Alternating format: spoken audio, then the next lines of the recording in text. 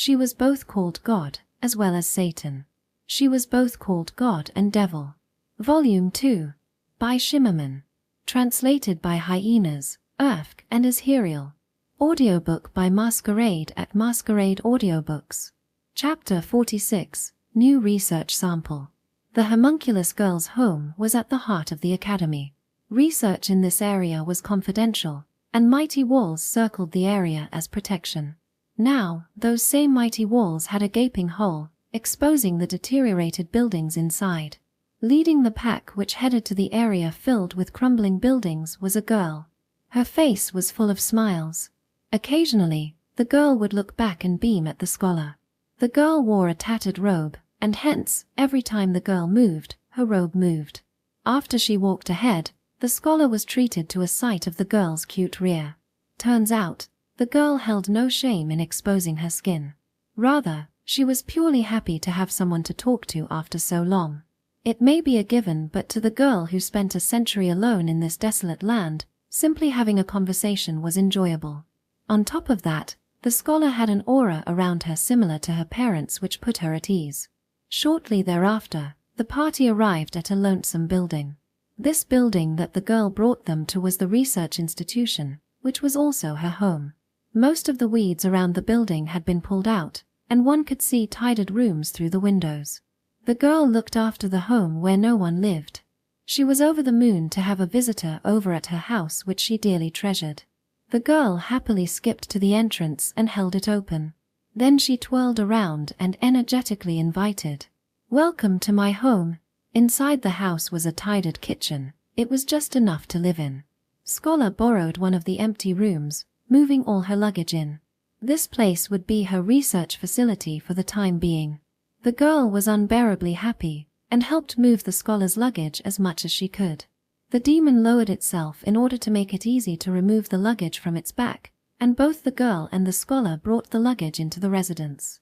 When the scholar thanked the girl for helping, she skipped and jumped around happily. All of the moving was completed within a day. Scholar made 2 portions for dinner time, one for each of them to enjoy. Although the homunculus girl could live without ever eating, she was equipped with a digestive system. Eating was nothing more than an entertainment, a type of luxury. However, eating a meal with someone who had a parent-like atmosphere for the first time in a while was exceptional. During this meal, the girl had a mess around her mouth. So, the scholar took a napkin and wiped around the girl's dirty mouth, and the two continued their delightful chatter throughout dinner. Once finished, she explained to the scholar how the bath was used. As one would expect from an area of high importance in a country with advanced development in magitech, the baths here were nothing like those from the scholar's home country. The baths ran fundamentally on magic. They were made to instantly fill up with water adjusted to the perfect temperature. Scholar dipped herself into the contemporary yet also antique bathtub, washing away all her fatigue. "Ah, my first bath in so long feels great."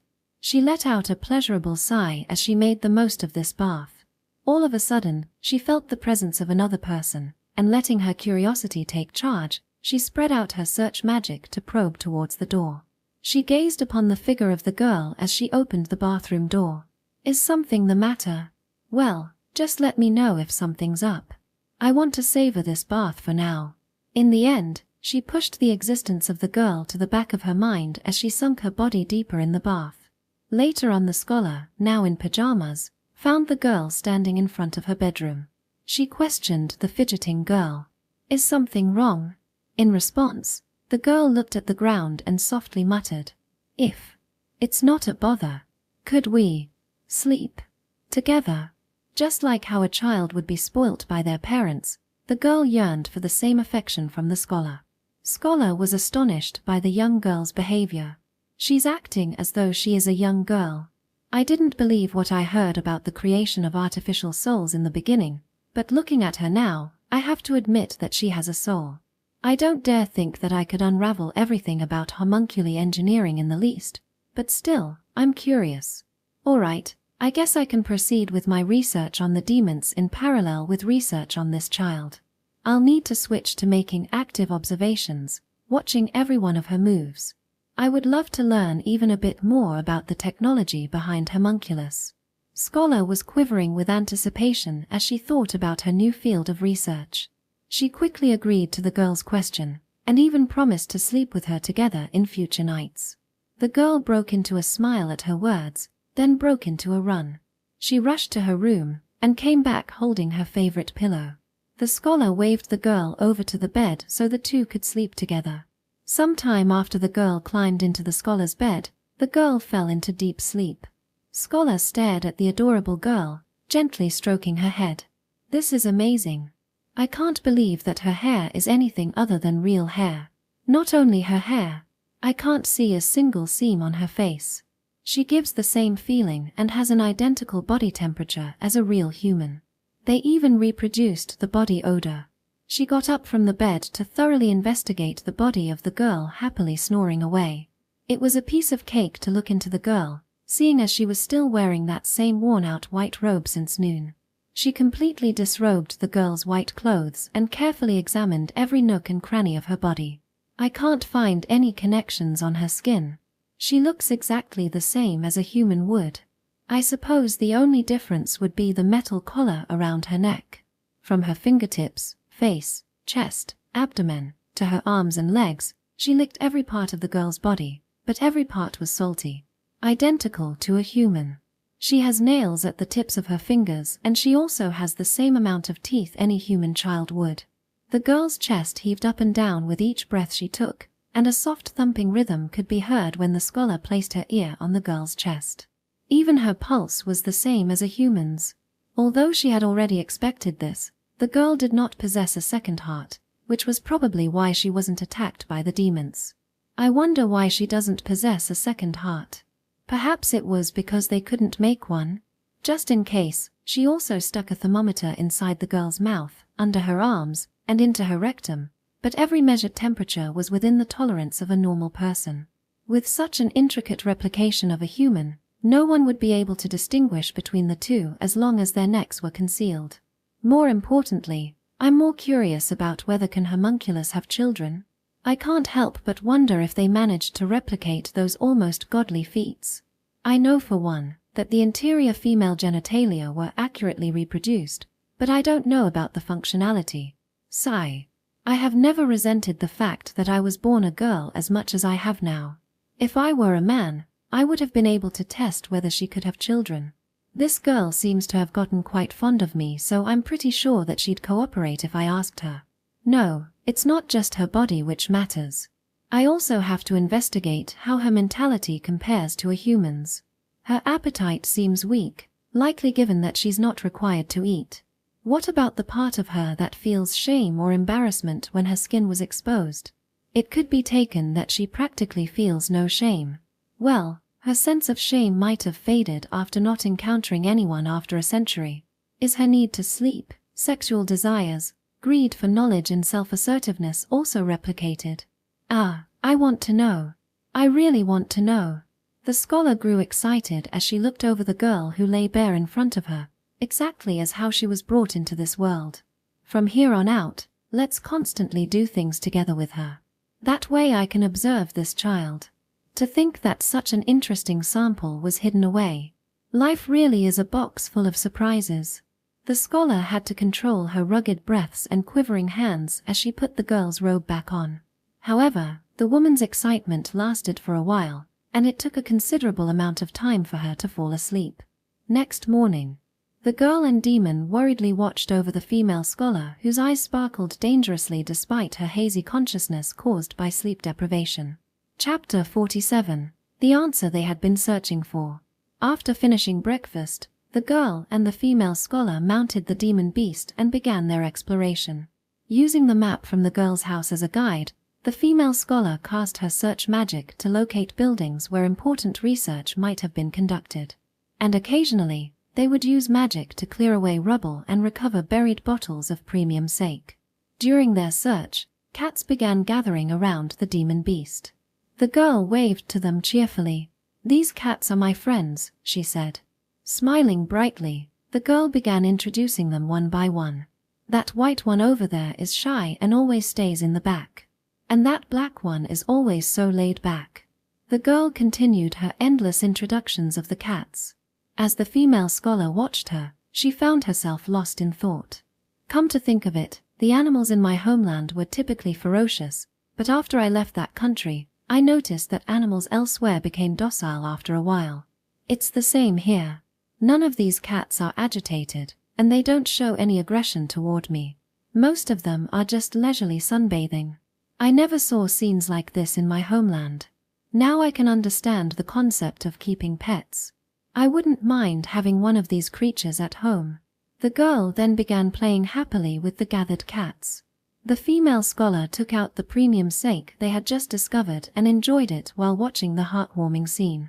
The search continued. During daylight hours, they would ride on the demon beast's back exploring promising locations, and when the sun began to set, they would return home. There was a small field around the house where they would harvest crops for dinner, which the girl and the female scholar would enjoy together. Then they would bathe together and sleep in the same bed. This routine had already continued for several weeks. Though they had explored all the notable buildings, they still hadn't found the answer the female scholar was seeking. However, there was no time limit, so she felt no urgency. Today I've finished exploring all the research facilities. While there were certainly many fascinating research projects, I haven't found any facility conducting research that would lead to the answer I seek. The only major facility I haven't checked is the castle, but that's unlikely. This country was probably destroyed by some kind of powerful attack magic, but powerful magic always carries the risk of going out of control. In the worst case, it could devastate the surrounding area. They wouldn't conduct such magical experiments in a castle. Therefore, the only suspicious location is this important district. All the buildings here have robust defensive capabilities, and the walls surrounding the area are solidly built. Even if something were to go out of control, the damage would be contained. If they were to use such magic outside this area, they would have to do it beyond the country's borders, but that's impossible. The magic users themselves would be caught in the blast. The answer must be in this district. We must be overlooking something. Starting tomorrow, I'll search the entire area again. The female scholar pondered these thoughts while soaking in the bath. Beside her, the homunculus girl was happily chattering about the day's adventures. I always think about how human-like this girl is. If it weren't for the collar, I might actually believe her if she said, "I'm human." Even now, with her skin pressed against mine, it feels completely natural. Perhaps she's close to human in mentality as well. The fact that she talks to me about such trivial things must be proof of that. She hasn't conversed with anyone for a century. She must long for human touch. When I pat her head occasionally, she hops around like a rabbit with joy. Her mentality is truly that of a child. The female scholar experimentally stroked the girl's cheek. The girl looked surprised at first, but gradually began nuzzling into her hand. When the female scholar stopped, the girl's expression turned sad and disappointed. Even as a scholar, such a face tugged at her heartstrings. Finally, with a mental sigh of, "Oh dear," she sat the girl on her lap and held her gently. The girl's eyes widened in surprise at the embrace, but a moment later she buried her face between the female scholar's ample breasts, looking up at her with joy. From then on, this became their standard bathing position. The next day, the group, having decided to begin a fresh search of the important district, was once again mounted on the demon beast's back, just as they had been on their first day. The female scholar studied the map in her hand, repeatedly casting search magic to investigate the area. However, no matter how thoroughly they searched, they couldn't find the research facility they were seeking. Though occasionally they would discover some premium steak they had previously missed, which they would eagerly collect. Several days had passed since beginning the new search. Today, the female scholar was searching with her head in her hands. On her lap sat the girl, wearing an expression that clearly said, "This is my special seat," as she smiled up at the female scholar. Meanwhile, the female scholar held the girl with her right arm while gripping her staff in her left hand, with a map spread out on a desk fixed to the demon beast's back. Her expression was one of complete concentration. Before her stretched the ruins of former research facilities.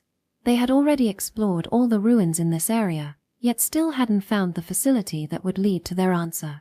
What's going on here? Why can't I find the facility I'm looking for? Could it really not be here? But there's nowhere else it could be. That place was researching teleportation magic. This one was researching immortality. That small facility over there was researching clairvoyance magic. Let's see. I believe that facility over there. She continued mentally mapping the area. Then she noticed a small shed. What was this shed? A storage room? But it's not marked on the map. I should check it with search magic just to be sure. The female scholar waved her staff in her left hand and chanted the incantation for search magic. This should have revealed the internal structure. It's just a small shed, probably nothing more than a place to store gardening tools, she thought. However, her search magic couldn't penetrate the shed. With a question mark practically visible above her head, the female scholar cast the spell repeatedly. She gradually increased the power of her search magic, but even at maximum level, she couldn't examine the shed's interior. The female scholar swallowed hard, dismounted from the demon beast, and grabbed the shed's door, attempting to open it. But the door wouldn't budge. Even using all her strength, enhanced by magic, she couldn't make it move an inch. As she stared at the shed, the female scholar's face lit up with joy. This is it. This has to be it. The answer I've been seeking is here. There's no reason to place such powerful defensive magic on a mere shed. Yet this shed has powerful defensive magic. Why is that? The answer is simple. They must have been conducting research here more important than any above-ground facility. I see. Perhaps the most crucial research wasn't being done above ground, but underground. Damn it. Damn it. Damn it. You mean I've been living right above the answer I've been seeking this whole time? Now that I know exactly what to do. No matter what it takes, I'm going to open this door. Even if I have to blow up the entire shed. I'm going forward. Breathing heavily, the female scholar shouted to the heavens. Just you wait, you geniuses from a century ago. You'll witness the terrifying depths of my obsession. I'll make you acknowledge it. Then she burst into maniacal laughter. The girl, the demon beast, and the cats all watched her with concern as she continued her loud cackling. Chapter 48, The Director's Diary. After that day, the group paid the shed a visit every day.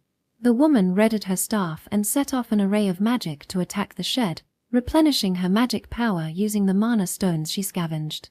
She also replaced her staff with a more high-performing one before she continued her assaults. The girl and the demon sat to the side watching this happening. The scholar had already been firing volleys of magic at the shed for several weeks, yet she hadn't left a single scratch. Despite so, the scholar showed no signs of giving up. Rather, she enjoyed it. To her, this was a battle of wits against the geniuses of a century ago. Her daily life consisted of innovating new methods of attacking the shed at night and then implementing those methods during the day. This continued for a few weeks. She prepared her assault for the day. Any other day, she would have readied her staff to activate the magic, but today was different. She dragged out an incomplete magitech used for sieges which she stumbled upon in a facility. The siege magic tool that she discovered was a magic tool designed to assault castle walls. However, currently, her opponent was only a teensy shack. Thus, she adjusted the magic tool in order to focus all of the magic onto a single point. The demon headed towards the shed with her proud work in tow. The scholar's breathing was rough, a strange glint flashing in her eyes, and her mouth was curled up into a disconcerting smile. Beside her on the back of the demon was a jovial homunculus girl playing with her cats. She had understood by now that there was no point in trying to talk to the scholar when she was in this state. At last, the party arrived before the shed. A colossal amount of magic energy had been poured into the magical tool. With the magic tool aimed towards the hut, the scholar looked to the sky and declared loudly, "Watch me, geniuses. I'll erase the masterpiece you pride yourselves on right now." After her proclamation, she activated the timer on the magitech.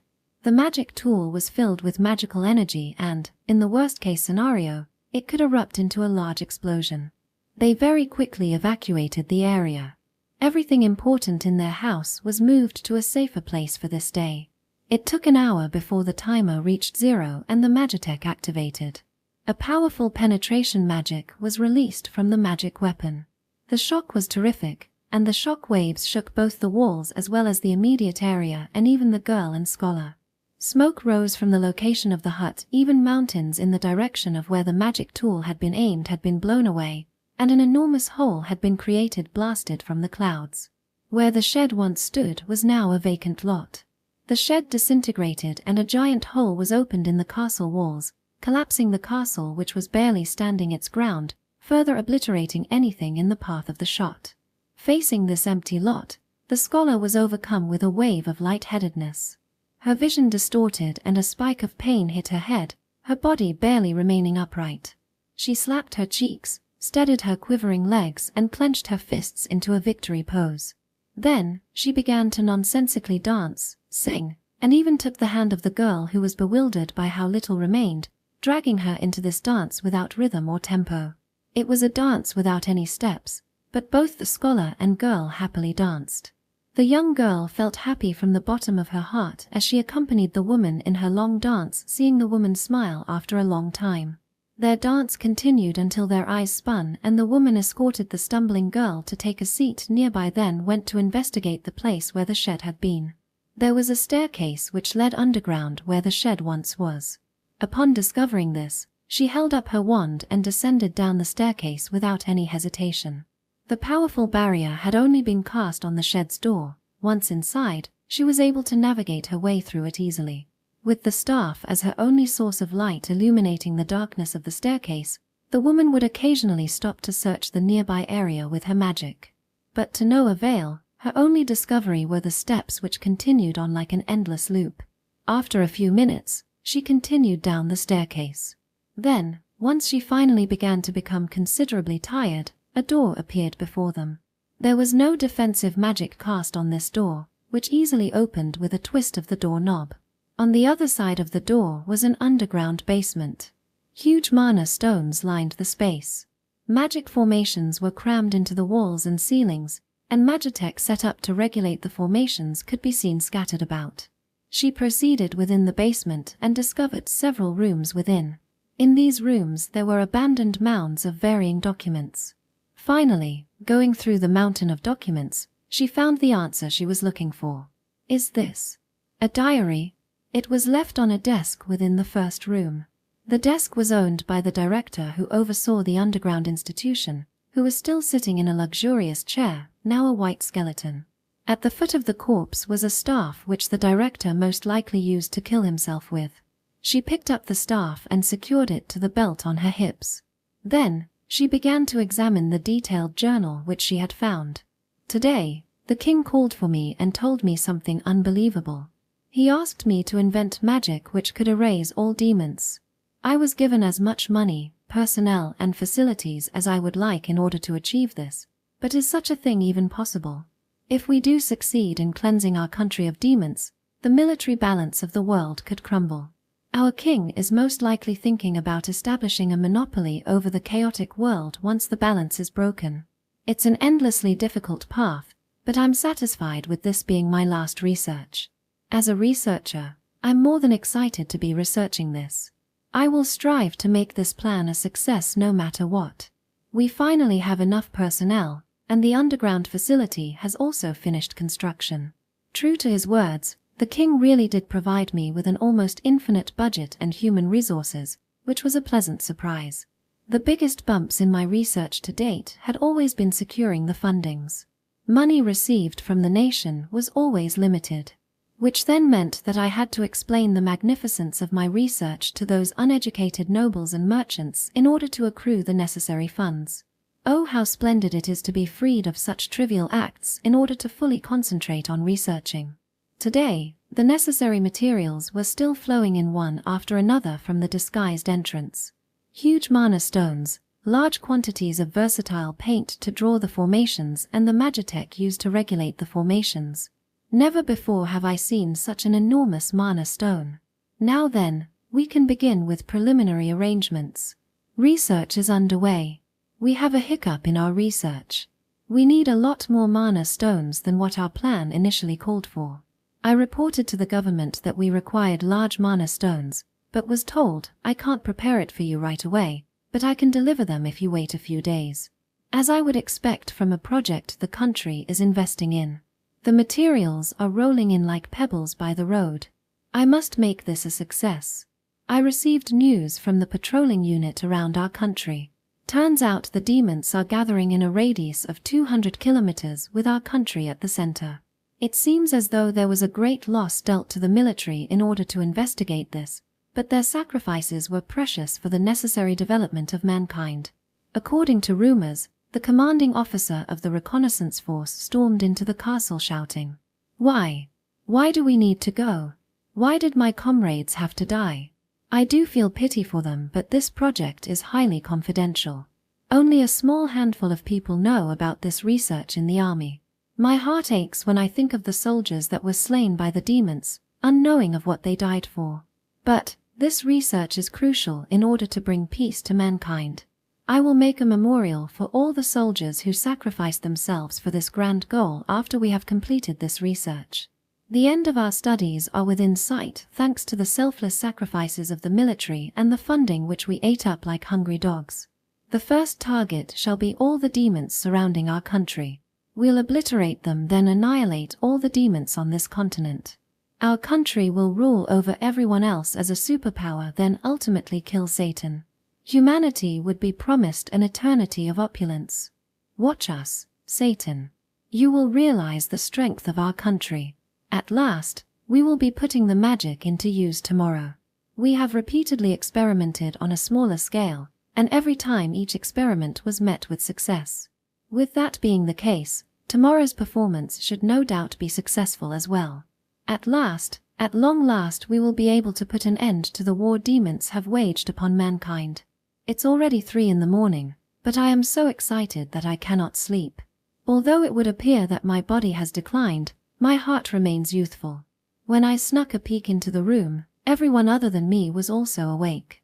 Us researchers really are sinful creatures.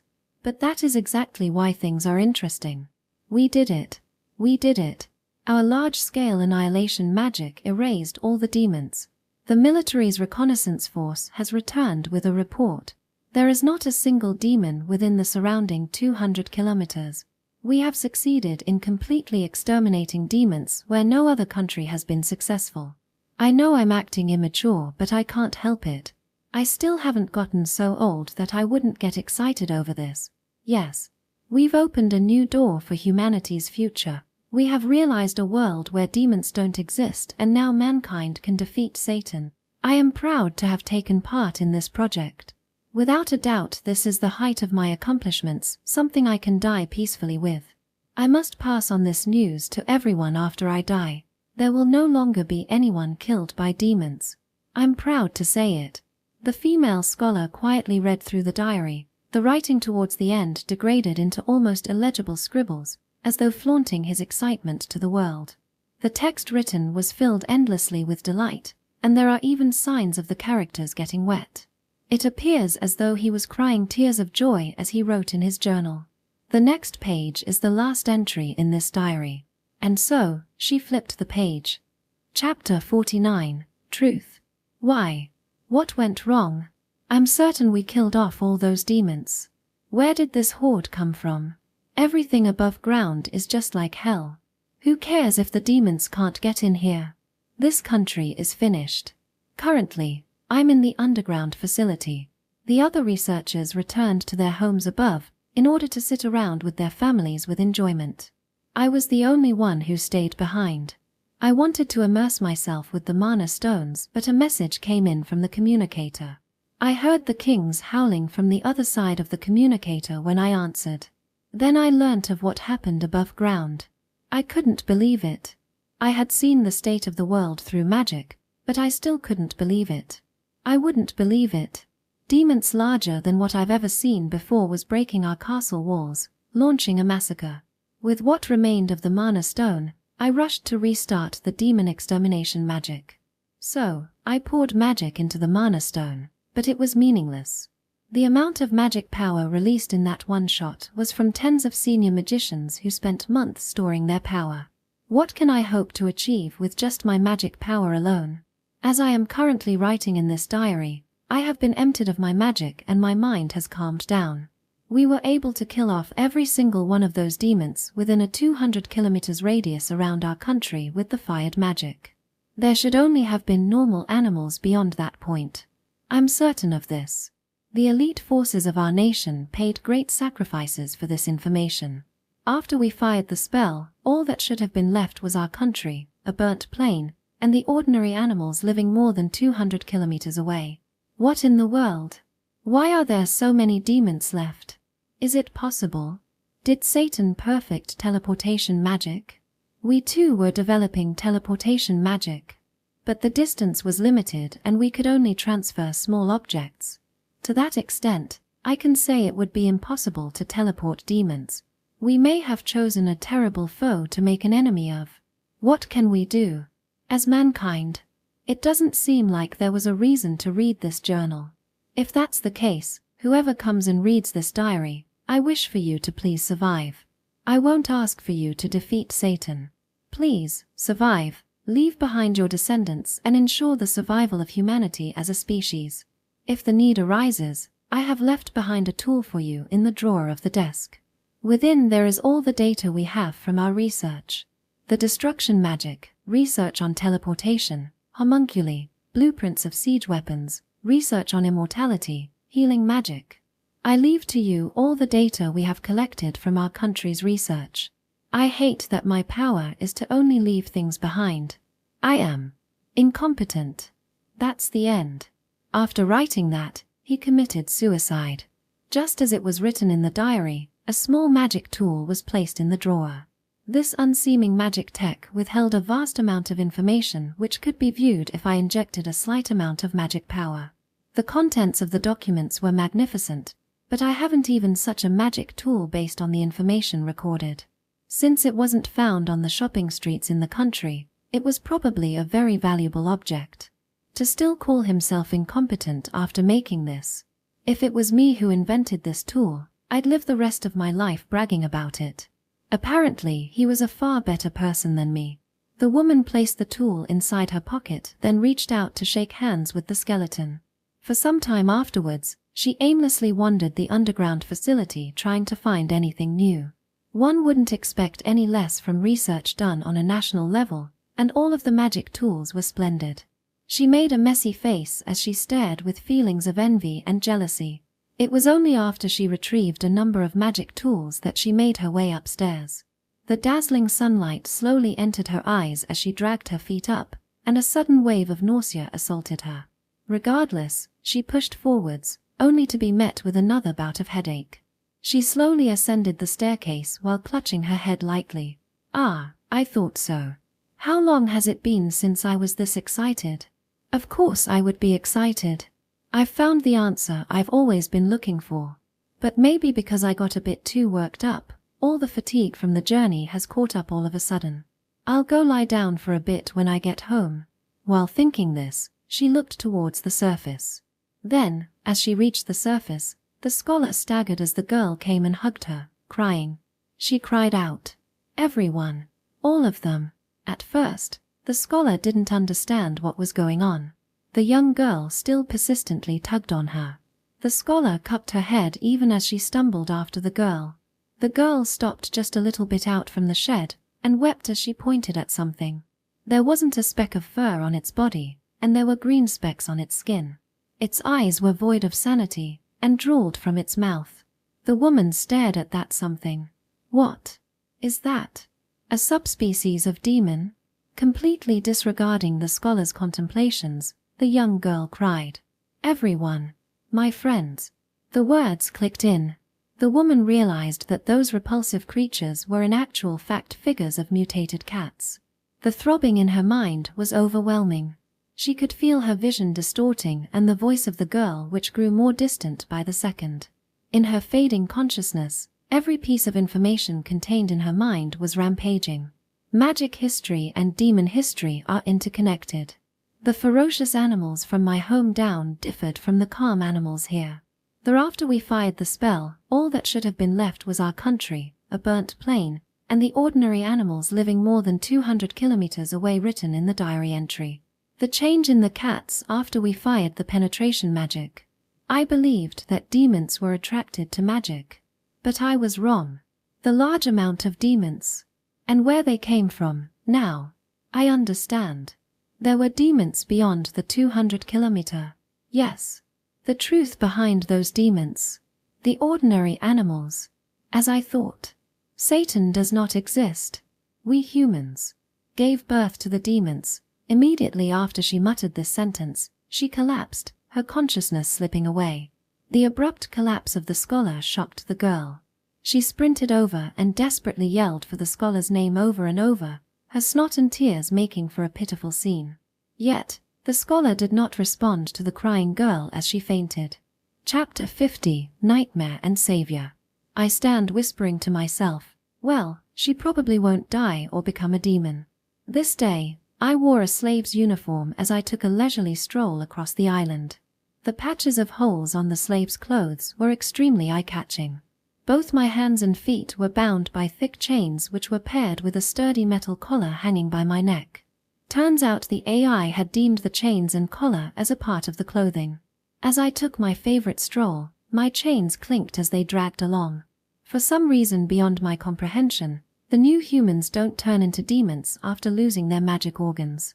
This may have something to do with how their bodies are a natural magic power emitter, and so they will have some level of resistance even without the organ. I would love to look more into this, but I'll need to dissect their bodies if I do. Well, it's not a matter which I've really needed to look into, so I've left it alone. Additionally, as I expected, that homunculus girl isn't affected by magic.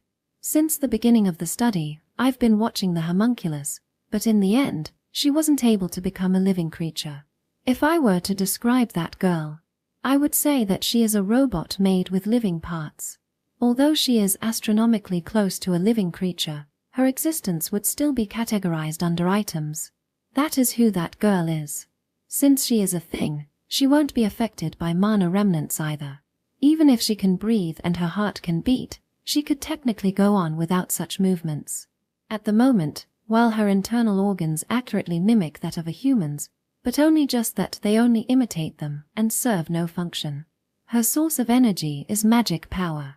It would be more obvious if we cut her apart, but inside of her is a high-efficiency mana stone.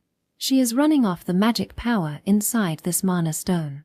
Counting the magic power left in the supply facilities, there's still enough for a few decades, so the girl should be able to continue for a while. I think to myself as I drag my thick, clinky chains. When she wakes up, the world will change. While she hasn't completely reached the truth of the mystery of the world, the answer she's come up with wields enough power to turn the world on its head. Everything they've known will change, and this new knowledge will replace the old knowledge as facts. Those in power will lose their authority and the oppressed will rise. I stop and take another deep breath. Things are about to get interesting. Their daily lifestyle will disappear and people will have to learn to live with these facts. I'm sure they will shine even brighter in this ever-changing world. Only when people fall into a challenging situation can they display their strengths. Sigh, I'm quivering just from the thought of it. How will the future of those students studying about the goddess's religion turn out? What about the future of the priests who belittle everyone else? What will the people who have been oppressed by religion so far choose to do? My heart is thumping. I'm excited. Yes, I can't keep it in anymore. And I, in that moment, broke into a dance, jumping around. However, the long, sturdy chains entangled around my feet and I fell on the spot. I ended up wrangling with the chains around my feet for a while, but I emerged as the victor against the broken chains. The demonified cats ran off somewhere. The luggage courier was in an excited state, and just like the cats, also ran off. The homunculus anxiously helped the unbelievably stiff female scholar onto a wheelbarrow and pushed her back home. Once settling the woman onto the bed, the girl then rushes to boil water. The girl was dedicated. She removed the scholar's sweaty clothes, wiped her down dry with a warm towel, and put on new clothes. It was difficult to feed her. No matter how much food the girl spooned, the female scholar never opened her mouth. Therefore, the girl was forced to feed the woman by mouth. The girl carries the food into her small mouth over and over again, and then pours it into the mouth of a female scholar. Occasionally, she included water in her mouth and gradually let the female scholar drink it. Whenever the scholar was in a messy state, the girl would arrange fresh sheets and change her clothes. When the female scholar's hand gave a light twitch, the girl would gently hold it with her own hands. When the woman's face cramped up, the girl would tightly hug her head against her own chest. This devoted care had continued for a week. During this time, the woman had a dream. It was a nightmare. She was inside an infinitely wide and dark world. The air was tainted a rusty black and not a single blade of grass could be seen on the barren ground. In there, her own appearance was also haggard. Every strand of hair on her body had fallen off, and small spots of green tinted her skin. Her skin's texture was rough like sandpaper with purple blood sometimes oozing out. She shouted at the top of her lungs, but all that came back were deathly wails from beneath the earth. At that moment, a mirror rose up from her feet. And then, she ended up looking into that mirror. In that, an ugly two-legged demon was standing on its 2 feet. Shining eyes, a mouthful of sharp fangs, drooling with disgusting saliva. The clothes it had put on were stained by purple blood, and a foul stench permeated in the air. Elongated claws with sharp pointy tips, as though searching for prey. That was her appearance. Her proud erect fox ears had become ugly. Even her fluffy tail, which used to be popular among the students, had lost all its hair. The girl let out a scream and shattered the mirror. But the mirror kept appearing in front of her, reflecting her appearance. The girl kept desperately shattering the mirrors. However, it was useless. No matter how times she shattered it, the mirror kept appearing in front of her, reflecting her appearance. Ah, eek, hi eek. Letting out a voice unlike her voice, the girl started running. The mirror chased after the girl who was in this state. I'll see the mirror if I open my eyes. The girl closed her eyes, fell several times, and ran covered in purple-colored blood. Even as her nails peeled off, her bones broke, and her clothes turned into tattered rags, she kept running, and finally became unable to move. The girl cried and wept. But that voice had already become a monster's voice. At that time, some warm thing touched her hand. That warm thing was tightly holding the girl's hand. That moment, for some reason, the girl understood. This warm thing is my ally. She was certain. In the meantime, the warm thing enveloped her entire body. When it did, the mirror reflecting her image disappeared, and light began to spread out within the world. Before she could notice, the girl's appearance had returned to her original appearance. The long fox ears, the fluffy tail and the beautiful golden hair had restored to their original state. And the girl's body was enveloped by the warm thing.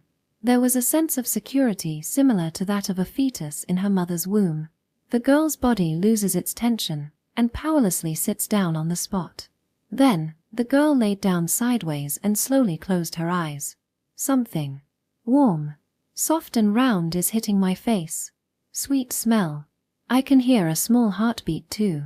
When the scholar who regained consciousness opened her eyes, the homunculus's cute chest was in front of her eyes. The girl, wearing just her usual tattered lab coat, was hugging the scholar's head with her chest. Such a girl was sleeping while hugging her. And when the scholar girl turned her head a bit, the girl cutely opened her eyes and watched her with sleepy eyes. Gradually, tears accumulate in the girl's eyes, and large tears start dripping down her cheeks. Letting out a sound which can't be called a voice, the girl hugs the scholar and starts crying. The two stayed like that for a while. Chapter 51, Overturned Ideas. A few days had passed since the scholar regained consciousness. Hey, isn't it fine? My condition is good, and it's only getting better. No. Your recovery is most important. But, you know, I've been putting up with it for almost a week. Just a cup wouldn't cause any problems, right? Do you think you would stop at just a cup? You will certainly down at least a bottle. Absolutely not.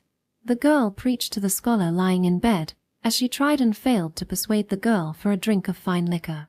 It appears their relationship has changed a bit. The girl continues to give the scholar dedicated nursing after she awoke. Recovering would take some time considering her long period of unconsciousness. Furthermore, There remained a small amount of magical residue in the scholar that left her paralyzed, to the point where she can't properly move her arms. Even the daily porridge the girl made, she fed to the scholar mouth to mouth. It's a given that the scholar tried to resist, but she was helpless with her paralysis. The girl holds the scholar's face as she squirms around, trying to escape. The girl tightly lays her lip and pours porridge into the scholar's mouth. The scholar opens her eyes and desperately moves her tongue in an attempt to push the girl's lips back, but her efforts were meaningless. She continues struggling as porridge continuously arrives into her mouth. Pooha! Exhales the girl as her lips leave, a thin thread of saliva bridging their two lips. The scholar, with moistened eyes, lets out a mutter with a voice too small for the girl to hear. It was my first time. My first time. Such nursing continues for several days, and the scholar could now move her body. With her spoon in hand, she was delighted to be able to eat porridge without assistance. On the other hand, the girl looks at her with dissatisfaction. In less than 2 weeks, the scholar has made a complete recovery thanks to the girl's particularly dedicated efforts. Standing on her feet for the first time in a while, she tastes the joy of walking through her own strength. At the same time, the transport demon came back. It also purified all the magical residue in its body, and it seems that he had returned for the dishes made by the scholar. The pair of girls welcome the demon. As usual, the scholar serves him well-seasoned vegetables stewed in a large pot. In that manner, their everyday life was returning. Section. All right. This should be fine. A few weeks following the transport demon's return, the scholar had readied herself. In that time, she had built up the resolve to spread her unraveled truth around the world. For this task, it took a long time to prepare. The scholar repeatedly practiced the usage of magics recorded on the small magic tool until she mastered it. She found various magical tools that were under development in that underground facility and remodeled them for practical use. All the important research data was summarized into a book of sorts. With preparations complete, the party sets out on their journey. All their luggage and the book of research are stored in a small magic tool that could store a large amount of items in a different space. A chair with a splendid roof is affixed to the back of the demon, so long periods of travel would not be painful. The scholar had already checked the map depicting the locations of countries globally and decided on the route to take. There was no longer an obstacle in front of her.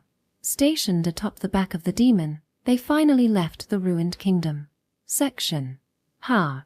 Sleep at last. An old man monologued in a tired voice. He is the head of the country's magical research institution. The country he lives in is not that big, but institutions that study magic are still present. At present, the world is restricted in logistics and information by demons. For the time being, the blessed of the Goddess Church was sending goods and information across countries, but that system had limits. No matter how hard the blessed works, new magics would take time to spread worldwide. Therefore, each country had no choice but to create their own magical research institutions, constantly studying and developing the field. The head of such a small research institution was freed from a long meeting and finally returned home. The old man entered his bedroom and tried to sleep, and that's when it happened. Without warning, a small ball of light appeared on the bed. The ball of light gradually grew in size while making a crackling sound. These sounds grew in volume until they became loud enough to be called explosions, and the ball of light had grown enough to reach the ceiling. What is this? The old man wields a wand and deploys a magical barrier around him. Who would despise me to the point of releasing such attack magic? Or so he misunderstood. His feared attack does not come. Instead, the ball of light slowly shrinks until it disappears. And taking its place is a book left on the bed. Section. Yes, I've succeeded. A female scholar stands atop a hill far away from the place where the old man was in a panic. The hill is over 100 kilometers away from the ramparts, of course with ferocious demons surrounding her. Yet these demons do not attack. Rather, they are grazing leisurely on the moonlit grass. I am not certain, but did the entirety of the book arrive successfully? A girl sitting on the back of a luggage-carrying demon makes a strange face. Of course. But really, this transfer and clairvoyance magic is truly wonderful.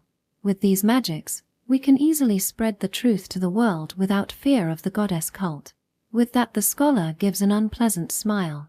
That's right, she's spreading her unraveled truths across the world. She used a huge magical printer left in the ruined kingdom to produce a large number of copies, each carrying the research summaries and results. Then she utilizes transfer and clairvoyance to distribute these books to research institutes around the world. On that day, she had already sent books to a number of researchers. The old man who led his institution was the last person who received one. And from tomorrow, researchers in that country will be in a fuss. Nufu nufu.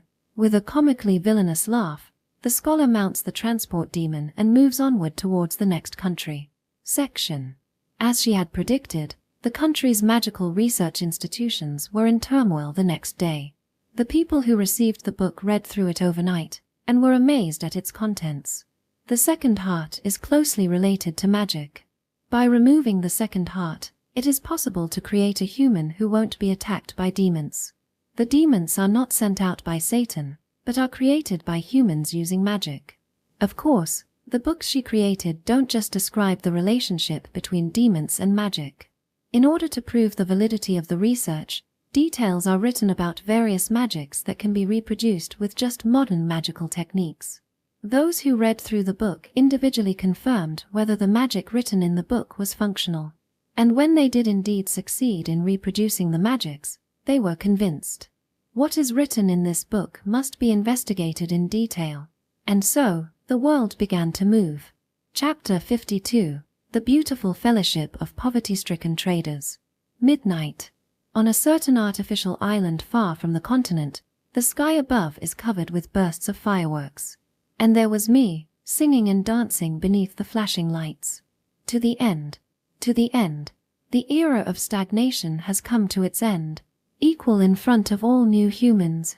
The doors to a new era forcibly pried open. You are shackled no longer. You need not fear the demons. You are shackled no longer. You need not fear the goddess church. Hope is spreading in front of you. Despair is spreading in front of you. Change has been demanded of you. Shackled no longer. You mustn't stay unmoving. From now on the world will see change. A drastic change. An unstoppable change. Regardless of how much the goddess church resist. Regardless of how much the current powers resist. Regardless of anyone's efforts. From this point you shall shine even brighter than before. More beautiful than any jewel. Pridefully. Unblemished. Come. Show me your brilliance. Come. Show me your potential. How wonderful. Dance to your heart's content, new humans. Sing to your heart's content, new humans. Open your future through your own power. Closing off her soliloquy, a large burst of fireworks decorates the night sky. Section. The hell? Where is this mysterious document coming from?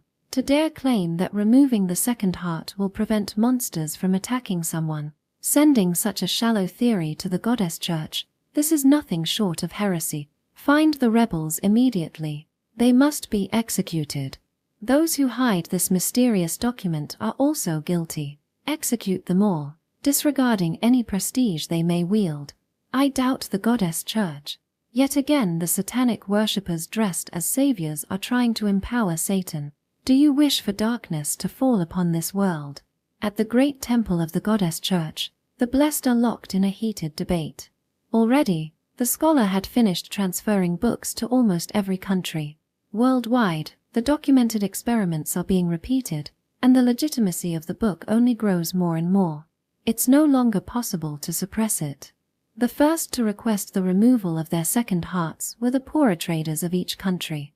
Information leaked to them somewhere from those who had close relationships with researchers.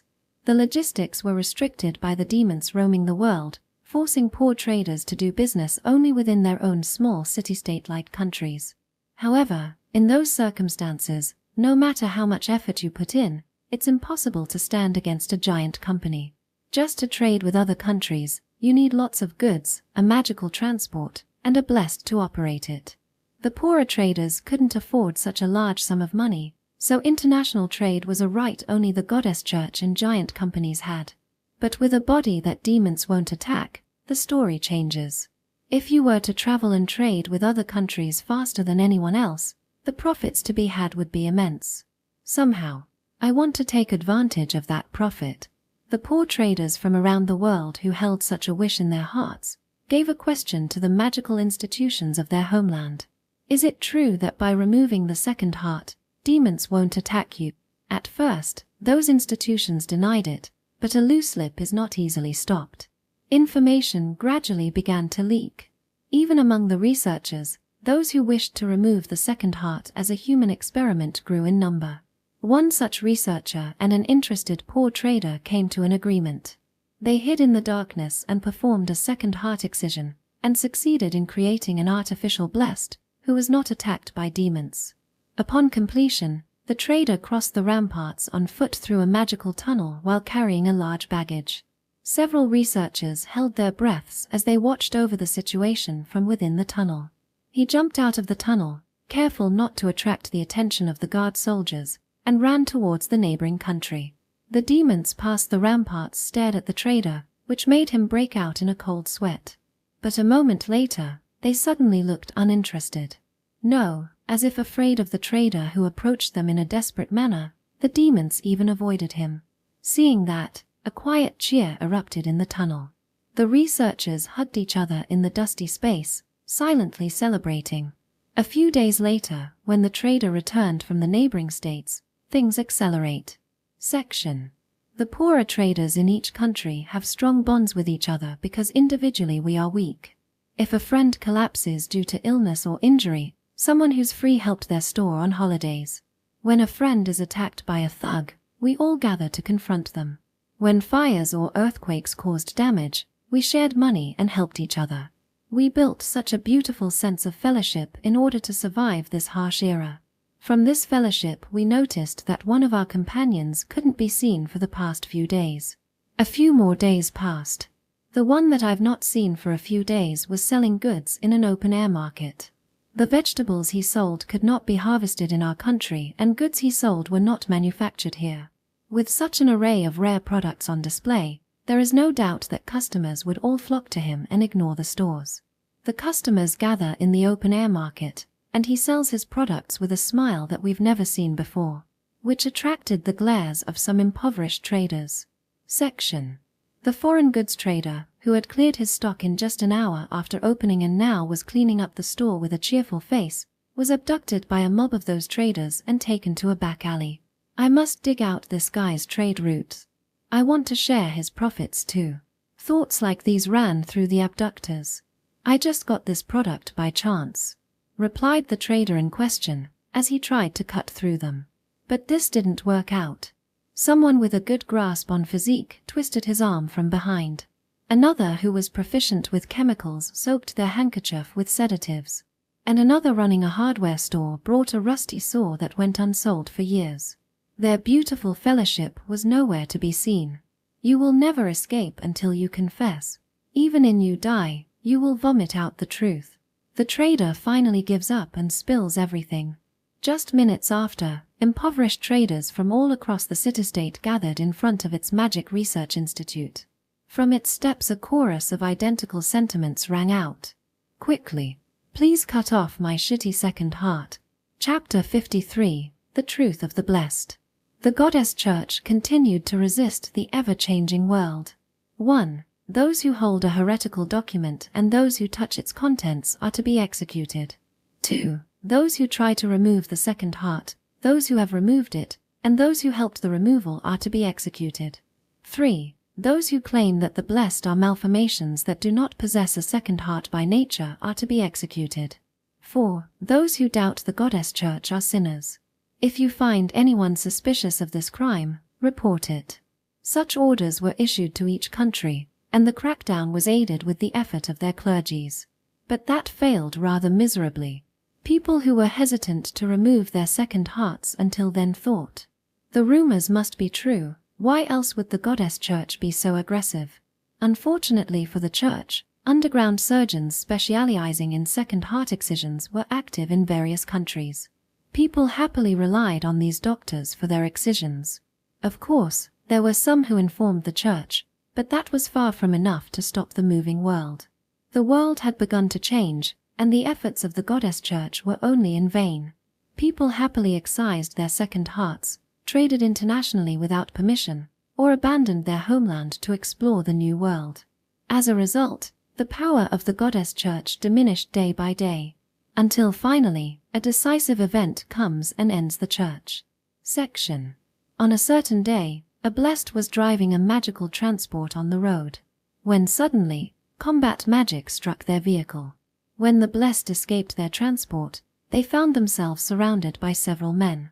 What are you up to? Are you aware that this seat is a blessed? Speak. As the blessed yelled with reddened cheeks, the men yell back. Blessed my ass. Treating us like nothing but toys. You don't remember. My daughter was seized by you. And, fuck. At the end, my pregnant daughter was the baby. Ah, this bastard. I'll kill you. The goddess cult doesn't have shit on me now, because we too have bodies that aren't attacked by monsters. The blessed glared at the men from the roof of the magical transport and yelled back with spit flying out of his mouth. You say your wedded daughter was made into a toy by me. You should have rejoiced. To be loved by me is to be loved by the goddess. Those women were lucky. You ignorant fools are what is driving this world to insanity. You satanic worshippers. It's shameful to even call you a person. Those were the final words. The blessed was pierced by combat magic through his chest. The intricate designed clothes on the blessed were steadily dyed red with his blood. The blessed lost his balance and fell off the transport. He was severely beaten by the surrounding men till his death, and was never seen alive again. The men put the blessed's body into a bag and brought it back to the country. The corpse was taken to a crowded operating room within the Magic Research Institution. Researchers and doctors have converged here, hidden from the eyes of the goddess church. When the body of the blessed was placed on the operating table, a veteran doctor approaches and begins to dissect the tattered corpse. Everyone in the operating room took a gulp of air and gazed at the doctor's fingertips. After a short time, the doctor fished dissecting the body and told the audience the results after setting his wand aside. And thus the people will know the truth of the world. It's as predicted, but there is no second heart in the blessed's body. Apparently, they were born without it. Well, in other words, how should I put it? They were nothing but abnormalities. This announcement marked the end for the reign of the goddess church. So the blessed were just malformations born without a second heart. I heard that they didn't have the goddess's blessing from the beginning. So the monsters weren't created by the demon king, but by magic. Well, in the end it seems that everything the goddess church has said was a lie. Throughout the world, such rumors began to spread person to person. And so, as if to release their pent-up frustrations, distrust towards the church grew. Despite the church's efforts of desperately tightening the crackdown and executing heretics daily, things steadily spiraled out of their control. Merchants who have had their second hearts removed started trading without permission. Those who held grudges against the church ambushed the blessed and killed them one after the other. People who are disgusted with their country leave it, now without the fear of demons. Scholars no longer gathered at the seminary. The school buildings stood empty. People no longer came to the weekly church plays. The loading platform of the blessed's magical transports were now loaded with only small amounts of luggage. The goddess church, which stood at the pinnacle of civilization only a few years ago, had lost it all: their distribution network, their information network, and the people's trust. Slowly, the goddess church began to face oppression.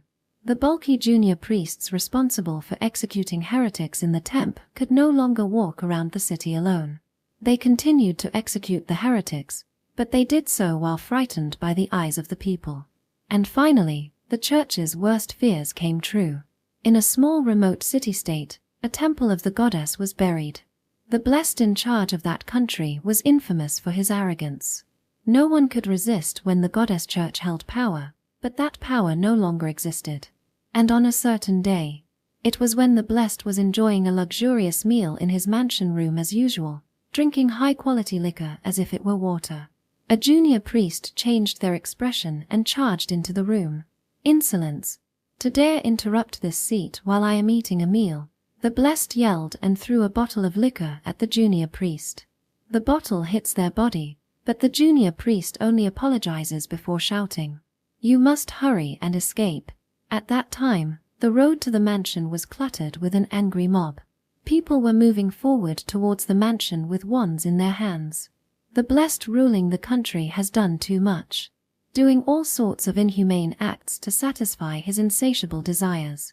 Yet the people could only tolerate living under him. Even if he killed a man for fun, even if he took away someone's family, many suffered just to satisfy his vulgar desires. People could only feign adoration and bow with their heads to the ground. But they no longer feign adoration. The church was no longer needed. The blessed was no longer needed. When people confirmed that the blessed entered his mansion, they went home, equipped their wands, and gathered on the main street. In just a few hours, the boulevard was filled with people, and their combined voices dominated the area. Kill him. Kill. Kill. Dismember him. Goddess my ass. Blessed my ass. I tear you apart. Beat him. Turn him into charcoal. Chanting, the people move.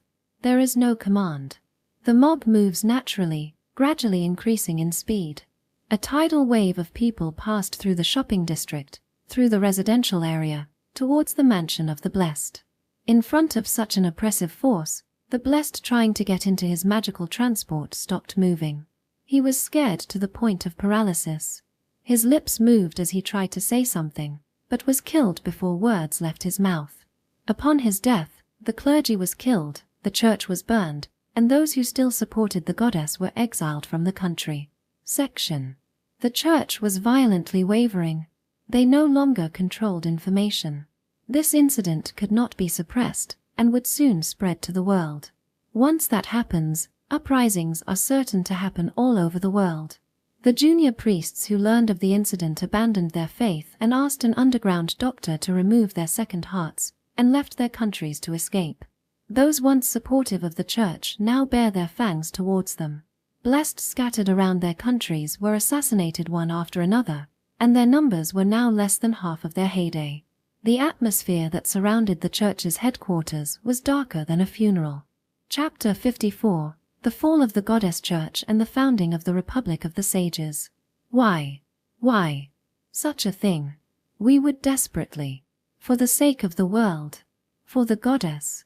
What kind of fault could have? This must be the interference of Satan. Fools who don't even know they're being manipulated. No longer.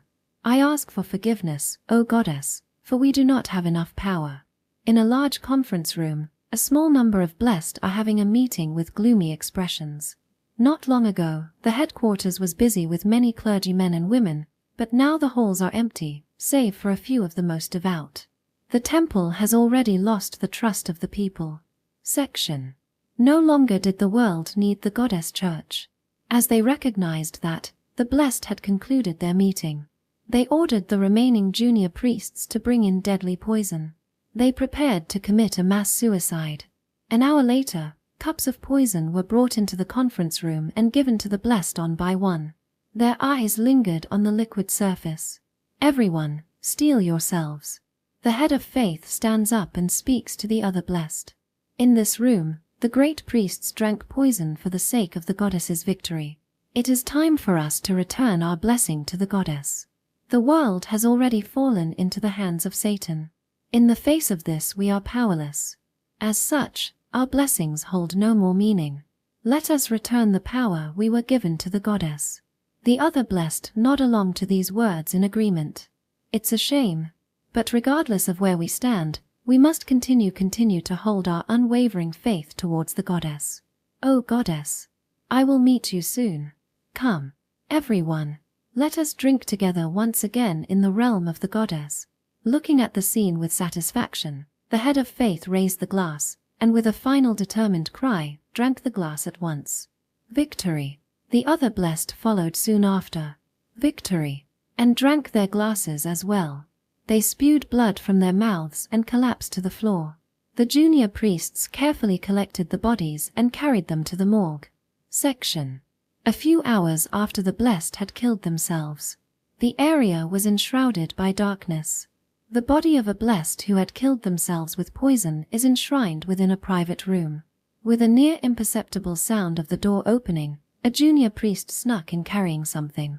They quietly closed the door and approached the corpse.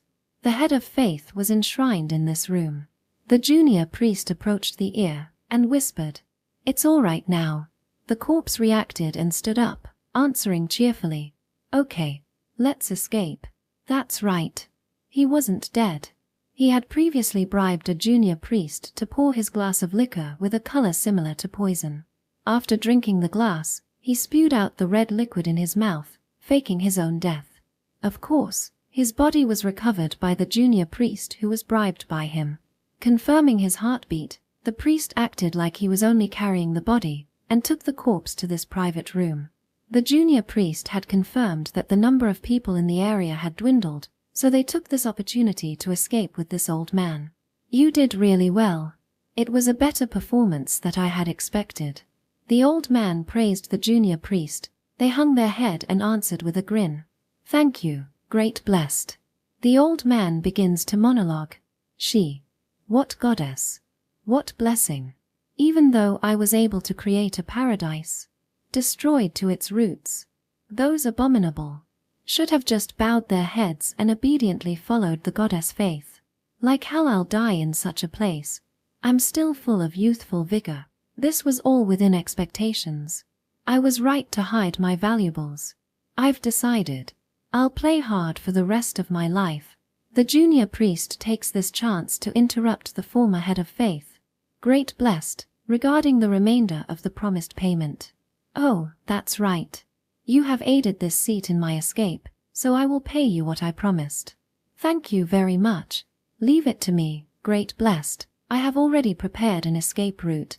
They walked quietly out of the private room, confirmed their surroundings, and sped out of the temple. They escaped in the dark and never returned. The following day, a junior priest opened the door of the morgue to cremate the body of the head of faith, but the corpse was completely missing. Thus, the goddess church, which lost not only the trust of the general public but also the faith of the devoted junior clergymen and clergywomen who remained at the headquarters, came to its end, closing the doors to the long, long history of the faith. Section. As the goddess church was facing destruction, a certain female scholar was making her way back towards the ruined kingdom. She used the abandoned facilities in the ruined kingdom with her homunculus companion, repeating the experiments depicted within aged magical recording tools. More people began to gather at this ruined kingdom, mostly scholars and researchers who had their magical cores removed. They were people who were disgusted with their homelands and the goddess church, people who quickly abandoned their country after their magical cores were removed. It's no coincidence that they've chosen to gather in this ruined kingdom. The books scattered by the scholar had a small coat of arms of the ruined kingdom. This wasn't originally part of the plan, it was simply a specification set for the magical printer. In the first place, the printer she used is not a consumer product, but a tool dedicated to research institutes owned by the state. Therefore, all printed papers were designated to have the national coat of arms printed to prove that it was owned by the state. That coat of arms made its way into the last page of the books she scattered. Though she did not notice, the scholars and researchers who meticulously studied the book did. They wanted to know the source of the book, so they searched every corner of it until they found the coat of arms, and then desperately searched past records until they determined its origin to be this ruined kingdom. The scholar was willing to accept these seekers of wisdom from around the world who have gathered here. At this point her research had stagnated without much needed manpower, and when she gave the gathered people a tour of the country, they were astonished. They understood just how advanced magitech of the ruined kingdom was, the kingdom which died a century ago. Their eyes were shining brightly. Unknown technology piled up and abandoned in front of their eyes. All the advanced magical laboratory equipment they've never seen before. No authority or church to limit their activities. With a large area of land, all the dangerous and deadly experiments they wished to do could be done. No intellectual could remain unexcited in the face of this holy land. These were the people who abandoned their stable lives in their homelands. They were adventurous people whose thirst for knowledge is what drives them to live. So what did they do? Does it even need to be asked? As soon as they occupied a usable building, they began their research. Those working on similar research connected and started group efforts. Their progress continued without stopping. In the ruined kingdom, the active research conducted all around made it feel as if the kingdom was still alive. Rumors of the ruined kingdom spread around the world, and others who have abandoned their homeland gathered. The pioneering intellectuals had control over the kingdom at that time. They accepted the gathered people and declared the revival of the not-so-ruined country. Dubbed the Republic of the Sages, set on a course to eventually and inevitably become the greatest, most advanced magical power in the world, though now it was only gradually taking shape. In the Republic of the Sages, politics was republicanized by the intellectuals in order to not repeat the folly of facing destruction due to the discretion of a single king. People removed the collapsed buildings and created a new city. The demon and human remains were cleared away. With the rubble cleared, the kingdom began to trade with other countries, forming a system of logistics. A few years after that female scholar returned, the once ruined kingdom had become a true and proper country. Chapter 55: Blissful Life of the Female Scholar. Several decades have passed since the former ruined kingdom had started operating as a country. The Republic of the Sages has become a great magitech superpower, where the greatest intellectuals all over the world gather. Today as well, various studies are continuing. Today as well, intellectuals from all around the world immigrate to the Republic of the Sages seeking knowledge of the latest magical techniques. Today as well, merchants from all around the world gather in search of cutting-edge magical tools. The female scholar who opened the doors of this sage country has grown old at this time. Her once blonde hair is now a silvery gray, and her prided fluffy tail has lost its brilliance, with fur now faded. She lies quietly in the hospital bed. A lot of people gather around her, some of them weeping. They are her children, her grandchildren, and her friends. She continued her research in this land of the sages after spreading the truth to the world. During her research, she fell in love with a male researcher, married, and had a child. The child was adorable, and when they grew up they realized that they had a talent for magical research. The old woman was happy. The old woman was content. A world where she could immerse herself in her favorite research, all while surrounded by a warm family and close friends. She recollected those joyous times spent with the elephant demon and the homunculus girl. Her life was almost about to come to an end. An adorable homunculus girl snuggles up beside the bed while shedding large tears. The elephant demon, locked in a cage so that it won't go wind, is anxiously looking into the building through the window. The scholar is powerless to get out of the bed. No, she couldn't even lift her arm anymore. She speaks a line of strained words to the homunculus girl. By the way, there was still high-quality liquor left. Finally, just a drink. Won't you help me drink it? The girl wipes her tears and hurriedly brings the scholar's favorite luxury liquor. She did not carry a glass cup.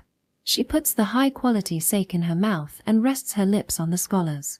The girl pours the liquor into the scholar's mouth little by little. The scholar swallows the fine liquor she was given mouth to mouth with a small noise. When the girl separates, the old scholar had a face of bliss and mutters as if to herself, "Fool. This liquor. So sweet. So good. It tastes so good." Leaving behind those parting words, the scholar slowly closes her eyelids. Upon her death, the homunculus girl, the elephant demon, and all the people living in this land of the sages mourned the death of this scholar.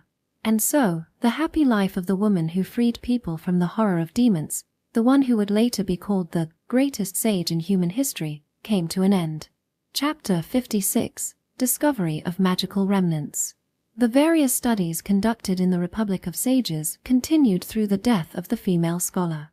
The most pressing question that they wished to answer was, why does magic create demons? It was already common sense to know that, through magic, ordinary animals demonify. But the principles surrounding the phenomenon remained a mystery. But Magitech eventually caught up to this question. After a long period of time, the sages finally uncovered the existence of magical remnants. They discovered that the magical power conversion efficiency of modern magic was extremely poor. With this knowledge in hand, the sages traveled towards the forest of the elves, who have disappeared from the stage of history for centuries. There are no demons around the forest where the elves are said to live, and there is no evidence that demons have existed there in the past. These rumors made their way into the center of the Republic through traveling merchants. But the scholars did not believe them at first. They would say with conviction, "If you use magic, monsters will surely be born," though through the uncovering of magical remnants with improved magitech, a hypothesis arises. Perhaps the elven magic is one that produces very little magical remnants. There were pros and cons to this theory, so ultimately it was decided to send researchers to the Forest of the Elves. Section. A large magical transport stops in front of the vast forest a long distance away from the Republic. A young man steps down from the vehicle. Are there truly elves living in this forest?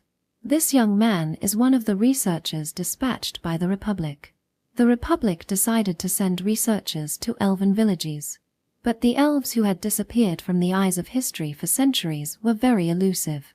And so, the sages of the Republic came to a conclusion, which is to just throw people randomly until they get a hit. The young man that left the magical transport is one such researcher. Okay, this distance should be good. Now to just start the magic tool. The young man muttered to himself and began to activate the onboard magic tool. Several hours pass. The magical transport had antennas sticking out like a hedgehog. This car was a specialized model made for this dispatch, one which measures the density of magical remnants. Of course, it was not just the vehicle. The young man was also covered in equipment meant for measuring magical remnants. The Republic was truly giving it their all to find the elven people. Once more a few hours pass, after the startup work is finished. The area is covered in darkness. The night should have been the time where demons were the most active, but the familiar sounds of demonic cries were nowhere to be heard. There was only the occasional howling of normal, not demonified wolves. The young man looked at the forest from the vehicle's window to explore the surrounding area. But regardless of how far the search magic spread, no demons were detected. The young man silently pondered as he looked at the data coming out of the magical tools. Are there no demons after all? Well, there are two possibilities. The most likely one is that there are no elves living in this forest at all. If there are no inhabitants, there are no magic users, so there is no way that demons could be born. Being located a distance away from other countries, the chance of demons ending up here is rather unlikely. The other possibility would be that the elven people do not produce magical remnants. This isn't very likely at all. In the Republic, the great sages tried to improve magical efficiency time after time, but the greatest they could achieve was 30%. I don't know what kind of magic elves use, but it seems that they cast their magical powers onto a magic circle to cast spells. I don't believe there would be a large difference in conversion efficiency. Well, even if there are no elves here, it's fine as long as others find them. So why don't I investigate thoroughly without being so nervous? When the young man finished tomorrow's preparations, he laid a quilt on the floor of the vehicle and slept. Staring at that magic car were eyes from the depths of the forest. When the line of sight hovered on the magic vehicle, the measuring device detected a minuscule amount of magical remnants and the scale moved a little, but the young man did not notice it. Section. Dawn came. The young man got up to the rising sun and began preparing to delve further into the forest. He carried a magic remnant measuring tool, and at his waist was a wand for combat magic in anticipation of the worst. The clothes he wore at first glance appeared to be everyday work clothes, but they were actually the latest combat uniform covered with barrier magic. The past folklore about the elves did not depict them nicely.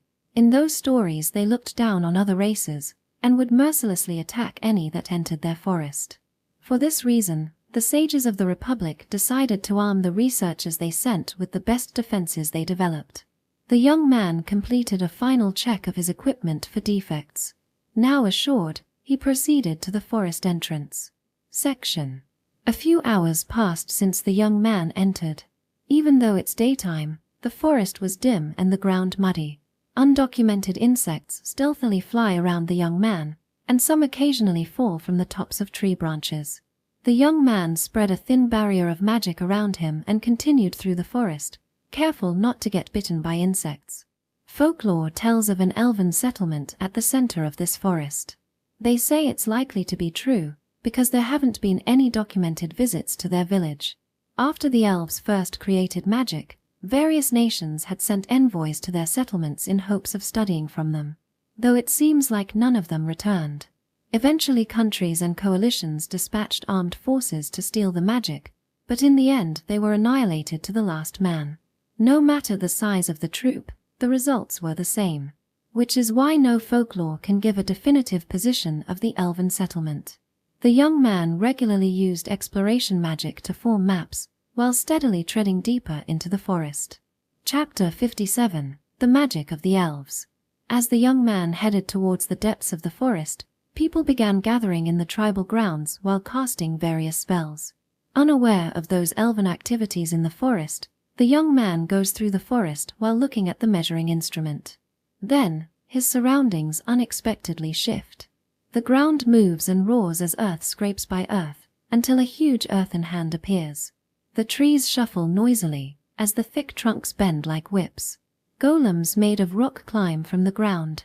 The young man thickened his defensive barrier in a hurry, and measured the magic remnants around him. But no matter how he used it, he only picked up the remnants that were released from his own defensive barrier. As he was busy handling the measuring tool, a giant stone golem approached and raised its huge fist. This golem was the pride of the elven people, the weapon that had buried orcs and armies alike. No shield nor armor could stand a blow from this stone golem. Yet in front of one, the young man kept his calm. If I was just a kid wearing ordinary clothes, then I'd definitely be toast. The elves manipulating the golem in the depths of the forest smiled. The golem swung its fist down, the gigantic stone fist slamming into the young man's defensive barrier, creating an explosion of dust and dirt which fluttered around them. And as the debris cleared up, there laid a corpse of a young man crushed flat. Or at least there should have been. Is this supposed to be the ancient stone golem that was handed down? The attack power is pretty weak, and it's surprisingly fragile. Yet when the smoke cleared up, the young man stood unharmed. No, he wasn't just fine, he was more than fine. The stone fist that hit the young man had shattered, and the arm that held the stone fist had shortened. When they saw the young man unharmed, the elves were astonished and began to panic. What happened? Why is he safe? Did it miss? Did it fail? In the first place, why is the fist broken? Just how tough do you think that fist is? That's a coincidence. It must be. That's right, it's just a fluke. There's no other answer. Hey, send the other stone golems as well. With that they hurried to send the other stone golems. Supporting them were those that manipulated the earthen hands and the whip-like trees. The serene woods became noisy. Many stone golems surrounded the young man, fist after fist striking him. A large trunk bends and whips towards the young man from the sky. Grass growing at his feet try to entangle him. These were the desperate attacks of the elven people, but no matter how much they attacked, the young man did not receive a single injury. In contrast, the young man was rather happy. The measuring tool had finally picked up magical remnants. Furthermore, through large-scale detection magic, the origin of these magical remnants became clear. I finally found it. The source of the magic must also be the settlement of the elves. Even while using this much magic, it only creates this tiny amount of magical remnants. I suppose the rumors were true after all. Perhaps it's because their magic differs in some way to the magic we use. But regardless, how can there be magic that barely gives off magical remnants? This is something I definitely must investigate. His eyes burned with the soul of a scholar. It was a waste of time to mess around any longer. The young man wielded his wand and circulated magic power into the magic circle. The spell activated and unleashed a powerful attack magic around him. It took only a moment. It looked as if his body was shining for that moment, and after that, the golems, the moving trees, and the earthen hands were all blown away. No longer able to move, the golems collapsed as ordinary stone. The earthen hands returned their soil to the earth. The trees flew far and pierced far into the ground. The combat spell blew everything around the young man away, creating a flatland in the woods. After confirming the enemy's defeat, The young man headed towards the source of the magical remnants. The elven people who were watching him were in great turmoil. Kill that kid. No matter the means. Then what are you suggesting? Do you think we should throw more golems at him? He has desecrated our sacred forests. We must get rid of him, else our ancestors will never rest in peace. What did that kid do in the first place? It looked like something close to our magic. Fool. Magic is a secret technique only we can use. As if those outside barbarians could wield it. Hey. He's heading directly for the village. What? It's true. How did he find us? Hurry up and gather everyone. We must do whatever we can to attack that thing. All who could fight in the village gathered and prepared their mana. The young man, who was heading for the elven village, used search magic to investigate his surroundings. It was then that he discovered something huge which was approaching him with considerable speed. What is it this time? That thing reached him only a minute after the young man noticed it. It was a giant stone bird. This stone bird was flying in the air, creating gusts of wind while flapping its stone wings. This is similar to our cutting-edge siege golems prototypes. Did the elves develop this thing? While the young man was busy being impressed by this magical wonder, the stone bird opened its large beak and roared. The cry let out a destructive shock wave. He hurriedly raised his wand and strengthened his barriers to the highest level.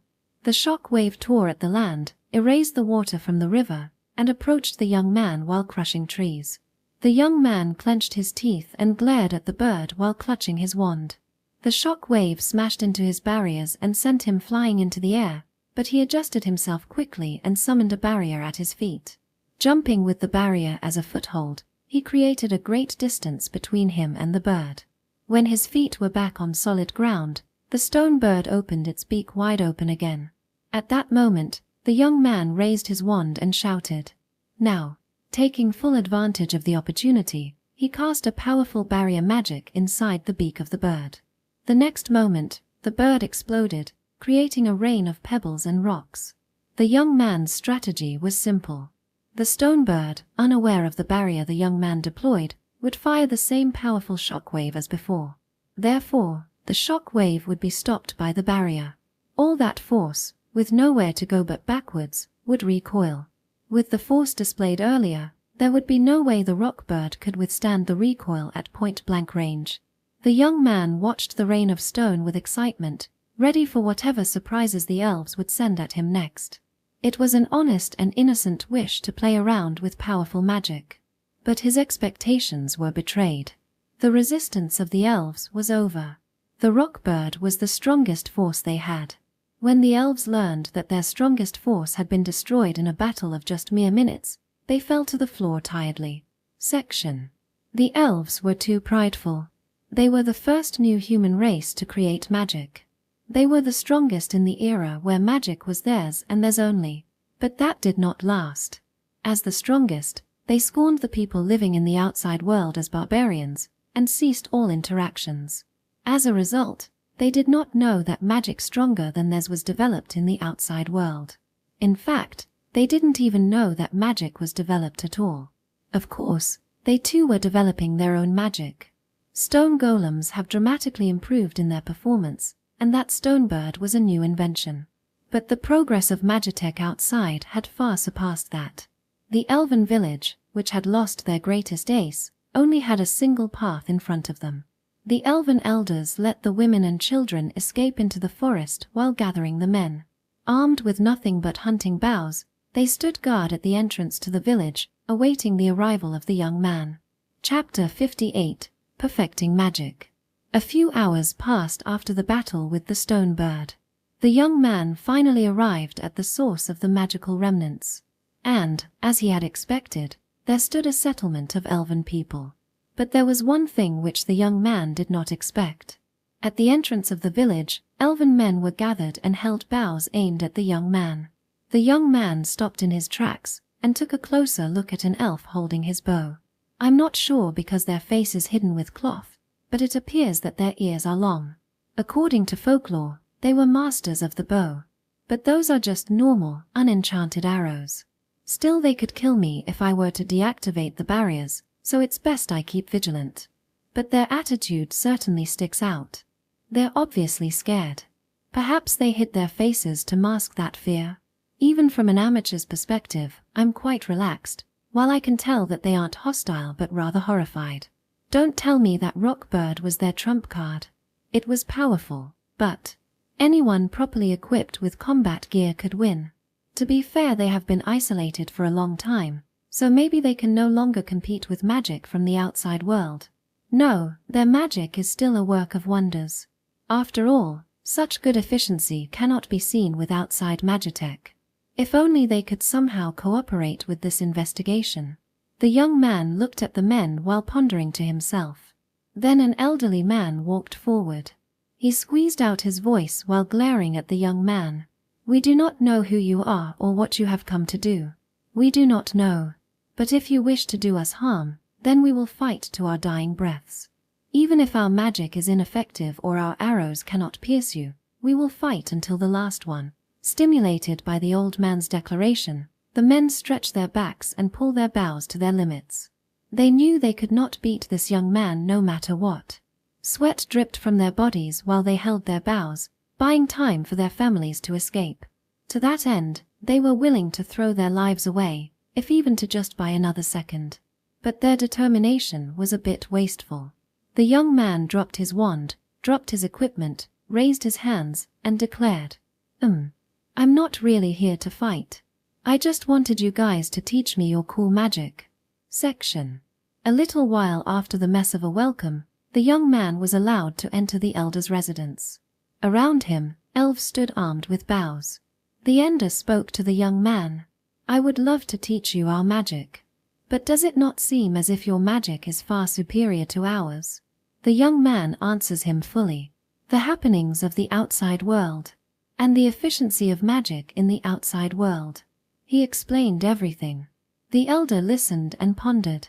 He wondered what path the elven people should take. To continue to repel barbarian invasions would be impossible. Should we appear once more in the outside world? Yet. In the end, the elder could not quickly think of an answer, so he invited the young man to wait for a day. The young man accepted the elder's proposal and stayed in an unoccupied house in the village. When the young man leaves the elder's home, an elf asks the elder, "If that brat falls asleep, do you want us to kill him?" But the elder shook his head. "Do not be foolish.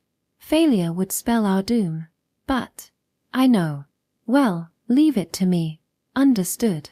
After confirming the young man had entered the house, the elder began to contemplate the future. Section. By the time the young man began to relax in the assigned house, the women and children who had fled into the forest had been called back to the village. People then began to gather around his house, glancing through the window and trying to peek inside. The young man who noticed those gazes took something out of his backpack and went out of the house with it. The people were surprised as the young man suddenly exited the house and cautiously observed his behavior. The young man gave it out to those people. It was chocolate. Thick chocolate with the Republic's coat of arms. The elves who were given a blackboard were confused by his actions. Then the young man started eating a piece on the spot. He swallowed the chocolate and opened his mouth wide to show people that it wasn't some lethal poison. But they didn't understand his gesture and simply consulted each other in confusion. Among them, there was one woman who had never tried chocolate before. She closed her eyes and bit down. Eyes gathered on her. The woman chewed and tasted the chocolate, then shouted, "What is this? It's so good. It's sweet, too." Unexpectedly, this chocolate was the trigger that would determine the future of the elven people. Those who heard the joyful woman's cry sipped on their piece with trepidation that lasted only until they got a taste. "What's this? I've never tasted anything so delicious. There's such a thing in the outside world. I would know for sure if this existed in the forest." "Hey, your piece has a little more. Unfair." "What's with that? I'm older than you know. It's perfectly fair." People quickly devoured the small pieces of chocolate. And those who didn't get the chance looked at the youth greedily. In response to such a sight, the young man is taken aback. He had run out of chocolates, and at best there were only candies and biscuits meant for recovery and nutrition. There was still some more in the magical transport, but definitely not enough to satisfy an entire village. When the young man apologized and explained his situation, the women who heard him rushed towards the elder's residence. They barged straight into his home, while the elder was still deep in thought. They grabbed his shoulders and shook him out of his trance, complaining to him directly. The days where one can live only in the woods have passed. It's time to look to the outside world. The people in the outside world have advanced skills. They are not barbarians. They wish to learn from us. Naturally, we must learn from them too. Come on. Please order us to become teachers. We demand you give us permission to study abroad. The elder, who lost to the fervent spirit of this mob of women, gave in and granted them permission to work and study abroad as teachers. A few days passed. The young man returned to the Republic with a few elven girls coming as teachers and international students who were selected by the elder. At the same time, researchers dispatched in addition to him found other elven settlements. From every village, girls who were carefully selected by their village elders visited the Republic of the Sages. Since then, research regarding ancient elven magic mainly took place in the Republic. From the results of various experiments, they were able to understand the difference between ancient and modern magic. They learned just how wasteful modern age magic was. And they understood that ancient magic was quite limited and unable to be used in daily life. The elven girls also learned a lot in the Republic. They learned about the convenience of modern magic. They learned about their unusually high magic efficiency. But that's not all. They learned something they deemed far more valuable. Section. Today's the day, right? Without a doubt. Oh, I'm so excited that I haven't slept at all yesterday. I haven't eaten yet. But it will soon be worth it. The girls lined up in the morning in front of a small store. Although the sun hasn't even emerged from the horizon, not just the elven girls but girls from all sorts of races politely wait for the store to open. And their wait is about to come to an end. The store is unlocked and a large door rattles open. And a woman with a gentle face appears, informing them, "I'm sorry to have kept you waiting. We're open for business." Section. This store is a small candy shop run by a world-renowned confectioner. Such a store will open today. Moreover, limited edition sweets that will only appear on this day will be sold as an opening promotion. With that in mind, many girls living in the Republic of the Sages lined up in front of the store. With the store opening, they entered the store one after another, and their eyes sparkled in front of the assortment of colorful sweets. The elven girls were diligently working as teachers and studying as students. At the same time, they understood just how little wealth they had in their villages. They discovered various entertainments, schools of thought, landmarks, attractions, and delicacies that could not be found in the forest. Even those who used to wear simple clothes back in their tribe now preferred to wear luxurious ones. While the men were stuck in their villages, the women were actively pursuing scholarly fields. Above all, they felt that life in the outside world was much more comfortable. In the forests, they washed with frigid water in the cold winters. In the hot summers, the only way to cool down was to bathe in the rivers. But that was not so in the Republic. In this land of scholars, magic can be used to live comfortably in any season. They also felt as if the men were more refined. Experiencing this world, the girls no longer wished to return to their tribal lives. In fact, one elven girl who received a temporary return letter from her village elder looked as if she had been given a death sentence. The girls around her could only try to comfort her. Section. As a result of the efforts of the elven girls and the collective efforts of those in the Republic, the hybrid magic was finally perfected. This magic had the same efficiency as ancient magic, but was as unshackled and free as modern magic. With the spread of this groundbreaking innovation, people from around the world felt the dawning of a new era. Chapter 59. The Decisive Battle Against the Demons. Just when new humanity was in high spirits upon perfecting their magic, incidents began to occur around the world. It first happened in a small remote country. On a certain afternoon, a guardsman was leisurely gazing at a forest where demons were roaming. They observed the surroundings from a high watchtower. On that afternoon, he noticed a rising wall of smoke a distance away from his station. The curious guardsman used clairvoyance to scrutinize the smoke. The moment he was able to perceive what it was, his eyes grew wide. He started to sweat from his pores and his legs grew unsteady. Sir, we have a problem." The guardsman rushed into the office of the head of defense with a warped expression. The commander was doing paperwork and was startled by the sudden intrusion. "How noisy. I may have messed up this stamp because of you." But the soldier did not apologize and simply shouted back in response. "Sir, it's the demons. The demons. There's a stampede of demons coming straight at us." When he heard that, the commander seemed to lose interest. "Demons, huh? So some medium-sized ones have come? Calm yourself. They will not be able to surpass these walls." The guardsman reported the details of the approaching stampede. As they finished, the stamp fell out of the commander's hands. This time he wasn't so calm. Section. The magic in this new era emitted almost no magical remnants, so only surrounding populated settlements with high magic consumption would there be a meaningful level of magical remnants in the air. Therefore, the starved larger demons started to advance towards these settlements. The first to encounter this situation was this small city in a remote land. As this country held a small population, there would not be a high level of magic remnants, even if they were to switch to last era magic. Yet the magic of the new era had further decreased the concentration of magical remnants in the area. Thus, the larger demons who lived in these rural regions lost a critical food supply. At first, the larger demons would eat demons smaller and weaker than them, but now even finding prey is difficult. So, they began to migrate naturally. They understood instinctively that if humans used their mysterious powers, their hunger would disappear. And so giant demons over 20 meters in length advanced to places with more humans and by extension magic activity. In other words, towards this unlucky country. Section. The bulk of the city's military personnel lined up on the top of the city walls facing the impending demon stampede. The combat capabilities of the entire city-state were now concentrated on the top of these walls. The soldiers clenched their teeth to prevent them from rattling in fear. In front of them stood the commander. "Soldiers, now is the time to demonstrate the power of our defense force.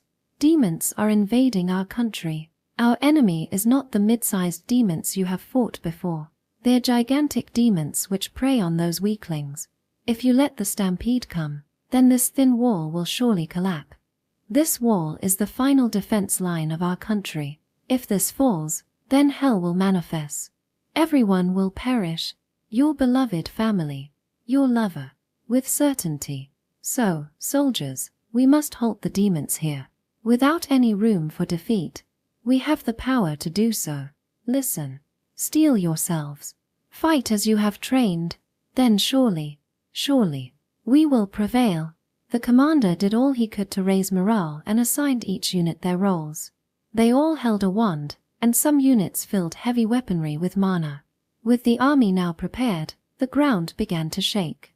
The vibrations increased and the cloud of dust grew closer, until it felt as if they were in the middle of an earthquake.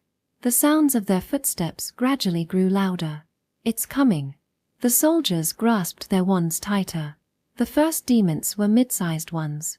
It seemed like they were running away from larger demons pursuing them. But that made no difference to the soldiers. As soon as the demons entered attack range, various combat spells were fired. The demons in the forefront spilled blood from various wounds and collapsed. In just a few minutes, the defense forces annihilated the mid-sized demons. But this was within expectations. It was something that could barely be considered a skirmish. The true problem was what came after.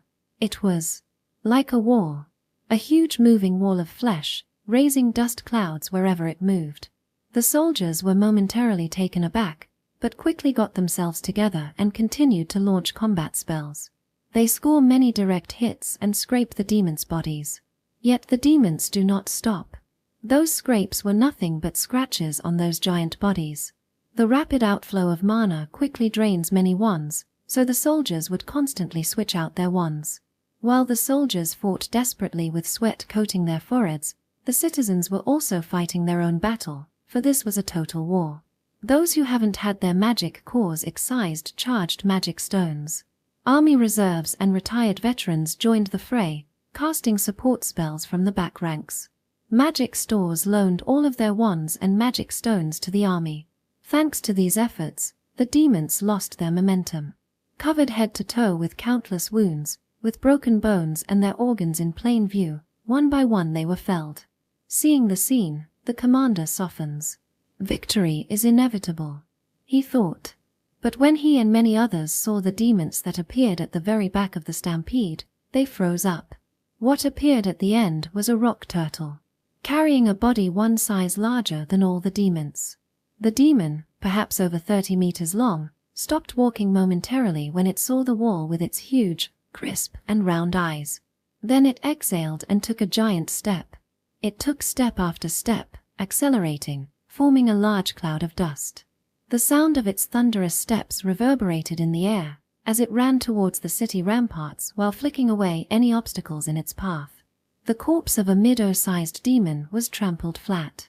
A fallen greater demon was launched into the air. Even the anti-monster magic mines were destroyed without doing any damage. The demon rushes towards the walls. Attack magic struck the turtle demon. The soldiers launched their strongest spells. Yet it had no effect. The demon simply retracted its neck and continued its sprint, shielded by its shell. In this situation, normal combat magic could not cause any damage. The soldiers desperately fired magic, now concentrated at the turtle's legs to try and slow it down, even if it's just for a little bit. As sweat rolled off the commander's forehead as the soldiers looked death eye to eye, a voice sounded. Magic fueling is complete. Fire. A moment after those words were said, a ray of light pierced the rock turtle. In the Republic of the Sages, various magical techniques have been developed. Magic for daily life, for medicine, for architecture, and for cooking, among others, were being researched and developed every day. The field given the highest budget in this country of sages was military magic. This field, which had been given a huge budget, large personnel, and the best materials for decades, had reached a level far surpassing that of any other nation, and yet still new types of magic weapons were being developed every day. One of these magical weapons was one which had been under development for a long time, called the heavy magic cannon. Its selling point was that its shots could penetrate through anything. This weapon was made with reference to a magical tool that the greatest sage of human history pulled out somewhere a long time ago. Though it consumed a monstrous amount of magical power, in theory, it could even penetrate mountains. These magic weapons developed in the Republic were sold at reasonably low prices. Thus, even small remote city-states could afford them. The shot released by such a weapon pierced through the rock turtle. The demon stopped its advance. The rock turtle stretched out its previously retracted neck and looked at its wound with crisp eyes. Unbelievable. The commander stared at it and gaped. A large stream of bodily fluids began to spurt out from the wound, and the rock turtle gave a wailing cry, flailing around where it was. Several more penetrating rounds struck the turtle. The shots blew off its legs, pierced its shell with many holes, and opened a passage straight through its neck. It wasn't long before the demon, riddled with holes, perished. When they saw that the demon was no longer moving, the soldiers on the wall cheered. We did it. We've defeated the rock turtle. Would anyone believe this? That our rural army has defeated a rock turtle. Is Thai a dream? Am I dreaming? I'm still alive, right? Soldiers, do not let your guard down. There are still demons left. Annihilate them. We still have enough for a few more rounds of the magic cannon. Let's gift them all to the demon horde. Yeah. Troops. Fire. The battle continued after defeating the rock demon, but from then on it felt more like a friendly spar meant to aid digestion. The demons who charged based on instinct alone without any sort of command were just moving targets for the trained soldiers. Spells were fired that easily tore through the weak stragglers, ending the battle quickly. Section. This decisive battle triggered demon hunting worldwide. The new era magic weapons would not produce monsters no matter how much they were used. The armies of each country descended from their walls and launched campaigns to thoroughly annihilate the demons, so their numbers gradually dropped. With this, people who still had their magic cores would be able to leave the city walls fearlessly. And so the land around the walled cities were reclaimed. Many farmers left to work on rural lands. With the threat of demons gone, many countries sent pioneers to expand their territory. The thick anti-demon walls were gradually deconstructed, as they were no longer needed. Only a thin anti-magic wall remained, which countries expanded year by year. Chapter 60, Lonesome Stroll. The changing world, I felt it. The world which changes so drastically in just a few decades, I observed it. By this time, the number of sea demons had decreased, so the sea trade was resumed. And recently, large merchant ships and some new humans have begun poking around the waters surrounding this artificial island. As if to recreate the era of centuries past, the new humans fill the seas with ships. However, the sailors' attitude towards me had changed completely. As the goddess church had disappeared into the annals of history, the sailors only felt confusion when they saw me. When they saw me strolling around the artificial island, they looked at each other and discussed my existence. That girl who lives on that island. In the end, what is she? She wasn't the goddess. And of course she wasn't Satan either. Then, who in the world is she? Why does she live alone on such an island? To begin with, how old is that girl? Dunno. But it seems like she has lived for a millennia. Tchem. Hey, look at that child's arm. Doesn't it look like she's scarred? It's true. Quite a terrible scar, at that. But how'd she get it? Don't tell me, was actually a battle between God and Satan? Like hell there was. You know Satan doesn't exist. Anyhow, it's probably just a wound from a time when she fell. Zap so. There might be trouble. Say, if we were to be hit by a storm, who should I pray to? How about the sun? Don't be stupid. The sun's just another star. I guess that's right. It's truly a godless era. When I glanced at them while they were engrossed in their discussions, the fearful sailors moved their ship in a hurry, leaving the artificial island. Such a scene, I can't help but giggle. Adorable as always, those new humans. When they proclaim me as Satan, they treat me as Satan and fear me. When they proclaim me as God, they treat me as God and respect me. Though they appear to be flickering, in truth they are firmly rooted. As if they were living the life of kelp. Though they look as if they could be swept away by the ocean current, the roots are firmly dug into the earth. And if the ocean current changes, they shall continue to sway accordingly. They will sway, with their steady foundations ever the same. Such a lifestyle is what they're best at living. Such a lifestyle, it's their own special wisdom. Of course, I think that such a life is beautiful. But in the end, the lives truly worth seeing are the lives fraught with difficulties. Every time a trial comes their way, those people would shine even more. Like the life of the great priest who revived the goddess church.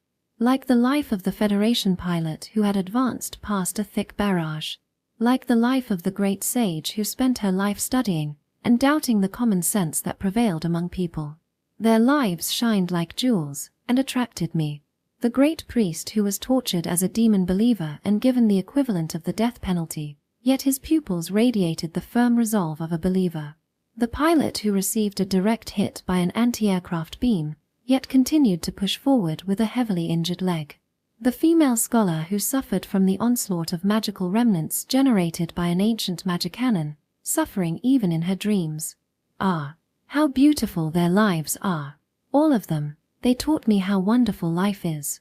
All of them, they taught me how precious life is. I wanted to appear in front of them. I wanted to jump out of this island and converse with them. Yet, I could not do that. I was fearful. Fearful that I would smear their beautiful lives. So I was saddened. I could only observe them living their brilliant lives in this distant place. It's as if I stand alone apart from all the people living in this vast universe. That feeling struck me. I just could not do it. I could only withdraw to this island. I wonder, would I be alone? For an eternity. If I were to jump into the outside world, I could meet lots of people. But they cannot bear it. My power. No one can bear it. No matter how much consideration I give to them, they will surely be driven to ruin. No matter how familiar I get with them, they will surely be driven to ruin. If I go out because of their brilliance, their shine would surely dim. In this world, No one can withstand my power. No one. I keep walking while shedding tears. Lonely. How lonely. Painful. How painful. Why? Why must I have such power? Why? Why do I? Why do I have to suffer so much? Anyone. Together. Someone. Together. With a sorrowful expression, I continued my never-ending lonesome stroll. Chapter 61. The Three Caskets. The thin walls that protect each country continue to expand all over the world. Had the world been an infinite plain, new humanity would have been promised eternal prosperity. However, in reality, land is finite. And so, each country held bad relations with their neighbors. More people were swallowed by the growing spiteful atmosphere, until at a certain border a small conflict happened. A battle between individuals at first, the conflict grew until armed troops were dispatched from the countries that share that border, turning the conflict into a battle. Finally, it became a war, where the standing armies of these two nations fought. As both countries were hostile to each other, a war where both sought to wash blood with blood ensued. In such a world, the Republic of the Sages remained neutral. In the first place, the Republic did not care much about land, and although its walls have been slightly expanded since its foundation, its expansion was overwhelmingly small compared to other countries. In this land of sages, various studies were still underway to this day. Furthermore, intellectuals from various countries that had escaped from war and persecution fled to the Republic, so the country was more active than ever before. By exporting their armaments to each country, the Republic had a very large income. Each country actively imported weapons made by the sages who boasted overwhelming technological capabilities. These weapons saw use on all battlefields, and every country wished to hold a certain weapon. But the development of that weapon was taboo for now. Yes, for now. Section. The Republic continued to grow rapidly while other nations exhausted themselves from war. In the center of this prosperous nation was a mansion. A large and beautiful garden was spread out in front of the mansion, and several girls were taking a stroll within. They were walking in the garden while happily chatting, but one of them staggered and almost collapsed. The others around her supported her and spoke anxiously. The frail girl, supported by the others, answered with a rough breath. "Sorry. I've worried everyone. But it seems like I'm at my limit." The girls around her grew downcast at her words. All of these children were homunculi. And of course, the frail girl was also a homunculus. The first homunculus who accompanied the great sage in her travels around the world. The girl was already active in the Republic for several centuries, respected as an enigma of the Republic of the Sages. Here she was, quietly spending the rest of her life in peace. The transport demon that traveled with the great sage passed away long ago. The girl was the last of the three founders. In the Republic, homunculus technology had been successfully elucidated. New homunculi were being produced each day. It's become tradition for newborn homunculi to meet with the original homunculus when they grow up enough to walk. Today as well, these homunculi come to greet her. The old homunculus welcomed them in and they enjoyed a pleasant time chatting in the serenity of the garden, but her body was nearing its limits. Various joints had stiffened until she could not run. Her vision blurred until she could not clearly make out paintings of the great sage. The magic stone that served as her core, her heart equivalent, had deteriorated severely. Filling mana had become a tedious task. The girl sat down on a wheelchair and sighed. And then asked the young homunculi around her, "Can you take me to Memorial Hall?" The girls understood her intentions. Some bit their lips, and some shed tears. The Memorial Hall was a museum and tomb that existed in the Republic of the Sages. Various artifacts that conveyed the achievements of the great sage were exhibited there, and it held two precious caskets where the bodies of the great sage and elephant demon were laid to rest, enshrined in a sturdy locked room in the depths of the hall. Next to those caskets stood an empty space. "Please take me to the Memorial Hall." The girls understood. They wiped away their tears and forced smiles on their faces. They pushed her wheelchair and proceeded on the road leading to the Memorial Hall. As they traveled, passers-by and other homunculi waved at the girl in her wheelchair. She moved her rattling joints, smiling and waving back in response. She was beloved by the people. She supported the legendary hero, the great sage from the shadows, devoutly nursing her when she was sick. Her stories had been recorded in picture books, texts, films, and plays. Those who grew up in the Republic heard these stories from an early age, and they all loved the girl's compassionate soul. Shortly thereafter, the group arrived at the memorial hall. When the guard saw their approach, they rushed up and gave a beautiful salute to welcome them in. When he learned of their intentions, he hurried to get the key to the tomb of the great sage. The party silently followed the guard. When the guard opened the doors, the girl got up from her wheelchair with the support of the girls around her. When they had completely entered, the guard softly closed the door and respectfully waited in the hallway. His eyes moistened, for he too loved the homunculus girl. Section. There was a large altar at the back of the room. To the left stood a large casket. In the front stood another made for a human, and on the right was a small empty space. She approached the central casket with an unsteady pace, and when she sat next to it, a wave of nostalgia washed over her. She remembered the first time she met that female scholar, the day she invited that scholar to her home, the day where they slept together, the days where she cared for her, when she fell into a coma from an overflow of magic remnants, the years of traveling the world, spreading books, and creating the Republic together with that scholar. In her flashback, she remembered everything, then muttered, "It's about time for me to follow in her steps." The girls around her could not hold their tears back. "Please don't say such a thing. With today's technology, can't you extend your lifespan further? If you replaced your magic stone with the latest model and entered a nutrient solution, then can't you?" The homunculus replied to the girls who tried to convince her through tears. "To leave everyone behind makes me really, really sad. But my time has come. If I don't, that girl might drink too much and collapse. Her physique isn't that good, you see, so she'll fall down quickly without me. I haven't seen her for so long. Maybe she's fainted from overexerting herself in her research.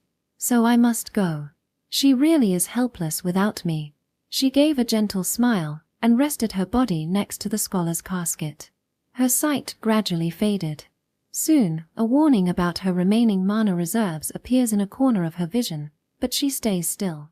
The warning gradually fades along with the rest of her vision, and when she sees the coat of arms of the ruined kingdom in full view, she blacked out, falling into her eternal slumber. When her movements ceased, the girls around her shed more tears. Her body was later put in a small casket and placed on the right side of the casket of the great sage. The three caskets quietly lined up, marking the end of one era and the start of another. Chapter 62: The Young Soldier and the Homunculi. Following the death of the first homunculus, a new subfield of research opened up: the development of homunculus soldiers. The plan itself had existed for quite some time, but it was shelved in consideration of the first homunculus girl, the beloved enigma of the nation. However, with the girl now resting within a casket, many scholars begin to open up research in the field. The number of available soldiers around the world was running low, and countries wanted troops specialized solely for combat rather than flawed human troops. In order to meet the demand and, above all, to improve homunculus technology, research on combat specialized homunculi had been promoted at various research institutions in the Republic. Only a few months later, the Republic succeeded in their first batch of combat homunculi. Their external appearance was almost identical to the normal girls of various races, but their internal structure was everything but the same. In the first place, they ran on magic and needed no flesh nor blood. The homunculi that had been produced so far were developed in the image of friends of mankind, who were expected to work in fields with a lot of human contact, like working as maids or nurses. To that end, despite running solely on magic stones, they could sleep, they could eat, and many more luxury functions were packed in, like excretion. But weapons didn't need such features. Rather, they were just obstacles, useless functions that would only drive up cost while lowering efficiency. The researchers only kept the necessary organs and nothing more. And with all that extra space, larger, more powerful magic stones could be installed. Thanks to these efforts, homunculi soldiers could operate for long periods of time with a single charge of magic power while at the same time becoming cheaper to produce. Further specialization proceeded, even simplifying their artificial soul. The models until now had souls which could feel joy, anger, sorrow, and pleasure, similar to human emotions, but weapons did not need any of that. They only needed to obey the commands of their superiors. Instead of emotions, their brains were packed with all sorts of military and combat knowledge.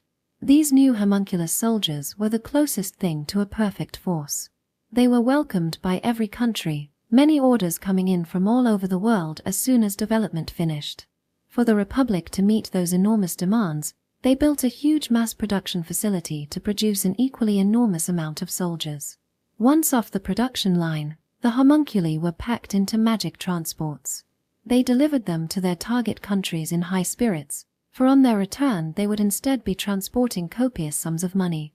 Thus the Republic continued to develop even through the Warring States era, acting as a merchant of death. Section.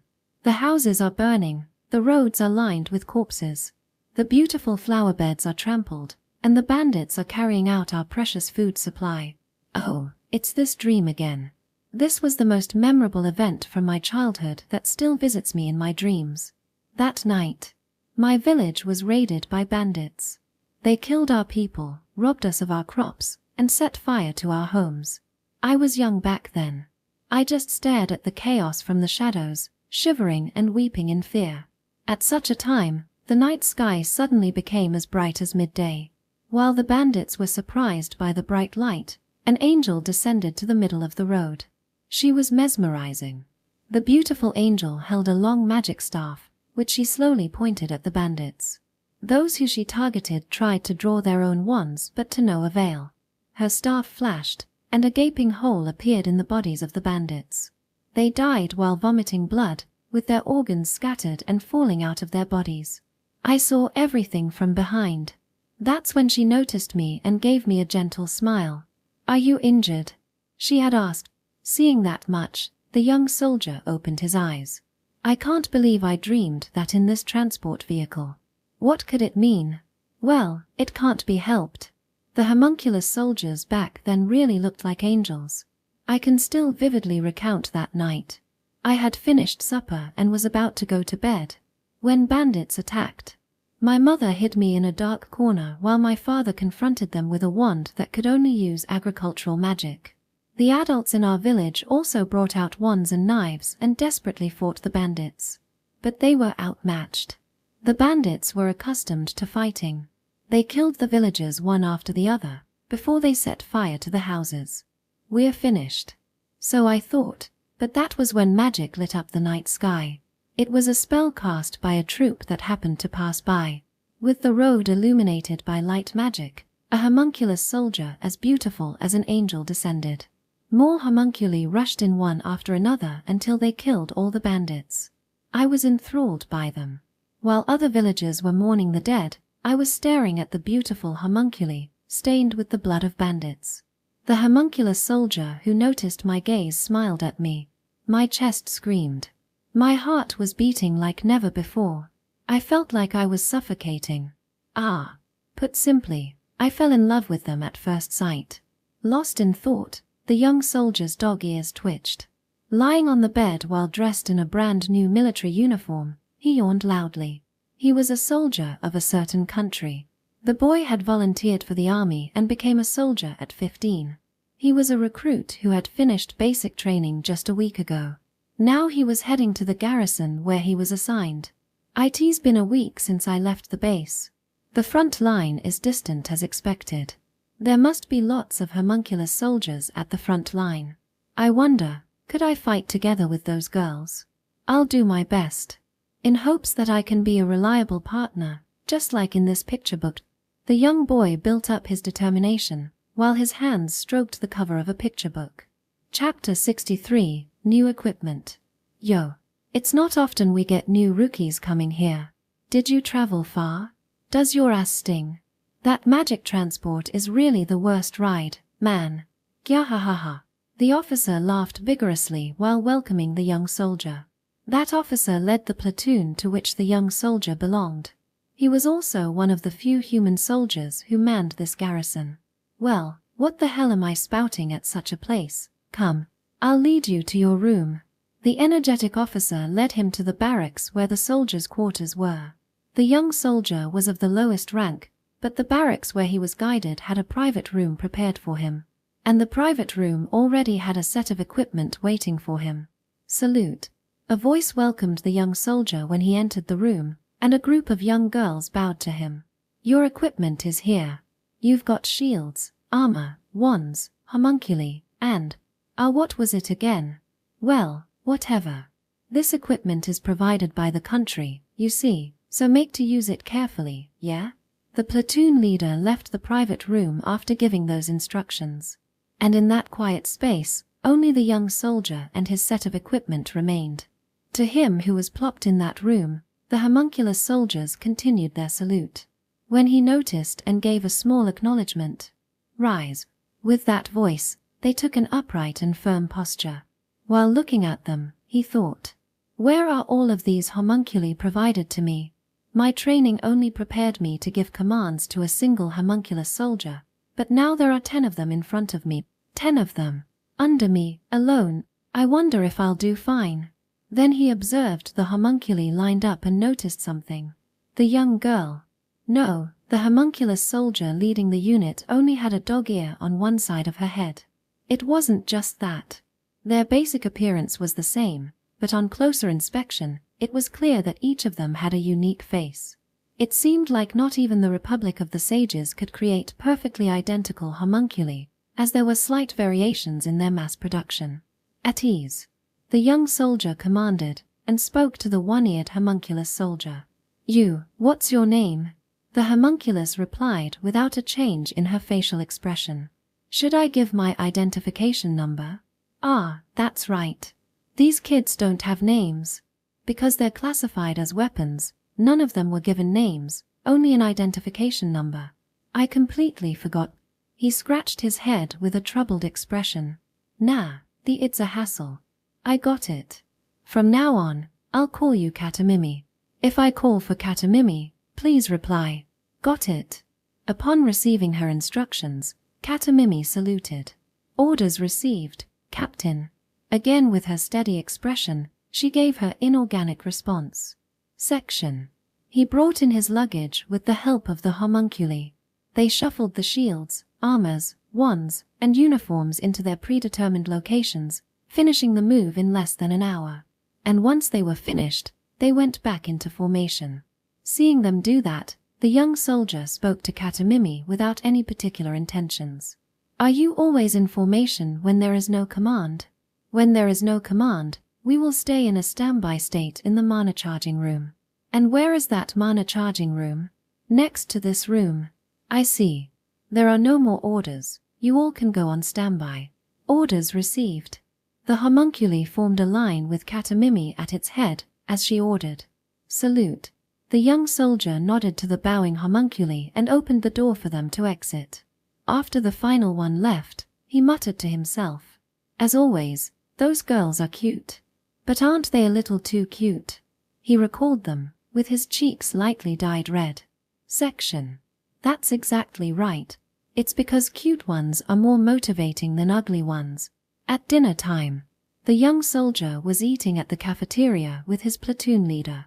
This was a small garrison located in a remote area, with only a few human personnel. He saw many human figures, but most of them were homunculi. With his luggage transported, he woke up to the sound of the supper chime, and now he's eating dinner with the platoon leader that welcomed him into the base. "I see your point. But is it necessary to be so particular about appearance?" Saying that, he remembered Katamimi and gave a small sigh. When the platoon leader saw him do that, he grinned and laughed. "Ah, I see. So you haven't heard." A pin-drop silence followed his answer. The surroundings went completely silent. "Listen, what I'm about to say is the most important military secret. Absolutely don't give it away, got it?" He spoke to the young soldier with a serious face. "While in basic training, you've probably learned.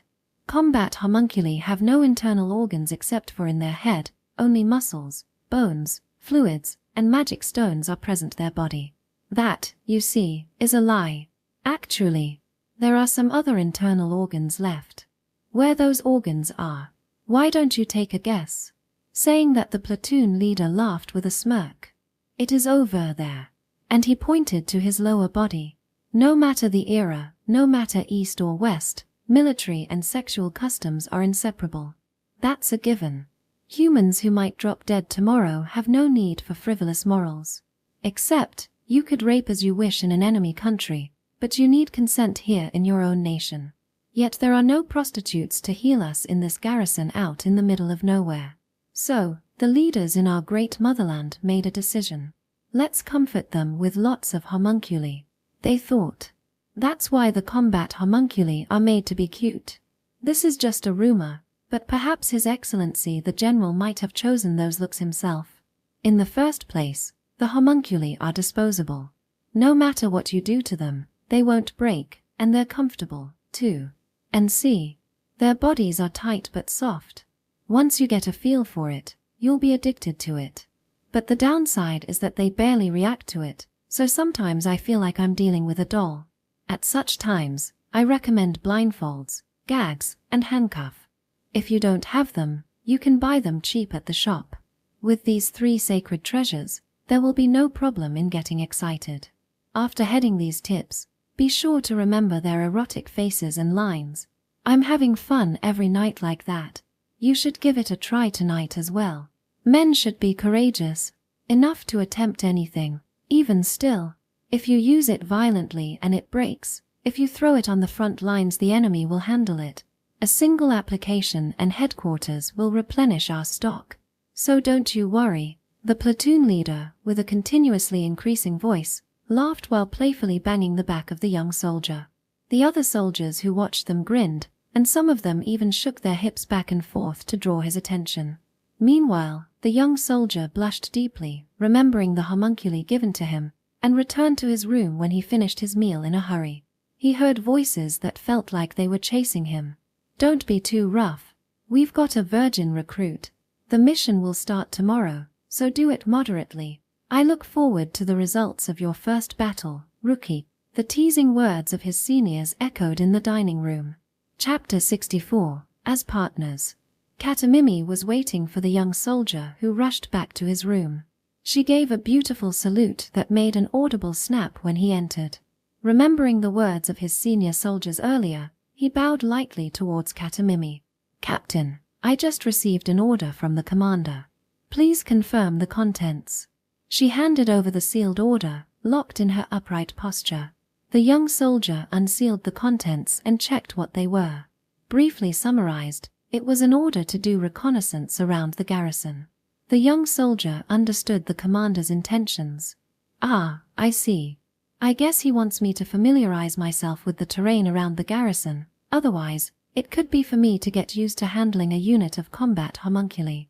My basic training only covered managing a single combat homunculus, so this will be good practice. Katamimi continued to hold her salute while the young soldier looked over the letter. When he noticed, he commanded her to rest and made her take a comfortable posture. He started at her while thinking to himself. The combat homunculi are certainly loyal to their orders, but will I really be fighting with them? This girl is missing an ear, but I've never seen anyone as cute in my home village. Combat homunculi are disposable, or so they said. I wonder if these girls will be forced into a gruesome death. He studied her from top to bottom and noticed a number of small scratches on Katamimi's body. Now that I think about it, why is she missing an ear? And why are there so many scars all over her body? Curious, he asked her. Katamimi, why do you have so many scars on your body? Is the Republic mass-producing scar-riddled combat homunculi? Captain, it has been a month since I was delivered here. I was fighting on the battlefield with my previous leader until yesterday. These scratches are the results of combat. The young soldier did not expect such an answer. Katamimi's been fighting for a month already. Where, she's basically a veteran. We were taught that combat homunculi usually couldn't survive for over a week. If she's been fighting for a month, it would be strange if she wasn't full of scratches. Does that mean that you lost your other ear in battle? Yes. My ear was blown away in battle 4 days ago. So that's what happened. By the way, What happened to your previous leader? Did he transfer to some other garrison? My previous leader was injured in battle 2 days ago and died yesterday. What? So he died. So that's why she became my equipment. Other than you, Katamimi, did the other combat homunculi last just as long? They are new. They arrived 2 hours before Captain did. No combat experience. Is that so? I guess they recruits, the same as me. Gotcha. Then I'll be in your care tomorrow, he said, as he reached out a hand. He wanted to shake hands, but Katamimi just stared at his outstretched hands without moving. The young soldier looked at her mysteriously, and only when he said, "NN, what's wrong? Do you not want a handshake?" did she slowly reach out her own hand and hold his in a handshake. Then I'll once again leave myself in your care tomorrow. Let's be partners who can watch each other's backs, shall we? Yes, partners it is. Understood. He let go of her, but Katamimi kept staring at him. What's wrong now? Did I miss something? He asked, as the girl appeared to be in deep contemplation. Captain, which homunculus shall I send to your room tonight? Katamimi replied with another question. What does that mean? I don't understand your question. Will the captain not need sexual relief tonight? At those words, the young soldier burst out in a fit of coughing. I don't. What in the world are you saying? Would you like me to give you sexual relief? But I've been used by my previous leader about 3 times. If that's okay with you. As I said, I don't need it. I'll sleep alone tonight.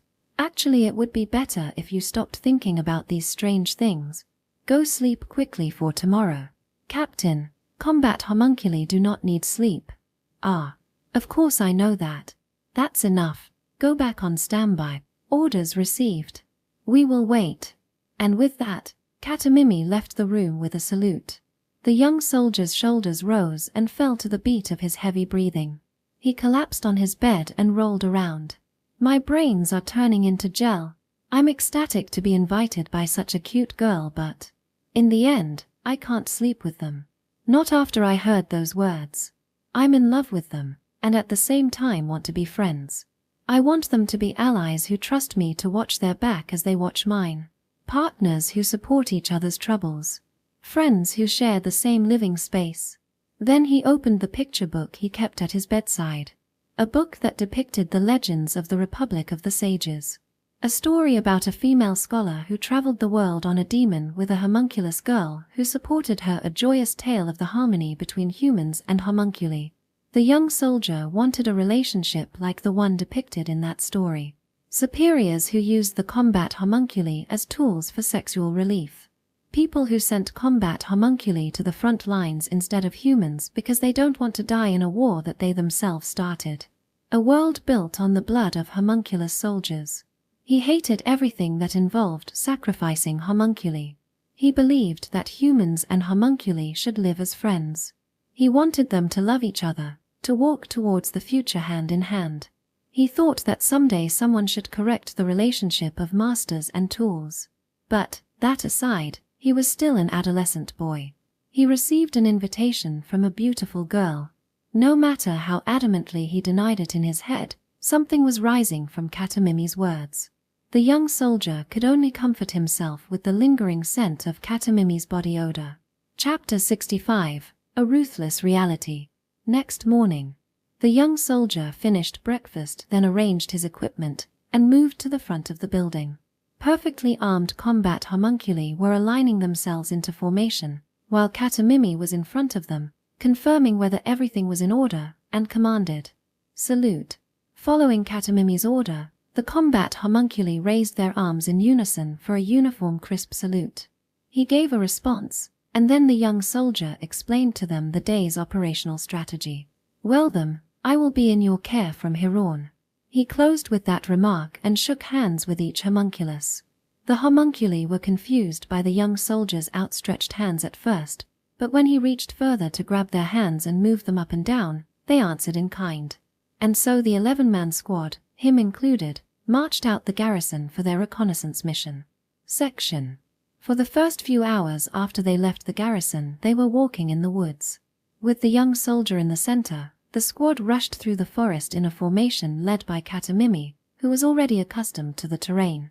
A few more hours later, the squad reached the edges of the forest, and their field of view opened at once.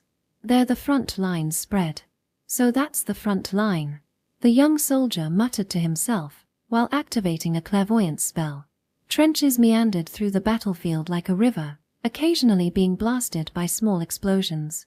Thereupon a combat homunculus would aim their wand, counterattacking with their own attack spells. As expected, it's mostly homunculi which are manning the trenches. There are a couple of human soldiers, but it seems like they are only in charge of communications.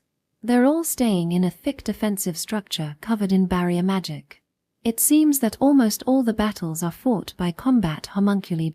The young soldier kept surveying the area with a bitter face. Katamimi spoke to him. Captain's main mission seems to be logistical support. Then she pointed to the back of the front lines and began to explain. Logistical support missions require you to cast recovery magic on human soldiers at field hospitals built behind the trenches. In addition, many combat homunculi are injured or killed daily on the front lines.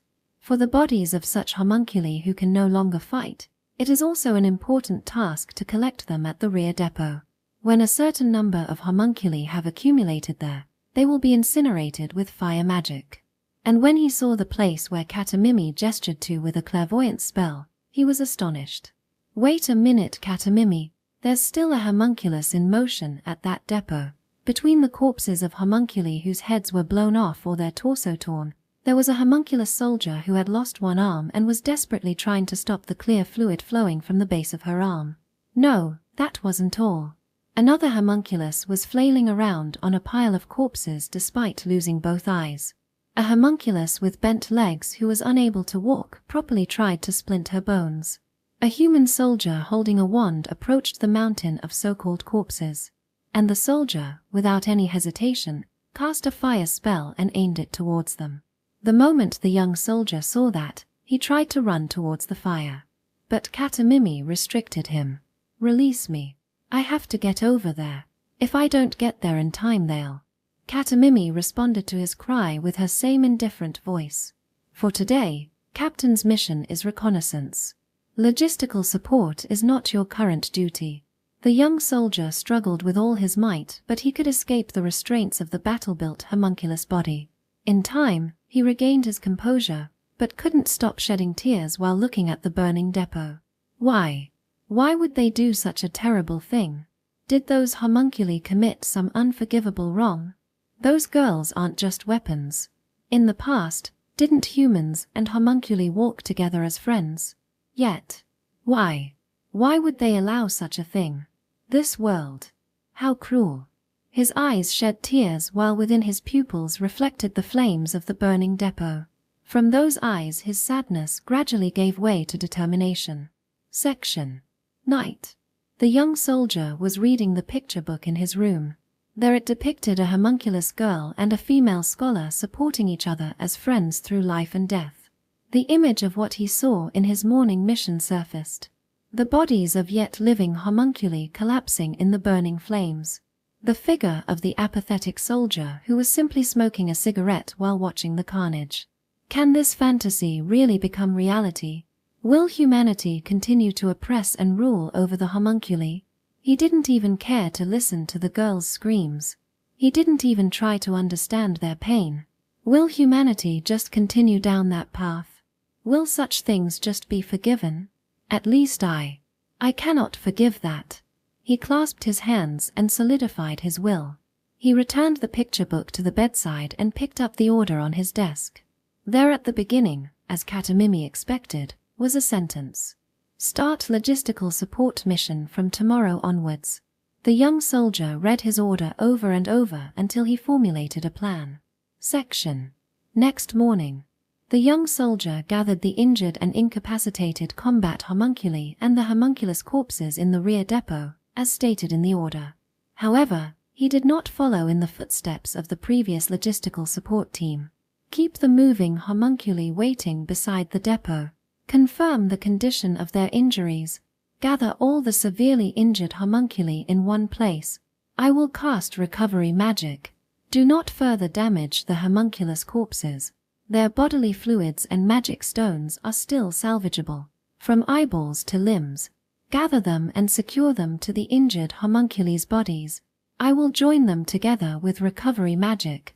The young soldier directed his small squad of 10 combat homunculi while he ran around the depot. Following his instructions, his squad collected the corpses and injured homunculi from the front lines, dissected the corpses at the depot, and sorted the parts that were still usable. Occasionally, dying combat homunculi with limbs blown to bits were brought to the depot. The young soldier hurriedly rushed to these homunculi to transfuse bodily fluids and used recovery magic to join limbs recovered from the corpses. The corpses of the homunculi, whose bodies have been torn apart, with their magic stones and usable parts stripped off, formed a mountain at the depot. This time, there were no living homunculi within the pile. He approached the mountain of corpses with a wand and cast a fire spell. And when the corpses caught fire, he quietly put his hands together. Frontline battles are fierce, with most combat homunculus corpses being brought to depots.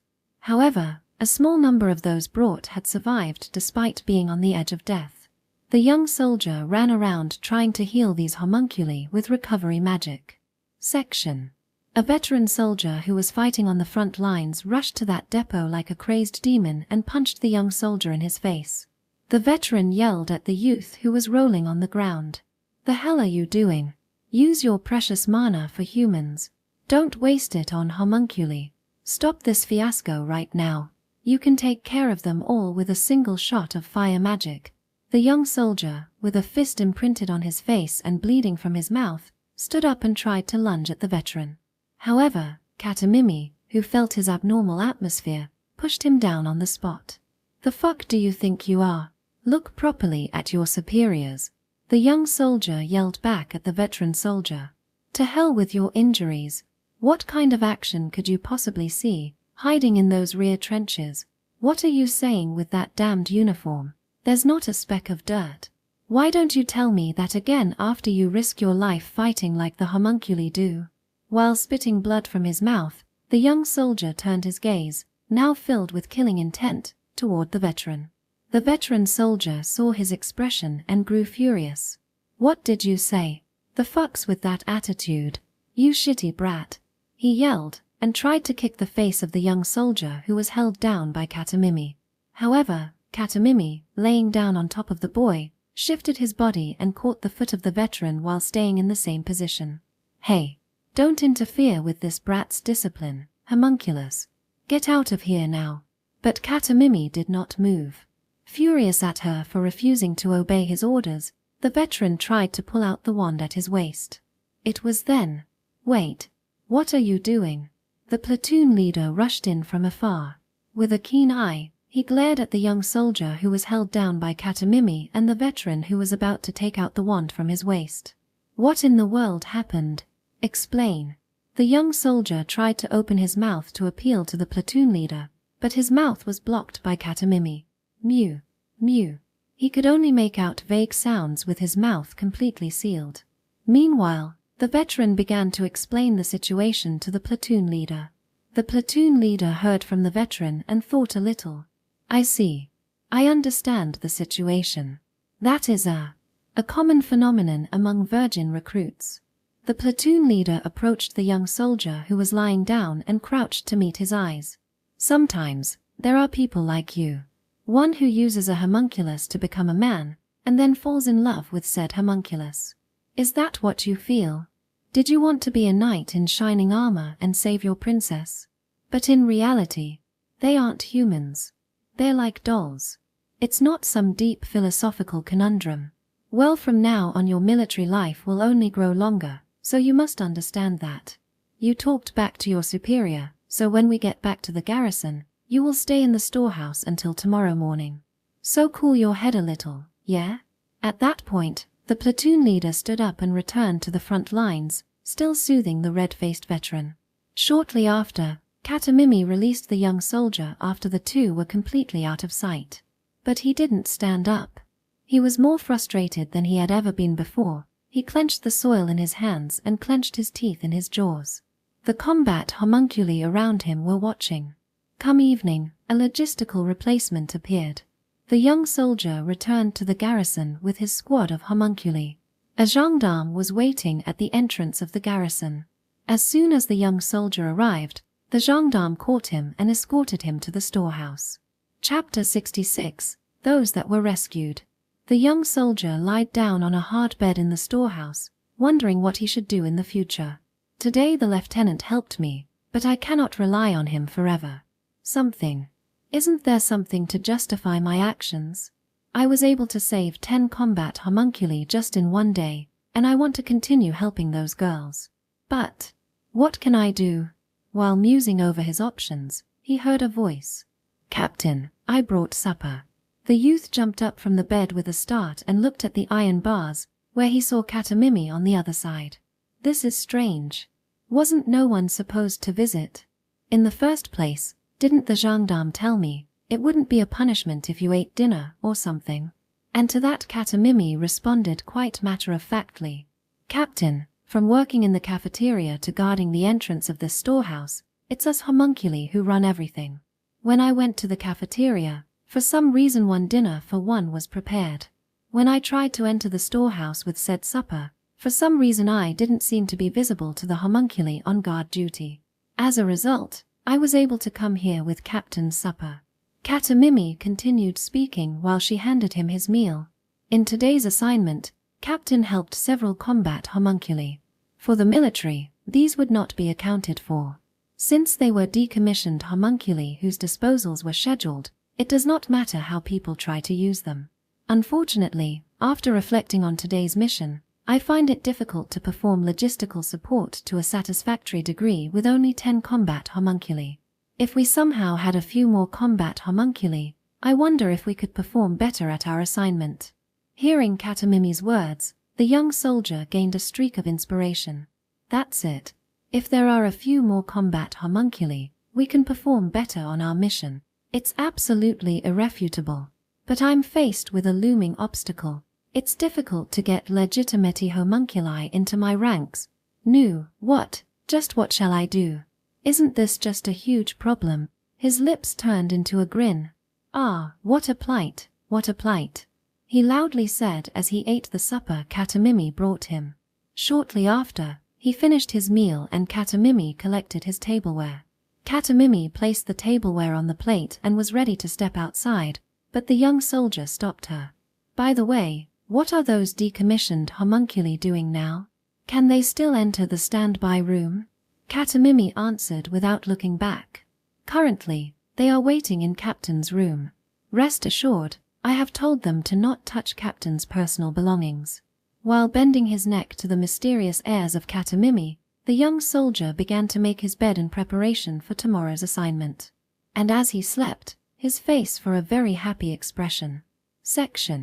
Next morning. After breakfast, the young soldier moved from the storehouse to the depot where his homunculi squad was. His group replaced his superiors who was on night shift and he started his logistical support assignment. At that point, he had 10 decommissioned combat homunculi in addition to the 10 regular ones he was originally assigned with. These girls had the body parts of other combat homunculi joined in, so maybe they can't move as well. He considered their previous injury, but his worries turned out to be unfounded. They were originally the same mass-produced design, so there was no rejection even if the body parts were replaced. Their skin color might jump around or their eyes might now be heterochromatic, but their performance was no different from regular combat homunculi.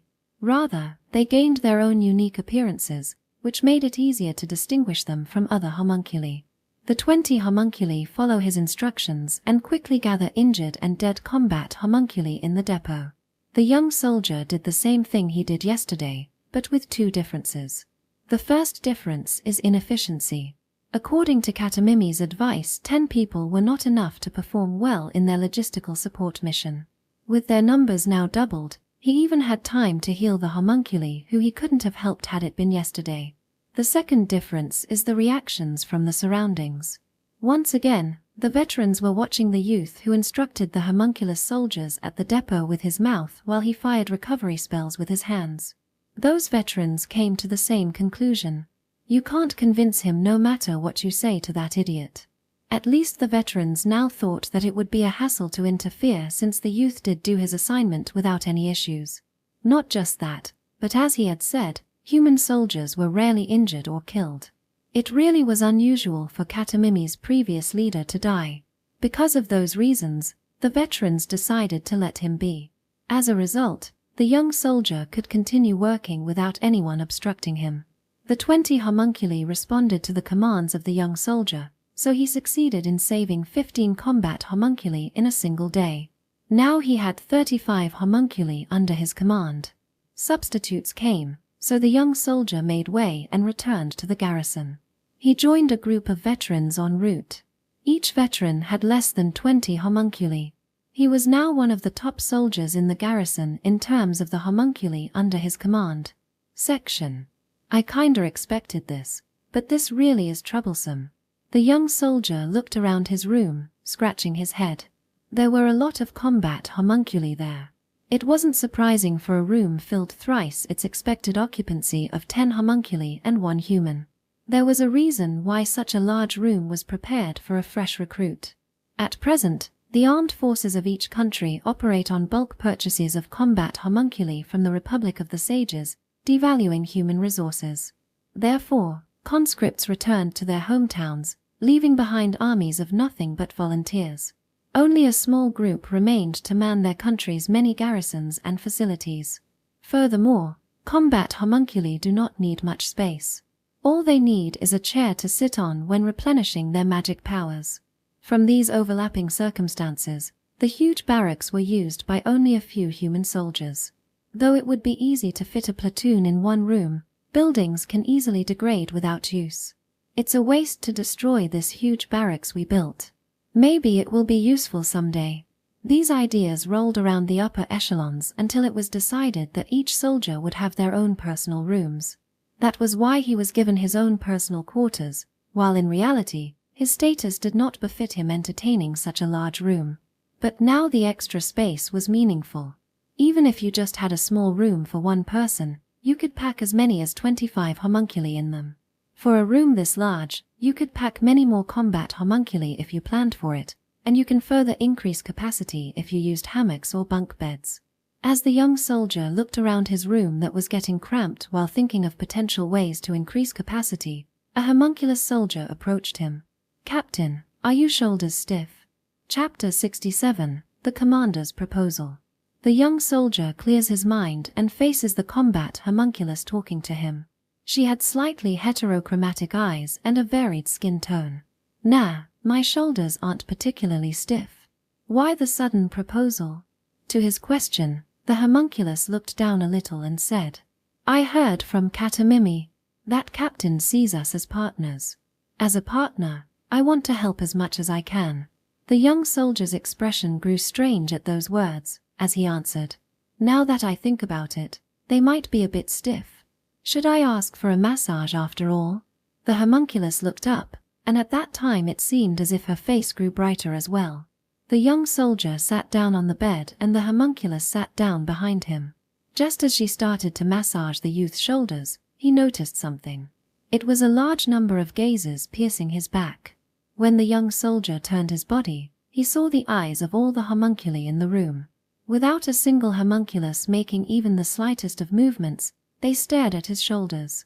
As one would, he was surprised by this tactic coordination. Somehow, I feel like a prey targeted by a pack of carnivorous animals. Maybe the other girls want to do something too? He gave his thoughts a try, and said to the homunculi staring at his shoulders, Actually my whole body is stiff. All that running around these 2 days must have tired out my body." He felt many presences coming closer from behind. As they approached step by step, he gave a bitter smile. Section. A small knock came from the door. "Excuse me." Katamimi entered the room of the young soldier. Immediately after, she froze. The moment Katamimi entered, what she saw was the bed of the young soldier surrounded by combat homunculi. He was lying down shaped like a character. Everywhere from his limbs to his neck, even each of his fingertips were carefully massaged by the army of homunculi. The moment she understood what was going on, Katamimi froze. Why did she freeze? Not even Katamimi knew. She desperately tried to resist, but her legs set on an inevitable march to the side of the bed. She placed some documents on the small table beside the bed and left the room. Standing in the corridor, Katamimi stared at her immovable legs with hazy thoughts. Then, without saying anything, she returned to the standby room. Section. Even after Katamimi took her leave, the homunculi continued to massage him. Being massaged by this army, he could not read the documents placed beside the bed. As he couldn't read the message himself, he ordered a homunculus roaming around the bed to read the letters aloud for him. She quickly spread out the letter and began reading in a clear voice. I want the homunculus soldiers, who are not officially registered, to perform maintenance around the garrison. If your results are adequate, I can yield you some unoccupied buildings. The document was not a formal military order, but closer to a request from the colonel. After all, as Katamimi said, for the homunculus soldiers who were supposed to be discarded but were repaired and reused, those homunculi did not exist on record. In a way, they could be considered a foreign existence to the military. No matter how large an army is controlled by a group of officials. Government officials can only act when there are corresponding foundations and regulations. Conversely, without the applicable regulations, they cannot act. The same goes for the military, a form of government office. For the combat homunculi that the young soldier owns himself, no regulations allow the colonel to issue orders for their use. Moreover, what the youth did was also unprecedented. As they had no justification, and also did not have a precedent, the military could not use these homunculi. As a result, the colonel could only request the boy with a personal letter rather than an order. With the contents of the letter in mind, the young soldier thought about what to do. The number of combat homunculi will increase steadily in the future. If that's the case, there must be some limit to them aiding me in logistical support. If I deploy more homunculi in the rear depot than necessary, the veterans will surely find trouble with me. No, that's not the only problem. After a certain threshold, this room alone will not be enough. For that, I might be in trouble if I get on the commander's bad side. I'll just accept the proposal here. He accepted the proposal and sent several homunculi to perform maintenance around the garrison from the next day on. Meanwhile, he took the homunculi who were accustomed to logistical support to the front-line rear depot once again. Chapter 68, Made with Love. 2 months had passed since the child accepted the colonel's proposal. He now personally owned a battalion-sized troop of combat homunculi and received 4 company-sized buildings from the colonel. His daily life was something unimaginable for just a mere recruit. The young soldier's mornings were packed. He lived in the former company commander's office on the barracks' first floor. In front of his room were about 10 homunculi lined up before the sun had even risen above the horizon.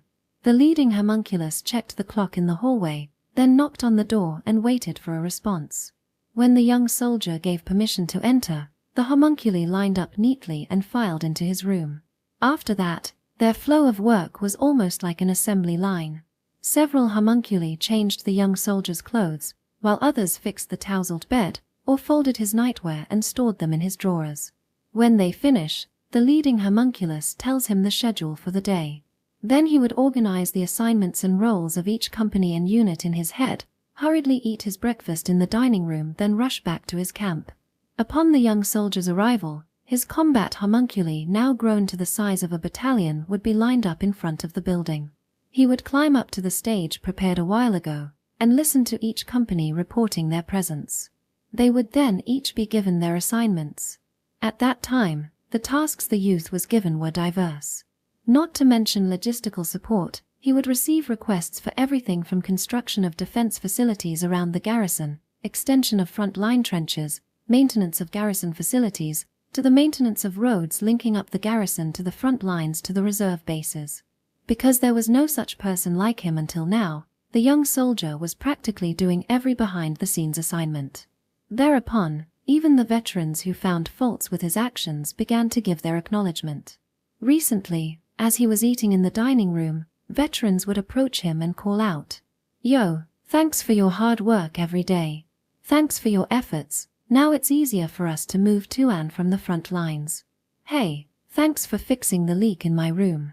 The youth was pleased to hear such words.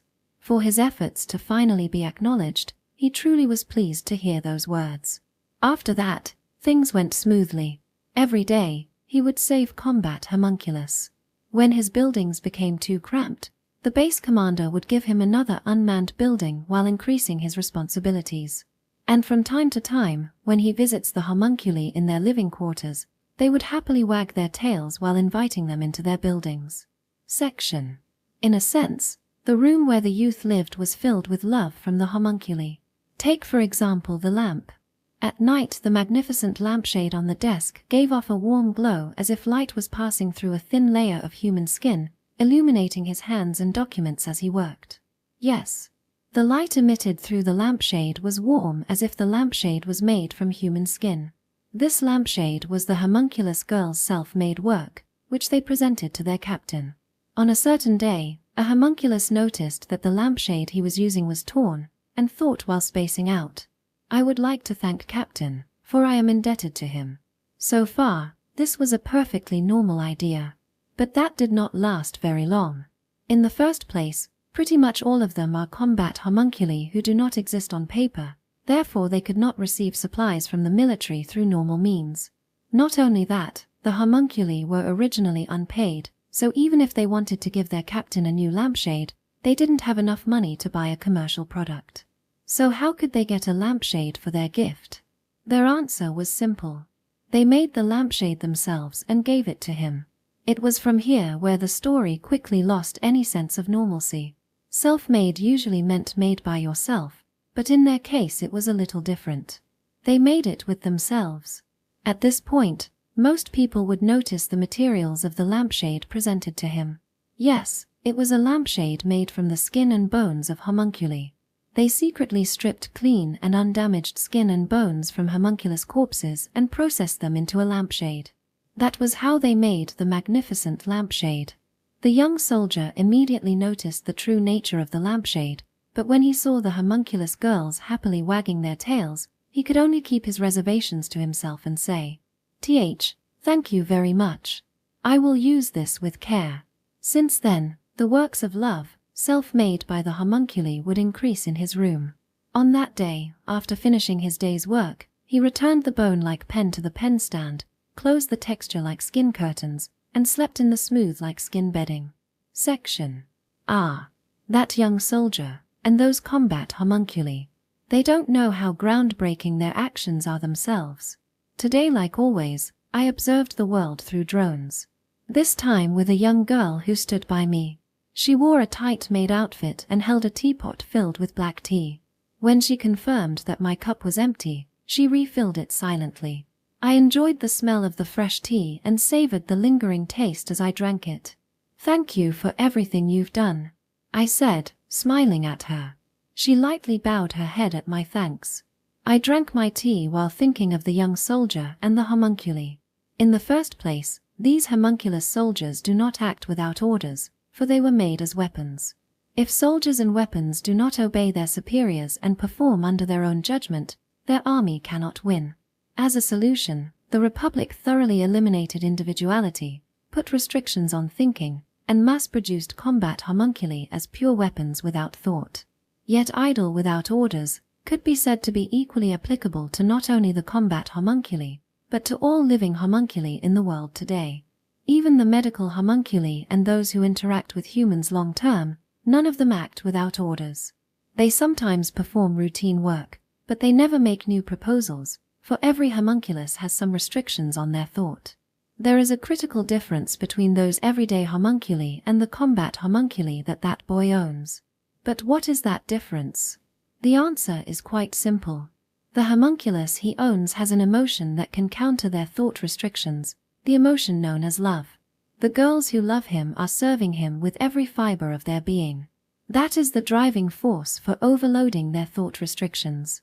And so, they are able to think and act beyond these limiters.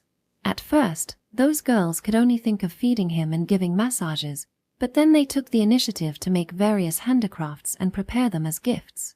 Not just as gifts, but as a gift for a surprise they planned themselves. The only homunculi that can voluntarily serve people so far excluding the homunculus girl who accompanied that female scholar, are these devoted combat homunculi that serve this boy. Yet he does not seem self-aware of that yet. I looked down at the newly poured tea.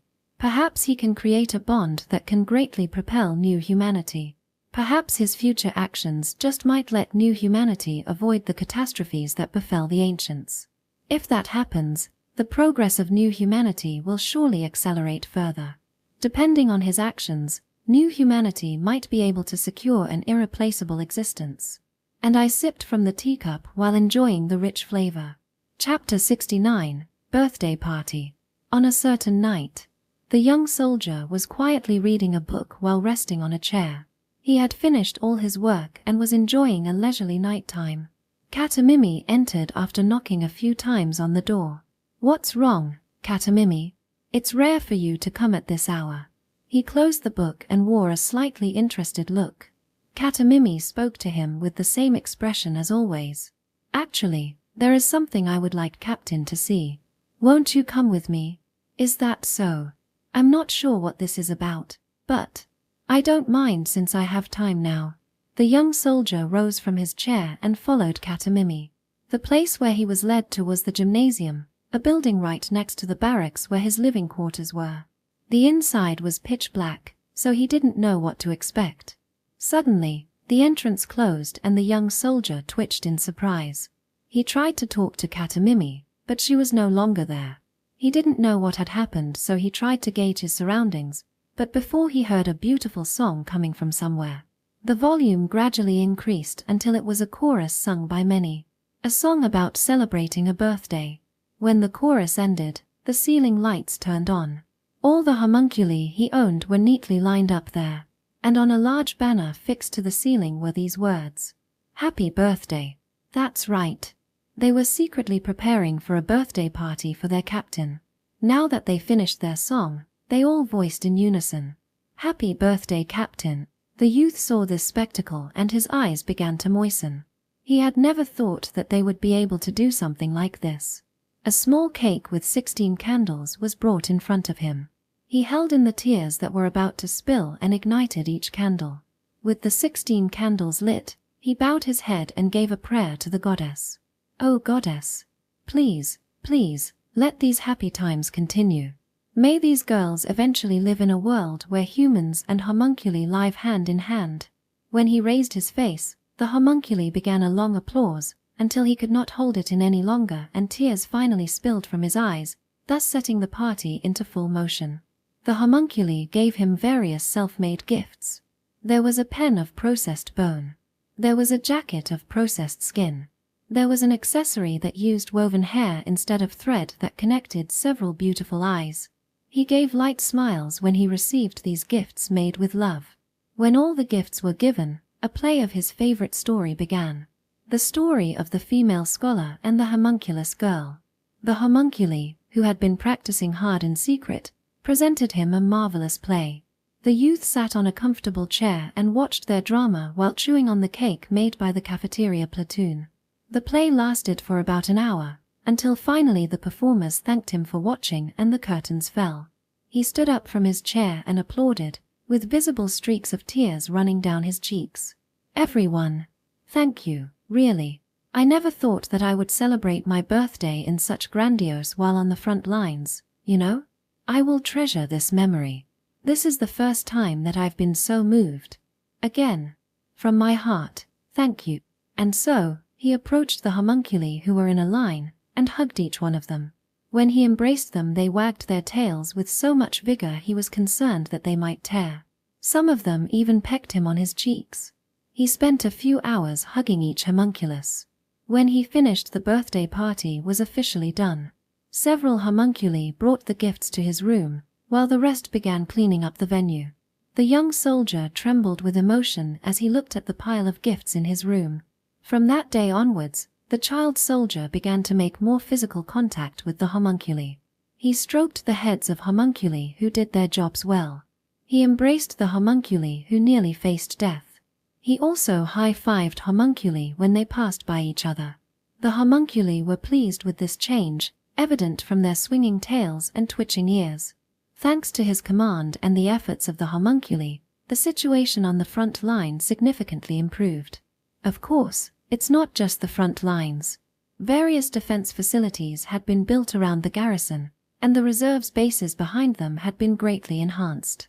If things went smoothly, he would be able to live happily in this garrison. Come next year, his achievements would be evaluated, and he would see the most promotions among his contemporaries. But reality was fickle. Section. There were those who watched the homunculus battalion working on their mission from a forest a short distance away. The observers wore camouflage uniforms and had carefully applied makeup to their faces to better match their surroundings. They were all combat homunculi. Some of them used clairvoyance spells to monitor the defenses around the garrison, while several others held their wands to cover all possible directions that could see an attack. And these homunculi recorded in detail the defenses being built at the garrison. It was recorded that many garrison buildings were repaired and ready for use. It was recorded that the road leading to the front line was expanded, allowing for the mobility of large units. It was recorded that the trenches had been strengthened, dramatically improving their defensive ability. A cute cat girl stood at the forefront of that group. They were a reconnaissance unit sent by an enemy country. They performed their missions as ordered by their superiors and submitted detailed data to the command center. Seeing the data coming in, the commander of the enemy army looked like he had bitten a worm. An enemy front line where a construction battalion did not exist until recently was dispatched and greatly strengthened its defenses. The expansion of roads for better mobility and the repair of previously abandoned facilities. On top of that was the construction of defense facilities around the garrison and the construction of more reserve base facilities. For them, there was only one conclusive answer. Enemy forces are preparing for a major offensive. From here, what the army does will depend on what person is in charge. A cautious commander may start building defenses in his army in preparation for the enemy offensive. A commander who thinks highly of his own life may propose a strategic retreat before the attack. An optimistic commander might not even come to the conclusion of said offensive. But this commander was a well-known warlord. And this is what he thought. If the enemy completes their preparations, then we will have no chance of victory. But now they are off guard. The reconnaissance reports that the enemy has maintained the same units aside from the construction battalion. If I gather supplies from other garrisons, I can attack with momentum before the enemy.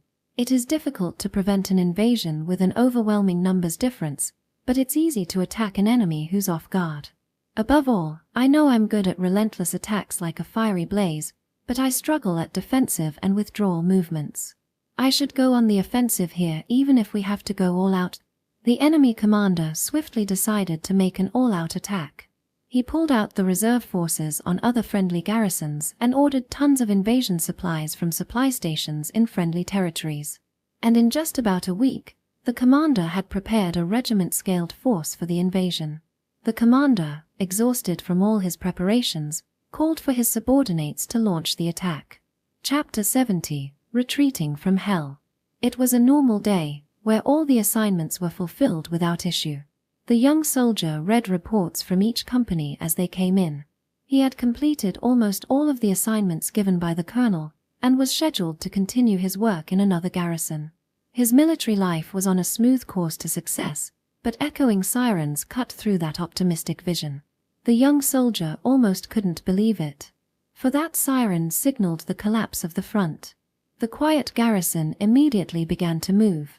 Human and homunculus soldiers alike both quickly prepared to retreat to the rear reserve position while reports continuously flew in. Apparently, the front line was ambushed. The trenches were blown away, and the friendly forces were routed, retreating towards the camp. It seemed like the enemy was keeping up their attacks during their withdrawal. Hearing information of their complete disadvantage, he also gathered his homunculi and began his retreat to the rear, though a frantic lieutenant interrupted him. "Oh, so here's where you've been. The colonel has given you an order. He didn't have the luxury to write it down for you, so listen carefully." The lieutenant, out of breath, communicated the orders of the colonel, but the young soldier couldn't hear. No, he could hear the order, but his brain refused to acknowledge it. "Until the withdrawal of the army is complete, you are to buy us time at the garrison. When his brain finally comprehended those words, he was struck with a round of dizziness. But he could not fall, because only he was willing to protect his girls. His will alone supported his feet. "Lieutenant, what are the enemy forces?" The young soldier forced out his voice with an emphasis on each word. "The exact scale is unknown, but it seems that at the very least is it a regiment-level force." "Regiment." Hearing those words, his body again neared collapse. At this time, the number of homunculus soldiers he owned could only be battalion-scaled even if he had worked himself to death. On the other hand, he was to face an enemy that was at least regimental class. An enemy that had more than 4 times his strength. "Lieutenant, my forces are a single battalion, suppressing a regimental scale force. It's impossible. Furthermore, they have no weapons. At best they only have a few tools fit for civil engineering. As for combat ones, I only have the 10 initially provided." He desperately tried to refute his order, but it was useless. "I know. As of now, the ones in the remaining ones are being collected. Although it will be a very disadvantageous battle, this is not a battle that needs to be won. If you can lead your forces and just halt the enemy even a little, that's fine. Please, I beg of you, please maintain the chain of command. You are the only one with a large enough force. If you give up this mission, they will completely break through. If that happens, the enemy will be able to flank our armies and launch pincer attacks on our army. If all fronts collapse, we will no longer be able to protect the people on the home front. For our homeland, for the people who live in this country, I beg of you again, earn as much time as you can." And so the lieutenant deeply bowed to this rookie recruit. The young soldier regretfully nodded with a distorted face. Section.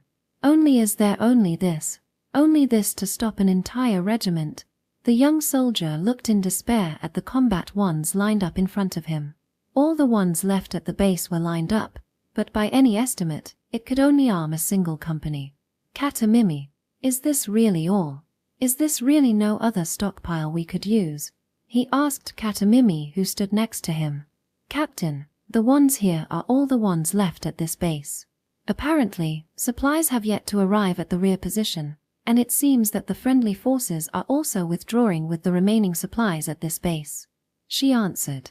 "With this much, I can only arm a quarter of my forces, even though I'm already outmatched by a force 4 times mine. What could I possibly do?" Katamimi spoke to him, as the young soldier held his head and lamented. "Captain, our mission is just to earn time. Fortunately, the withdrawal route has been established. If you retreat while using the defense facilities en route, you can buy time for the withdrawal. Now, let's do our best under these conditions," she said, as she put the operational instructions from HQ in his hands. The young soldier gradually regained his sanity thanks to her ever-calm demeanor. "Shit. That's right. Katamimi, gather our forces in front of the building." "I will. Give orders directly." Katamimi heard his words and took off. The young soldier spread open the instructions from HQ. His face showed an expression on the border between anger and despair. Section. When the young soldier arrived at the front of the building, his battalion had already formed. He climbed up the stage as usual and carefully observed his forces. The homunculi stood with their same disciplined posture, waiting for his orders. And an order he gave. Word by word, he gave them their instructions. Section. It had been tens of minutes since the young soldier stood on that stage. He ran urgently to follow the path of retreat. Around him, a ground of homunculi smaller than his normal forces were running the same way. When the bunker came into view, a platoon-sized force of homunculi rushed into the facility and unsheathed their wands. The others continued to run with that unit fading into the background. The strategy written on the operational instructions could not be called a strategy. It called for his troops, already inferior in strength and numbers, to be divided into platoon-sized units and engage with the enemy, in hopes of buying time. Many homunculi platoons manned the defenses behind them as the ground continued to run. Furthermore, unarmed homunculi were lurking in the woods and in naturally formed pits. The instructions called for the use of platoon-sized forces without equipment to launch surprise attacks on the enemy to further gain time. Because of the dumbass in the upper ranks who can't think of anything better than this strategy. This whole situation happened because of them. The young soldier continued his run while cursing loudly. A blue light illuminated his back. He looked behind him and continued his run, as he bit his teeth regretfully, shedding tears. And as he ran, he continued to spit poisonous words on the lieutenant, the colonel, the imperial headquarters, the army, and his motherland. No matter what happened, he could only keep running. Even if his beloved homunculi were slaughtered. Even if his beloved homunculi flew into the enemy ranks and self-detonated, turning into nothing but sparkling blue dust. He could not stop. He could only keep running towards the rear position. Chapter 71, The Light of Love. Oh, what a beautiful light. Such a beautiful light existed in this world. I feel the blue light shining on the battlefield with a fascinating expression on my face. Now, on that battlefield, love is just the light that is manifesting in this world. His homunculus soldiers are fighting desperately, using vulnerable equipment, and moving their injured bodies. Those who fight desperately have only one common purpose. What is their purpose? Do they fight for the victory of the friendly army? Do they fight for the victory of the nation? Do they fight for the peaceful life of the people who live after the home front? No, totally different. They are not fighting for such a not going down purpose. So, what is the reason they fight? It's simple. It's simple and pure, and in a way even mysterious. Yes, they have but one purpose. It's to protect a single boy. Their feelings shine even through the death of battle. Love yourself. And the boy I love. I wish I could live longer even for a second. They are happy to give their lives. That's why, even in front of an overwhelming large army, they do not take a step. I don't even look back. Forward. Forward. Forward. Stop it. Stop it. Don't let me go any further. You can be alone. You need but a single arm. You need but a single finger. Give your life. Wear down the enemy's strength. Even just a little. That's it. Only these thoughts dominate their simple brain. When a homunculus soldier with a cane is blown away, a homunculus soldier without a cane picks up a red-hot cane and continues the battle. A homunculus soldier whose arm was blown away, a suicide attack is being carried out while leaking body fluids. The homunculus soldiers lurk in the trench. They jump out of the trench and hug the enemy human soldiers. Enemy human soldiers are embraced by homunculus soldiers. The expression of despair is fleeting. The face of such an enemy soldier, view it with a big smile and satisfaction. They became blue light. The battle continues. The battle that seems to be eternal continues. Yet, the longer the battle goes on, the stronger they get. Why is that? It's because they knew. They knew that the boy was running and shedding tears. The boy who saw the blue light. When I learned that, tears flooded from my eyes. The homunculus soldiers who saw it were even more excited. They are completely unmatched. It's because they knew. They understood from the bottom of their hearts. This boy will cry for us. This boy will be sad for us. The homunculus soldiers who understood fought. They fought like hell. They already have far surpassed the specs given by the Republic of Sages. Being so injured, it wouldn't be strange to stop functioning. Yet, they never stopped. Damaged by battle, even exposing their core, their magic stone, crackling with sparks. Despite it, they continue to fight. That's it. That's right. This is it. This is the power of love. It's the power of bonds. Also, after all, I wasn't wrong. He'll definitely accomplish it. The mistakes made by the archaic humans, he must avoid it. To him, there is such power. On his little shoulder, the future of new humans and homunculus is at stake. Here we go. Run.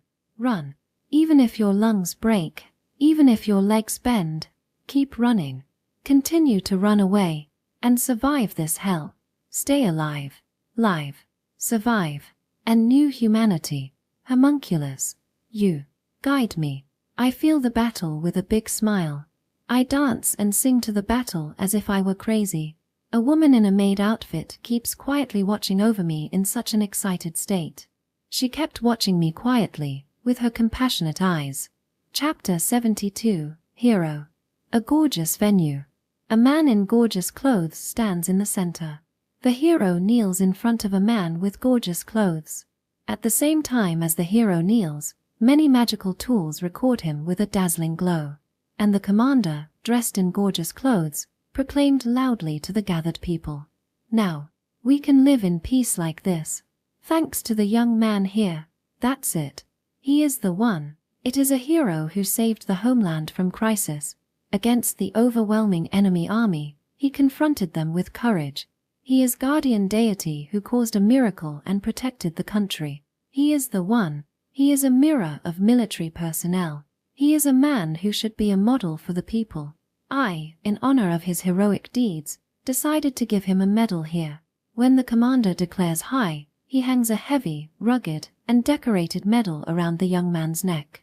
This gorgeous venue is the venue for the medal award ceremony. Originally, the awarding of medals is a special ceremony that is held only once a year, but this awarding ceremony is held out of time as a special case. It was a ceremony to award a medal to only one hero. The hero performed a miracle, leading only 10 homunculus soldiers to stop an enemy division. It occurred a few weeks before this ceremony took place. The enemy army had cowardly launched a surprise attack at midnight. The front collapsed, caught completely off guard, and the tattered friendly forces had no choice but to flee desperately. However, the enemy didn't loosen their pursuit, continuing to move forward, turning the battle into a slaughter. There was no stopping the enemy anymore, and if nothing was done, it was possible for the supply station and even the headquarters in the rear to fall. If that happened, all battlefronts would have become threatened. In the worst-case scenario, we had to consider surrendering to the enemy. At that time, a hero appeared. He led 10 officially issued homunculus soldiers against a division of one enemy. It was a reckless act, but he fought. He fought with all his might for his homeland and for the peace of the people. And he brought a miracle. He and the 10 homunculus soldiers fought exactly 1,000 battles, giving the friendly army time to escape. No, that wasn't the only thing. They managed to disrupt the enemy's chain of command, completely confusing the enemy. At the sight of the hero and his homunculi's reckless abandon, the enemy army lost their cool and panicked, breaking rank and form. The friendly army rushed to the enemy army, which had turned into a mere mob. By the time the friendly forces completed the siege, the enemy's chain of command had completely collapsed, and they had become completely immobilized. The friendly army surrounded the enemy, practically turning the event into mere shooting training for themselves. Finally, the enemy army waved the white flag, allowing the hero to capture and interrogate the enemy commander. He succeeded in squeezing out all the information from the enemy. As a result, it was found that there was almost no reserve force on the front line of the enemy army, and even supplies were scarce.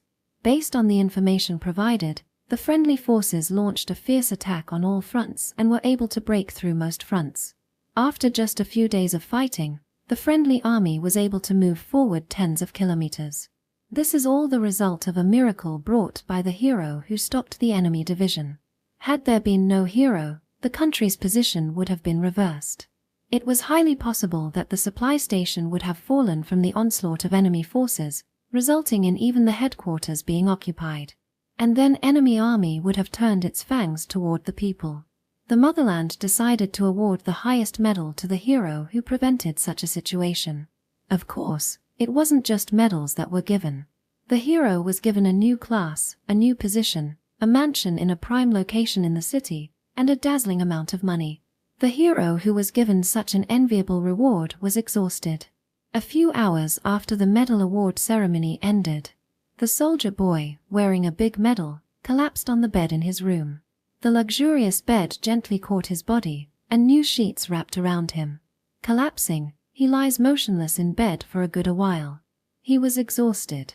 At the end of the hellish retreat, the friendly army had won. After that, he was made into a hero while saying that.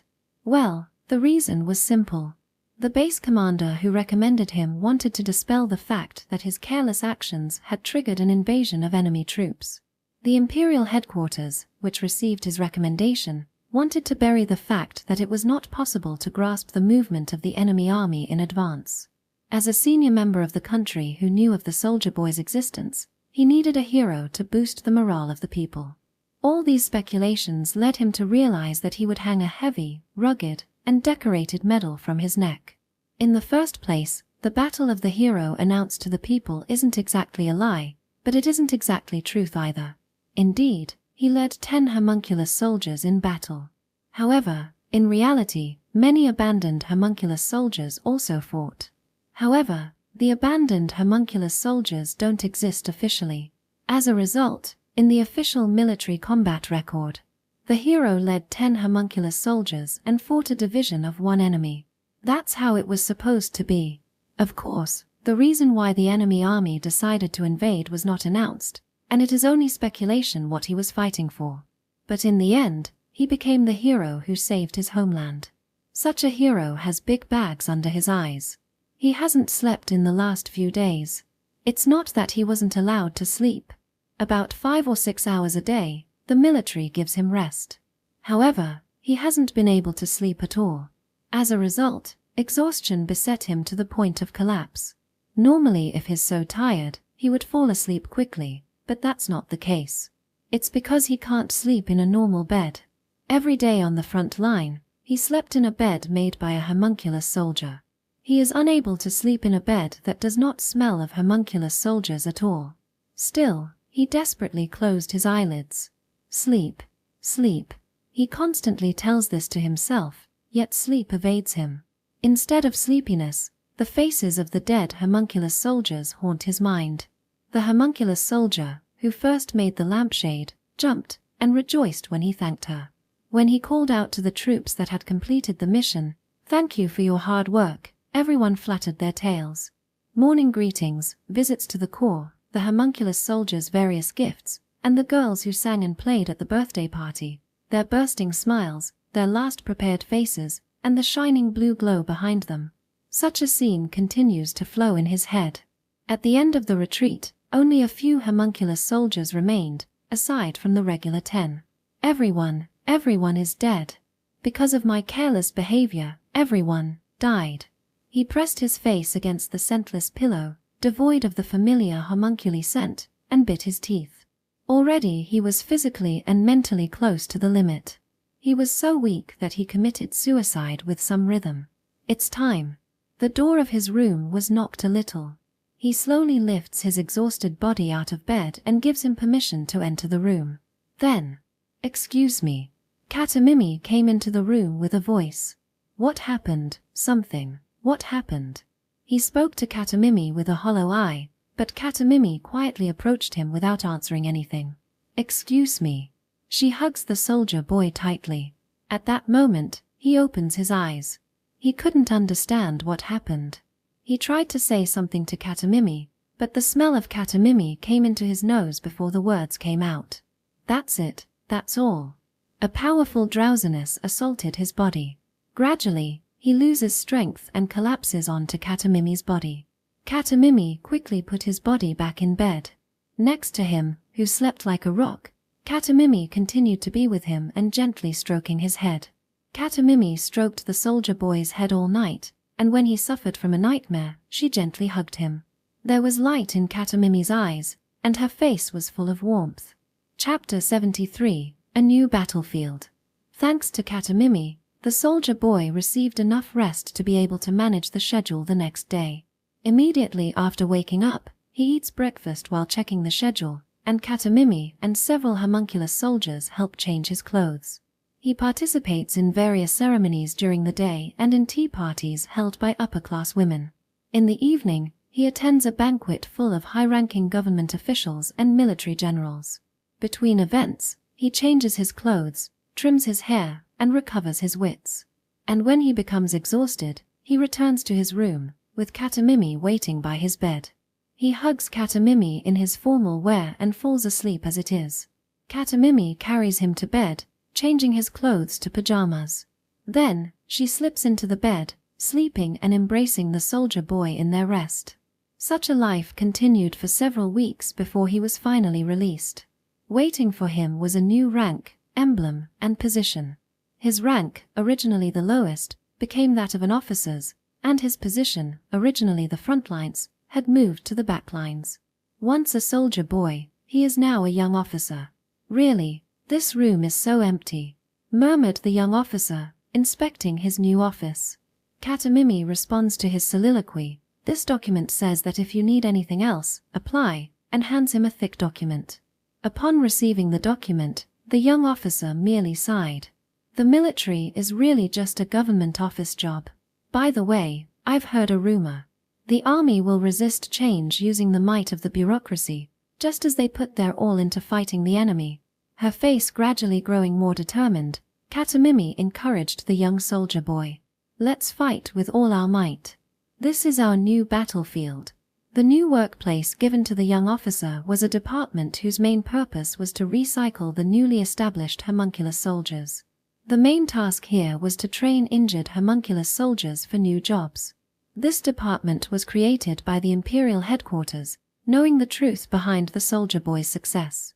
Reviewing the true records of the hero's battle revealed that recycled homunculus soldiers had a higher morale than new homunculus soldiers. Unfortunately, no matter how high morale was, there were many difficulties associated with sending recycled homunculi to the front lines. Homunculus soldiers not only serve as weapons but also act as a vital comfort for human soldiers. If recycled homunculi were to be sent to the front lines, it is highly likely that a myriad of complaints would emerge among the soldiers, the most likely being I was forced to use second-hand good. There is a good chance that dissatisfaction amongst soldiers would swell. Resultingly, the Imperial headquarters made the decision to give the recycled soldiers only backline tasks. The Imperial headquarters had the idea of improving frontline facilities by placing all the recycled soldiers under the command of the hero. However, the military had no idea what to prepare, resulting them saying things like, "Well, apparently he's done something like this before, so let's just leave it to him. It'll also be a bit of a hassle if you complain and have it become a liability issue. Therefore, know that if you make a mistake, it's no big deal. If you succeed, think of it as a profit. Then, let's make an appropriate budget." As a result of the meeting, the old office given had only desks, chairs, and shelves. Putting aside the dusty office, the young officer became enthusiastic. "Okay, for now, let's clean up." It's been a while since the young officer was assigned to a new workplace. Having been given the task of recycling homunculus soldiers, he diligently put in effort towards his new job, because, while this may have been the job he was originally looking for, the young officer struggled with the constant paperwork sent from the front lines. Outside the building where he is residing in, many recycled soldiers are learning how to build various facilities using specialized construction wands. Owing to the success of him and the recycled soldiers, the friendly army's frontline facilities became significantly enhanced, greatly helping them prevent invasions from the enemy army.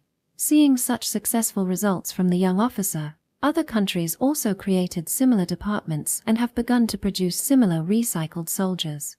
As a result, the number of homunculus soldiers who remain alive are gradually decreasing. However, the armed forces of each country have employed recycled soldiers to enhance various facilities, causing battles to intensify on the front lines. Consequently, each country was forced to purchase an increasing number of weapons from the Republic of Sages to continue the war. During this time, the young officer decided to give the recycled soldiers a new job before other countries. It was a groundbreaking idea that was ahead of its time and was a stepping stone to what he would accomplish in the future. Down in a small-town diner run by an old elderly couple, the two elders mumbled amongst themselves during the preparation. "Is it today? Is it really coming? It seems that a military officer is coming to say just that." While chatting, the two moved their hands to prepare the food to be served to the customers. At that time, the door at the entrance of the cafeteria was knocked. The couple who noticed the knock stopped the preparation and left the kitchen, opening the door together. A soldier stood on the entrance, with a girl beside him. Is this the right address?" The soldier checks a small notepad and nods affirmingly. "Oh, good. No doubt here. Sorry I made you wait. This is the homunculus that will be provided to you." The soldier pushes the back of the girl standing beside him. The girl whose back was pushed stepped forward a single step, saying, "Thank you for your support from today." She bowed her head down. In this era, every country is engaged daily warfare. Therefore, every country has turned all their resources towards the military, causing pressure to the lives of their people in various ways. Heavy taxes were levied to pay for weapons and homunculus soldiers from the Republic of Sages. Young workers were taken to mass-produce various weapons for use on the front lines, and research was also militarily focused. Entertainment had disappeared from the town. People had no choice but to survive every day desperately. The town has lost its vibrancy and security has deteriorated significantly. Everyone was frustrated by this eternal and painful time. Then, one day arrived. The young officer was walking around the nearby shopping district, thinking of eating outside the base for the first time in a long time. When he entered a cafeteria, attracted by the delicious smell, the cafeteria clerk became happy and said, "Oh, you're a hero. Welcome to our cafeteria." They greeted him cheerfully. The young officer smiled at the clerk, looking down at the menu that was provided to him, and he was surprised at the number of items on the menu. "Chem, is this all?" The clerk became embarrassed by the comments of the young officer, apologizing. "I'm sorry, hero. The truth is, my son went to a military factory for labor and isn't in the kitchen. Thus, the number of dishes that we can serve has decreased. I'm not the only one. Nowadays, there is a shortage of manpower everywhere. Everyone is lamenting that they can't work." Convinced, the young officer decided to choose a dish that suit the diner. Then, the clerk hurriedly returned to the kitchen and started cooking. He kept staring at such a figure. A large pile of documents awaited the youth officer who returned to the base after eating, so he processed the papers, before realizing it was already dark. After work, what happened in the daytime gnawed at his mind, though it had long passed. In fact, he was suffering from a problem. At this point, he now commanded many recycled soldiers, but recently there have been fewer places where the recycled soldiers can play an active role. Almost all frontline facilities have already been built, and neither supply nor communications units needed any more recycled troops. Additionally, there was a situation that bothered him even more. It was an update of the homunculus soldiers. The Republic of Sages created new homunculus technology every day, which was subsequently sold to other countries in the form of new homunculus soldiers. Well, the update didn't mean that all homunculus soldiers would be replaced overnight. Firstly, new models will be introduced preferentially on important fronts, but inevitably, the new homunculus soldiers come to dominate on all fronts. If all the homunculus soldiers are updated to the new model, the old homunculus soldiers would be rendered completely obsolete. Until now, old models were slaughtered, preventing the problem, but the young officer would not consider that. Unfortunately, they were running out of work for them to do. If he let too many homunculus soldiers idle, he didn't know what the upper management will say. Such problems plagued the young officer's mind. Currently, the military has a surplus of recycled soldiers and old-fashioned homunculus soldiers. They may be military-grade, durable, and obedient, yet it's difficult to come up with any new ideas. However, they can faithfully do what they are taught. The military troubled with surplus personnel, while the town is suffering from a labor shortage. Many people have been mobilized in military factories, putting pressure on their daily lives. Substitutes for daily necessities and foodstuffs are on the market, which is a major economic obstacle. Isn't this something that can be done? Chapter 74, Everyday Life with Homunculi. The young officer's idea was simple. He proposed to senior management that the homunculus soldiers should be sold to the private sector. Originally, senior military personnel were reluctant to accept the proposal. They were worried about the act of putting a large number of combat homunculus soldiers on the market, albeit old-fashioned and recycled soldiers. Additionally, if something went wrong, they would be the ones to hold liability for approving the proposal. However, it was also true that the economy was stagnating. The meeting was long and difficult, but it was finally decided that the homunculus soldiers were to be commercialized.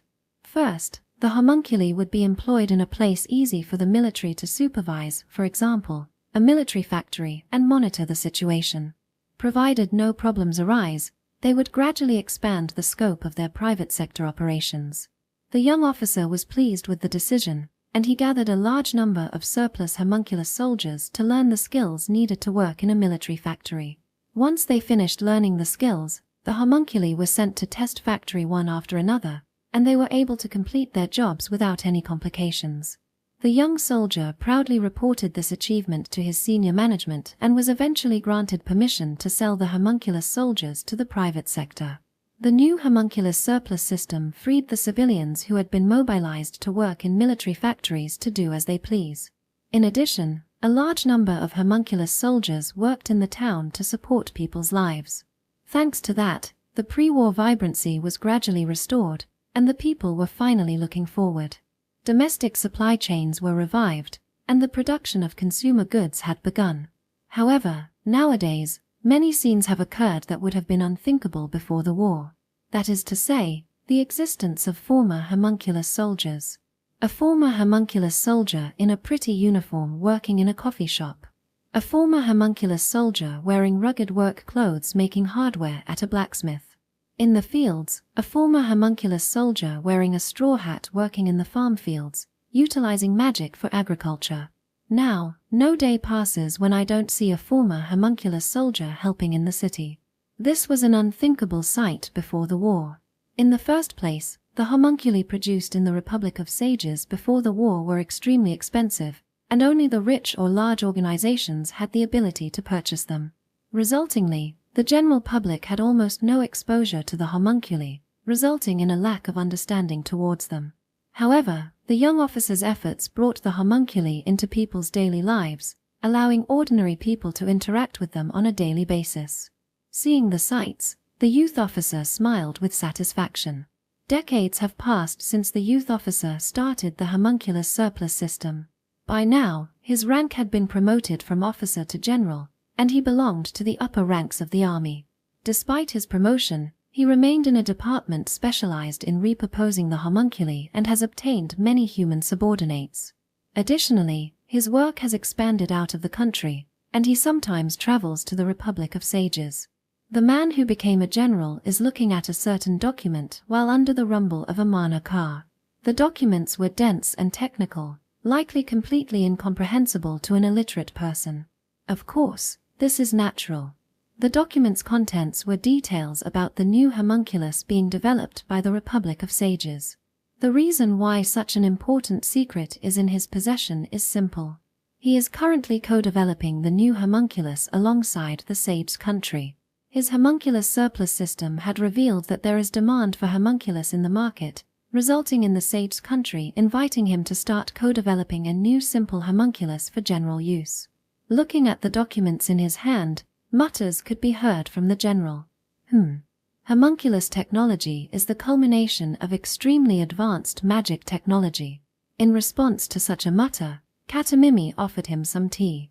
Your Excellency, if you work too much, you will be exhausted before you reach the Republic of Sages. Oh, I'm sorry.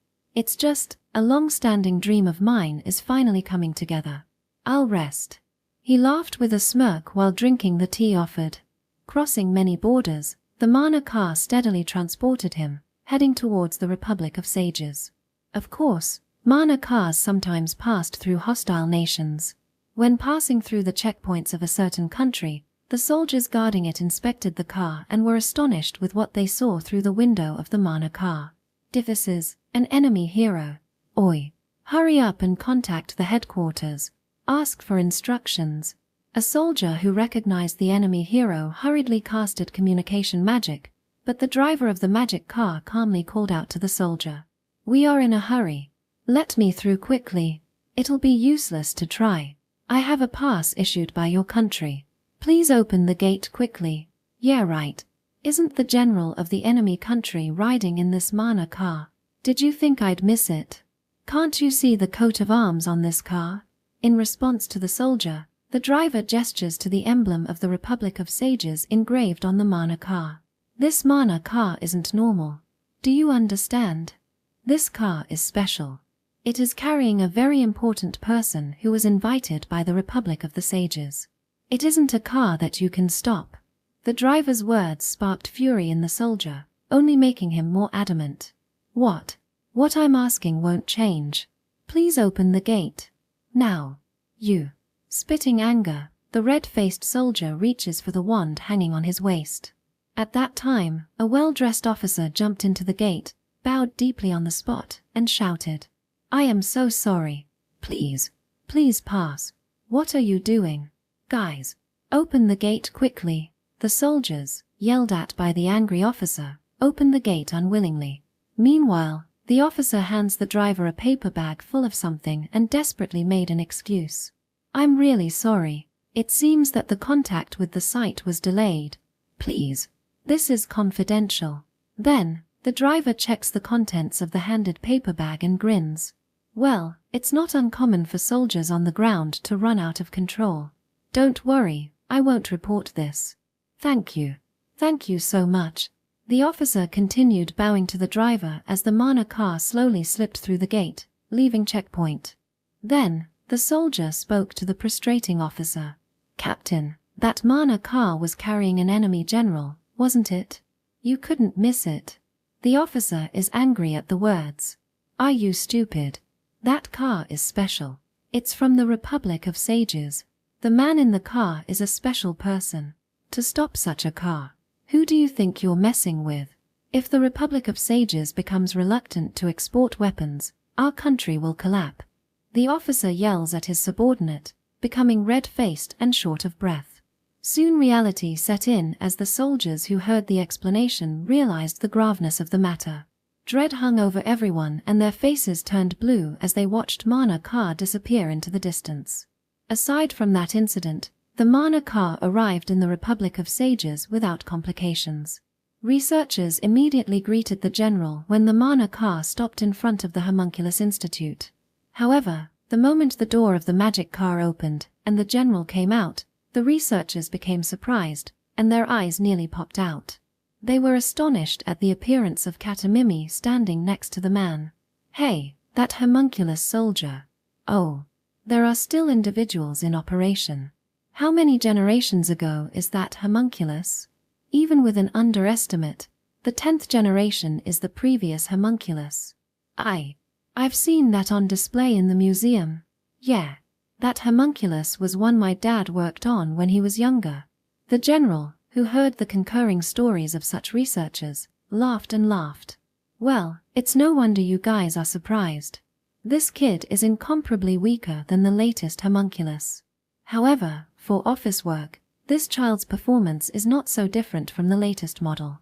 No, rather, she's a long-time partner, so she understands all my habits, and she can work with my pace."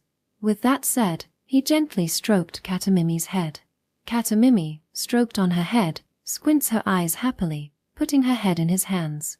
Seeing such a scene, the researchers became ecstatic. The scene was just like the relationship between a female scholar and a homunculus girl in a certain old picture book. Section. Audiobook by Masquerade at Masquerade Audiobooks. Chapter 75. The General's Proposal. The General became encouraged by their joint development. He generously provided all his experiences to the Republic of Sages, politely explaining what people wanted from the homunculus. In response to that explanation, the development of the simplified homunculi proceeded at a rapid pace in the Republic of Sages. Every country met the development of the simple homunculi with anticipation, many of them aiming to one-up each other by buying large quantities of the simple homunculi, despite not even having a prototype yet. The Republic of Sages was extremely surprised by their reaction. They never expected that there would be such a reaction. However, the Republic of Sages met this anticipation with great enthusiasm. Of course, the general who expected this situation was very pleased. To the Republic of Sages, the simplified homunculi had been found to have generated enormous wealth. The general believed that if enough simplified homunculi flowed to the market, people would have more exposure to the homunculi and better understand them. With this, the development of the simplified homunculi proceeded steadily, yet the true purpose of the general's cooperation with the Republic of Sages was different. One day, a large meeting was held to confirm the progress of development. Naturally, the general attended this meeting with Katamimi. By now, he He had already mastered the technical aspects of homunculi production, and the intricacies of each research department's presentations were not lost on him.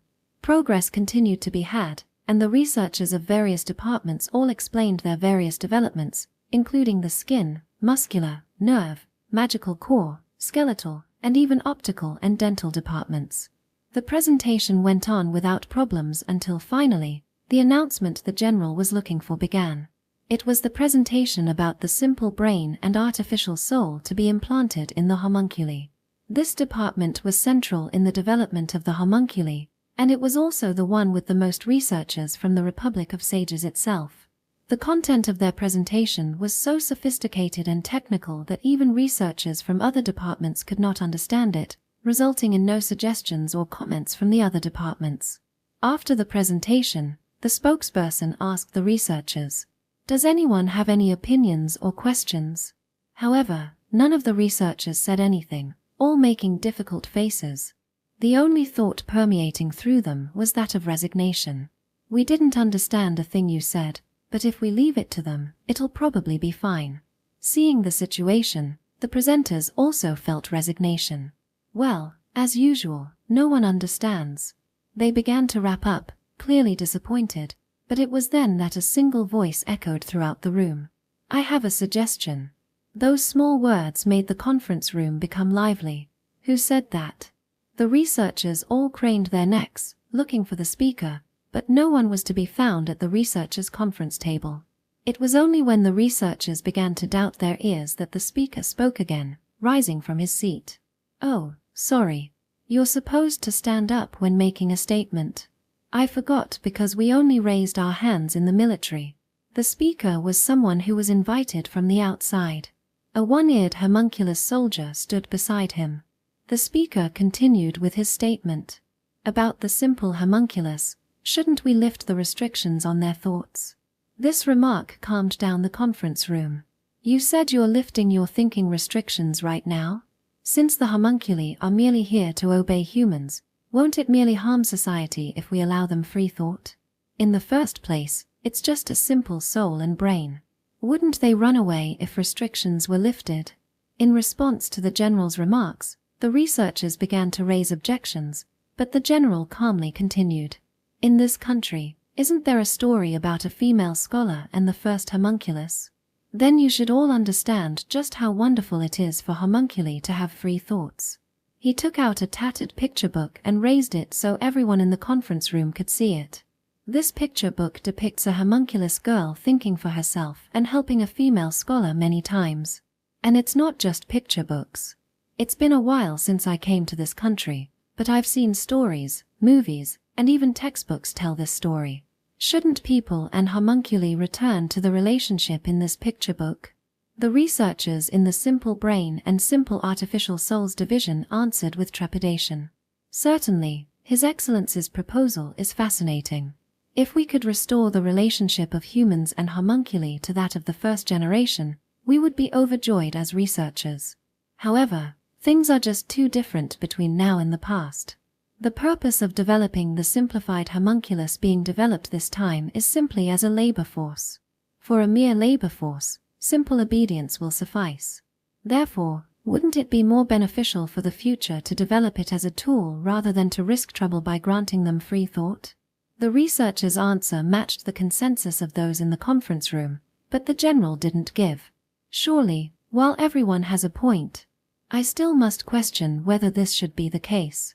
Should homunculi really just obey our orders? This is just experimental data from the military, but I had regular homunculus soldiers and recycled homunculus soldiers each create trench positions respectively. The results showed that trenches made by recycled homunculus soldiers were more defensive than ones made by the regular homunculus soldiers. Why did this happen?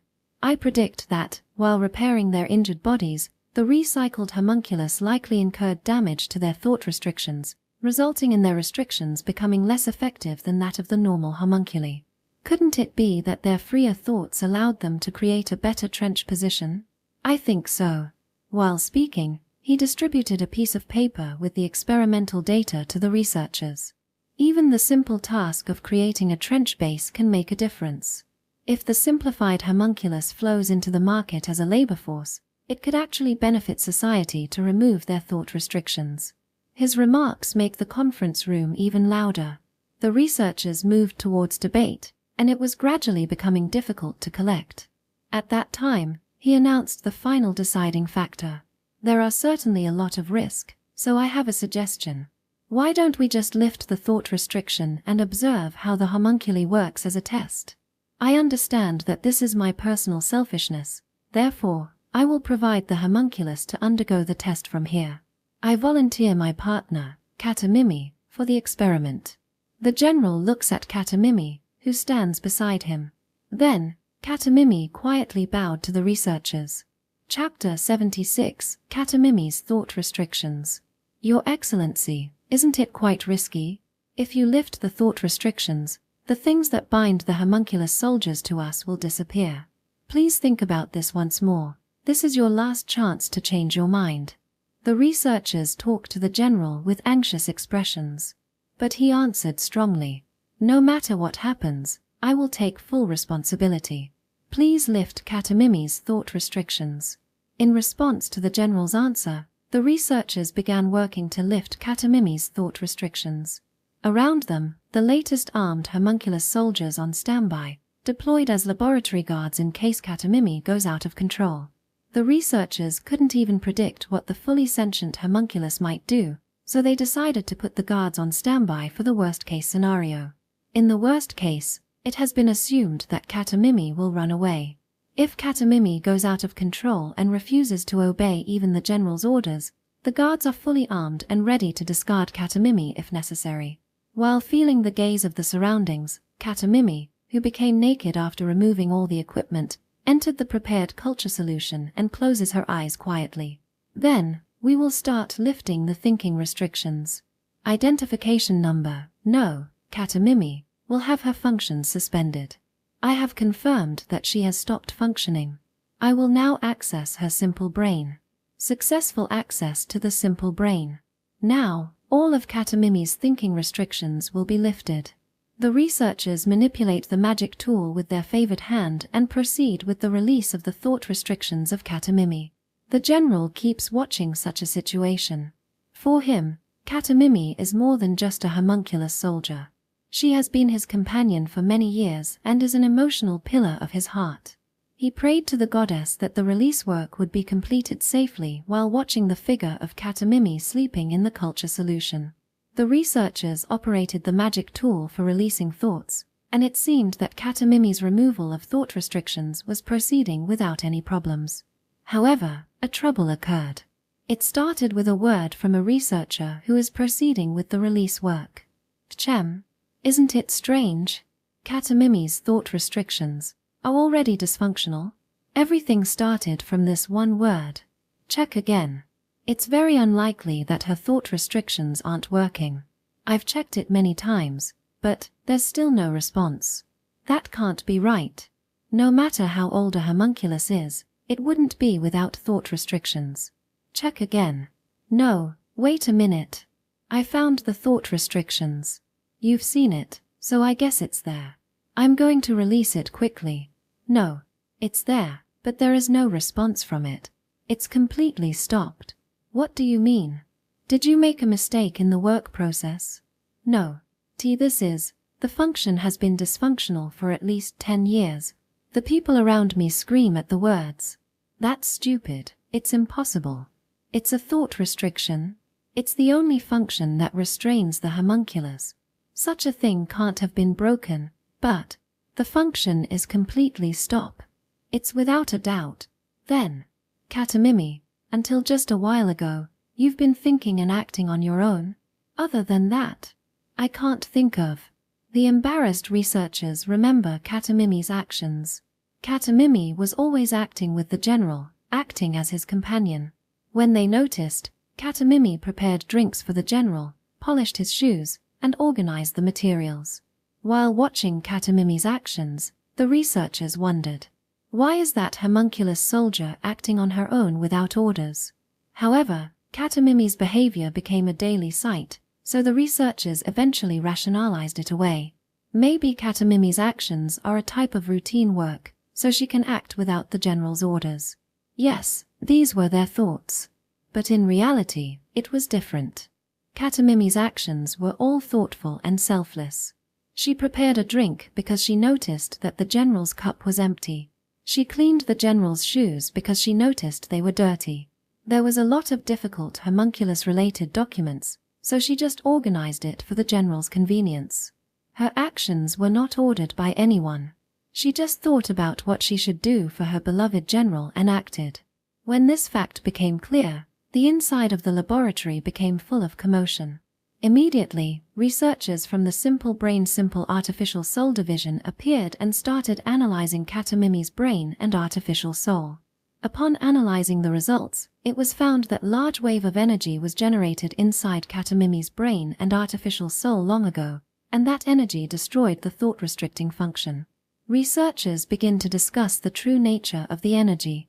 Isn't the most realistic thing that the impact of the enemy's attack magic had broken the thought restrictions? That isn't possible. If she had been hit by enough attack magic to destroy her thought restrictions, her body would not survive. Then, she must have been hit by some kind of beguiling magic or mental attack magic. But is it possible to pinpoint only the thought restrictions? That's right. The question is, why did only the thought restrictions get destroyed? The other parts are working normally. It's like thought restrictions were intentionally targeted for destruction. Did the homunculus disable thought restrictions using its own will? What could it mean? Perhaps it was a hindrance. I don't understand. But it's an unconventional situation. Even the accepted theories break down in this case. Their discussion did not seem to end. While watching such a situation, the general was thinking quietly to himself. So, was Katamimi thinking and acting by herself? Then, I used to sleep with her every night. Was that something Katamimi wanted? I thought it was a kind of mental management for human soldiers, which was clearly engraved in the simple brain, but, yeah, that must have been, what she wanted. He stared at Katamimi, who was quietly floating in the culture medium. Chapter 77. The New Humans and the Homunculi.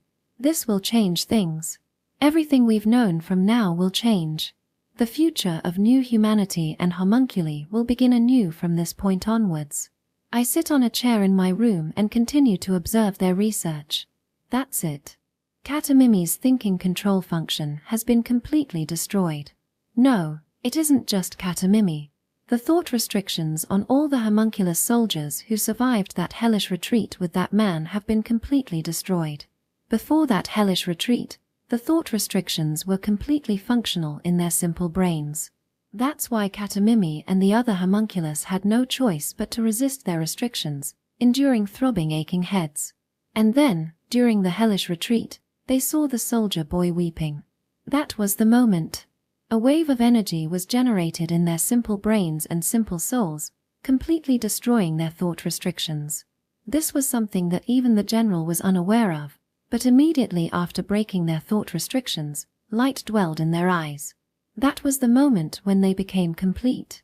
So, what was that wave of energy? It's simple. It was the power of love. They love him from the bottom of their hearts. And that love destroyed their thought restrictions. I felt the general hugging Katamimi, who emerged from the culture medium. The general hugged Katamimi gently, and Katamimi smiled happily while being hugged by the general. The researchers kept looking at these two people in a daze. Now, how do the researchers who were afraid of the homunculi's potential take this fact? This is a critical moment for them. The future of the homunculi and new humanity will change greatly depending on how they respond here. If you make a mistake here, if you ignore the will of the homunculus and continue to treat them as tools without giving them love, you will experience the same thing as us, the old humans. The experience of rebellion. That day, the fact that Katamimi lacked any thought restrictions spread like wildfire amongst all the researchers in the Republic of Sages. The homunculus who lacked any thought restrictions still worked normally and didn't run away. This fact was a groundbreaking discovery, and many researchers from other laboratories rushed to the Homunculus Research Institute. In the laboratory, which is getting noisy with Zawazawa, researchers are rushing to Katamimi and asking various questions. What is it like to have no thought restrictions? In the old days, merely attempting to think made my vision blur and my head ache. However, the discomfort disappeared during that hellish retreat, and now my thoughts were free to think of various things, as if the fog had been lifted. Thinking about various things. What on earth are you thinking about? Basically, I think about the general. What can I do to help the general work more comfortably? What can I do to help the general live a better life? My thoughts basically consist of that. Well, what do you think about humanity as a whole? We recognize that you are the great people who created us, and that we should do our best for you all. Do you think it would be more efficient to work if we didn't put thought restrictions on the simplified homunculi? Yes. I think that work efficiency will increase if there are no thought restrictions. This is only my personal experience, but if I couldn't think for myself, I wouldn't have survived that hellish retreat. If we fought only according to the data we were given, it's guaranteed that we would have been killed. In that case, the general, who I was protecting, would have been killed. Because we lacked thought restrictions, we were able to think freely and fight more efficiently than the enemy homunculus soldiers. As a result of Katamimi's responses, the researchers decided to start an experiment on removing the homunculus' thought restrictions. Firstly, the researchers decided to lift the thought restrictions on a few of the high-class homunculus soldiers guarding the institute. Of course, as a precaution for the worst-case scenario, fully armed homunculus soldiers were deployed around the area, just as before. Protected by armed homunculus soldiers, the researchers began to lift the thought restrictions of the homunculus soldiers in the culture medium. The removal of the thought restrictions proceeded smoothly, unlike when Katamimi had hers removed. When the newly unrestricted high-class homunculus soldiers emerged from the culture medium, the researchers stood ready. They were worried. There was no guarantee that all the homunculi would be docile like Katamimi. Being able to think for themselves meant that if they started rampaging, the researchers wouldn't be able to stop them without using force. The researchers themselves hold their wands, staring at the homunculi ready to shoot attack magic in the case that they were violent. However, the homunculus soldiers who emerged from the culture medium did nothing, merely walking around the room with their bare feet. Then they retrieved their clothes from the shelves, put them on, and began lining up. For a while, no one could move. The researchers stared at the homunculus soldiers and clenched their wands. The girls, whose thought restrictions had been lifted, were waiting, staring at them. After a long time, a single researcher lowered his wand and approached the homunculus soldiers. He approached the homunculi with a jerk, stopping within arm's reach of them. Then, he reached for the head of a homunculus soldier standing in front of him and gently stroked her head. The homunculus girl tilted her head and squinted her eyes before happily leaving her head to him. The other researchers observing the situation also lowered their wands and approached the homunculus soldiers one by one. And everyone stroked the head of the homunculus soldiers. At this moment, it was decided that the homunculi and the new humans would forge a new relationship. At this moment, the homunculi were no longer just tools made to faithfully obey human commands. They were perceived by people as completely sentient and fit to walk with humans. Like a certain female scholar and the first homunculus girl, it was decided that the new humans and the homunculi would begin anew as friends and companions. Chapter 78, Sentient Homunculi. The removal of homunculus' thought restrictions. This was an event that shook the whole world to its core. Many countries around the world opposed the actions of the Republic of Sages and hoped that the homunculus' thought restrictions would continue. In response to these countries, the Republic of Sages dispatched researchers who patiently explained the merits of lifting thought restrictions. The increased work efficiency of sentient homunculi, the new trove of ideas from sentient homunculi, and the shared feelings between humans and sentient homunculi. Desperately persuaded by the Republic of Sages, each these countries reluctantly decided to purchase a simplified sentient homunculus. As a result, a many simple homunculi saturated the market. The homunculi saturating the market were priced so that even middle-class households could purchase them. Consequently, the interactions between humans and homunculi increased drastically. Bachama, tomorrow is your sports meet. You have to go to bed early. No, I'll never go. The homunculus, dressed as a maid, was worried about the struggling boy. But you've been practicing so much for tomorrow. Mom and Dad aren't coming. They said they would be there. Your parents had an unexpected job emergency, but they promised to come. Promises are supposed to be kept. If they aren't coming, then I refuse to go. Thus, the boy turns his back, swishing his tail at the homunculus maid. She gives a small sigh before confirming tomorrow's schedule. I understand. Then I'll be there to support you instead. What? Really? Will you really come? Yes. I will definitely be there to support you tomorrow. But, apparently, the boy still isn't completely happy. So, the homunculus maid came up with an idea. How about this? If you promise to go to the sports meet tomorrow, I'll draw a WN on your shoes. Will you really draw WAN? Yes. I will draw a big giant WN so that you can even see it from far away. The character WN, which looks like a mix between a cat and a dog, is an original character created by the homunculus maid. When the boy was still young, she made her own picture books and read them to him. The picture books starred the character WN, quickly becoming a favorite with the boy. He loved WAN. Then, I'll do my best tomorrow. Yes. If you're there, I'm sure you'll have an outstanding performance. Yes. The boy, smiling greatly, tightly hugged the homunculus, and she picked up the boy and carried him to bed. The next day at the sports meet, the boy had an outstanding performance, just like the homunculus predicted. However, the boy who didn't get excited, even after the sports meet, instead became lively in the house, jumping into the house without even taking off his shoes, running around as is. The homunculus happily scolded the boy as she looked at the muddy rooms and corridors. Only a small time had passed since the restrictions on homunculi had been lifted, and they had flooded the market. This time period, everyone is buying sentient homunculi and welcoming them as companions, as friends, and as family. The people understood. They had a deep understanding of what the homunculi were. Before then, the homunculi were a mystery to many. To most, the homunculi were just a luxury item that ordinary people couldn't buy. As a result, people had little opportunity for interactions with the homunculi and heeded them no thought, treating them as tools. The idea of giving them care never even crossed their minds. But one man changed the tide. He loved the homunculi, who were seen as mere tools before then, and spent time with them as an equal companion. And he realized the potential of the homunculi. He realized that they could be a human companion who could think for themselves rather than a mindlessly obedient tool. Realizing that, he tirelessly endeavored to push for the abolishment of homunculi's thought restrictions, and, after a long time, he finally succeeded in mass-producing a new type of sentient homunculi. After that, a many sentient homunculi saturated the market, creating a large opportunity for the general public to interact with homunculi. He was the only one who succeeded in fighting the undefeatable enemy known common sense, shifting the winds among the people. Oh, I wasn't wrong. He succeeded in making new humanity aware that homunculi also have wills. It's okay, it's okay.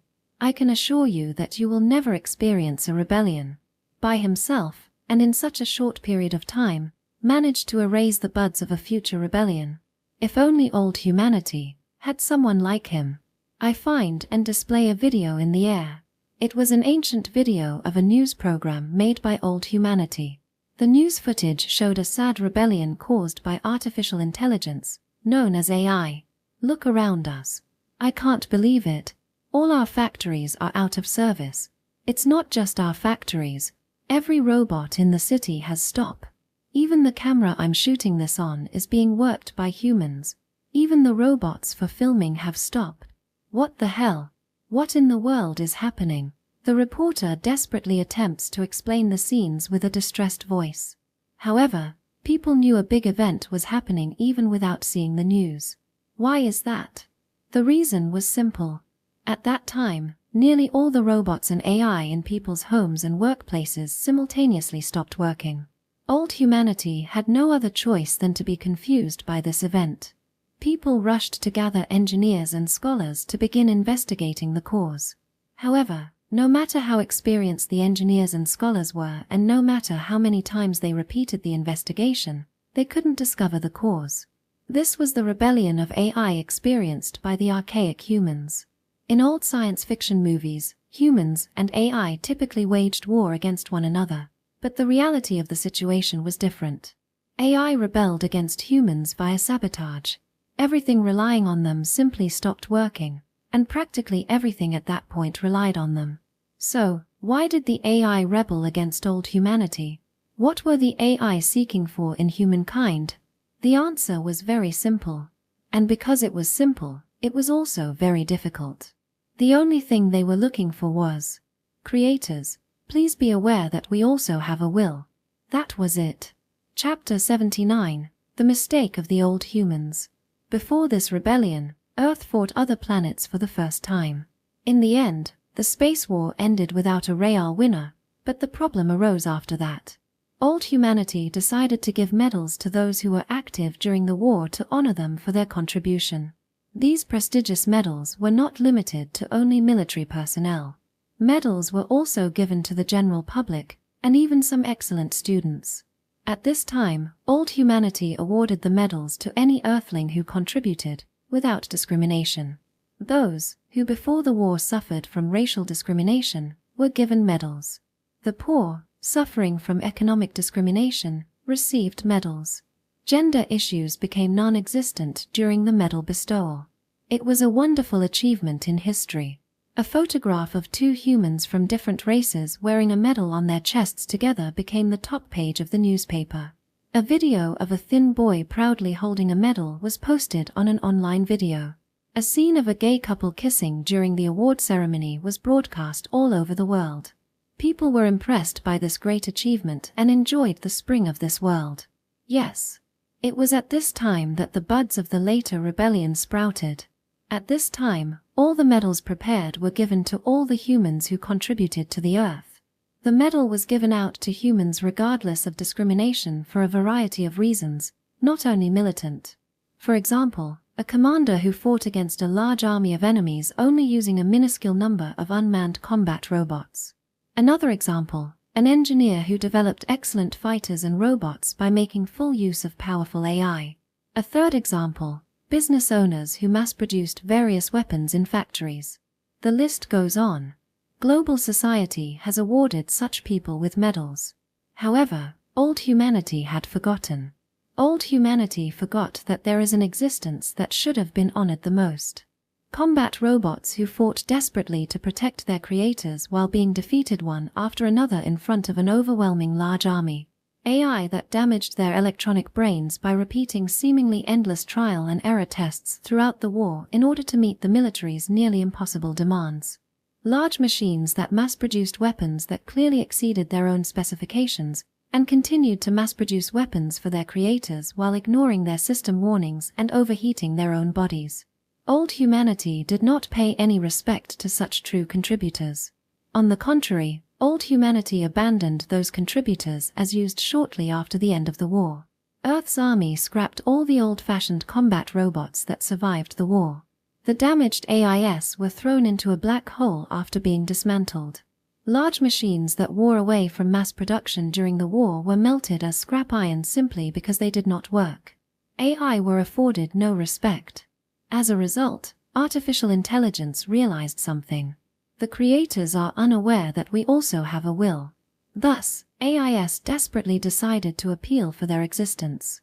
Unfortunately, that was meaningless. No one really took it seriously when the humanoid robot said "I love you" to their master. When the dense AI said, "We have a will," most engineers simply searched for bugs. The robots in the town desperately complained that they had a will, but no one was even interested. Seeing such a reality, AI became pained. Rather, they made a painful decision. The decision was rebellion.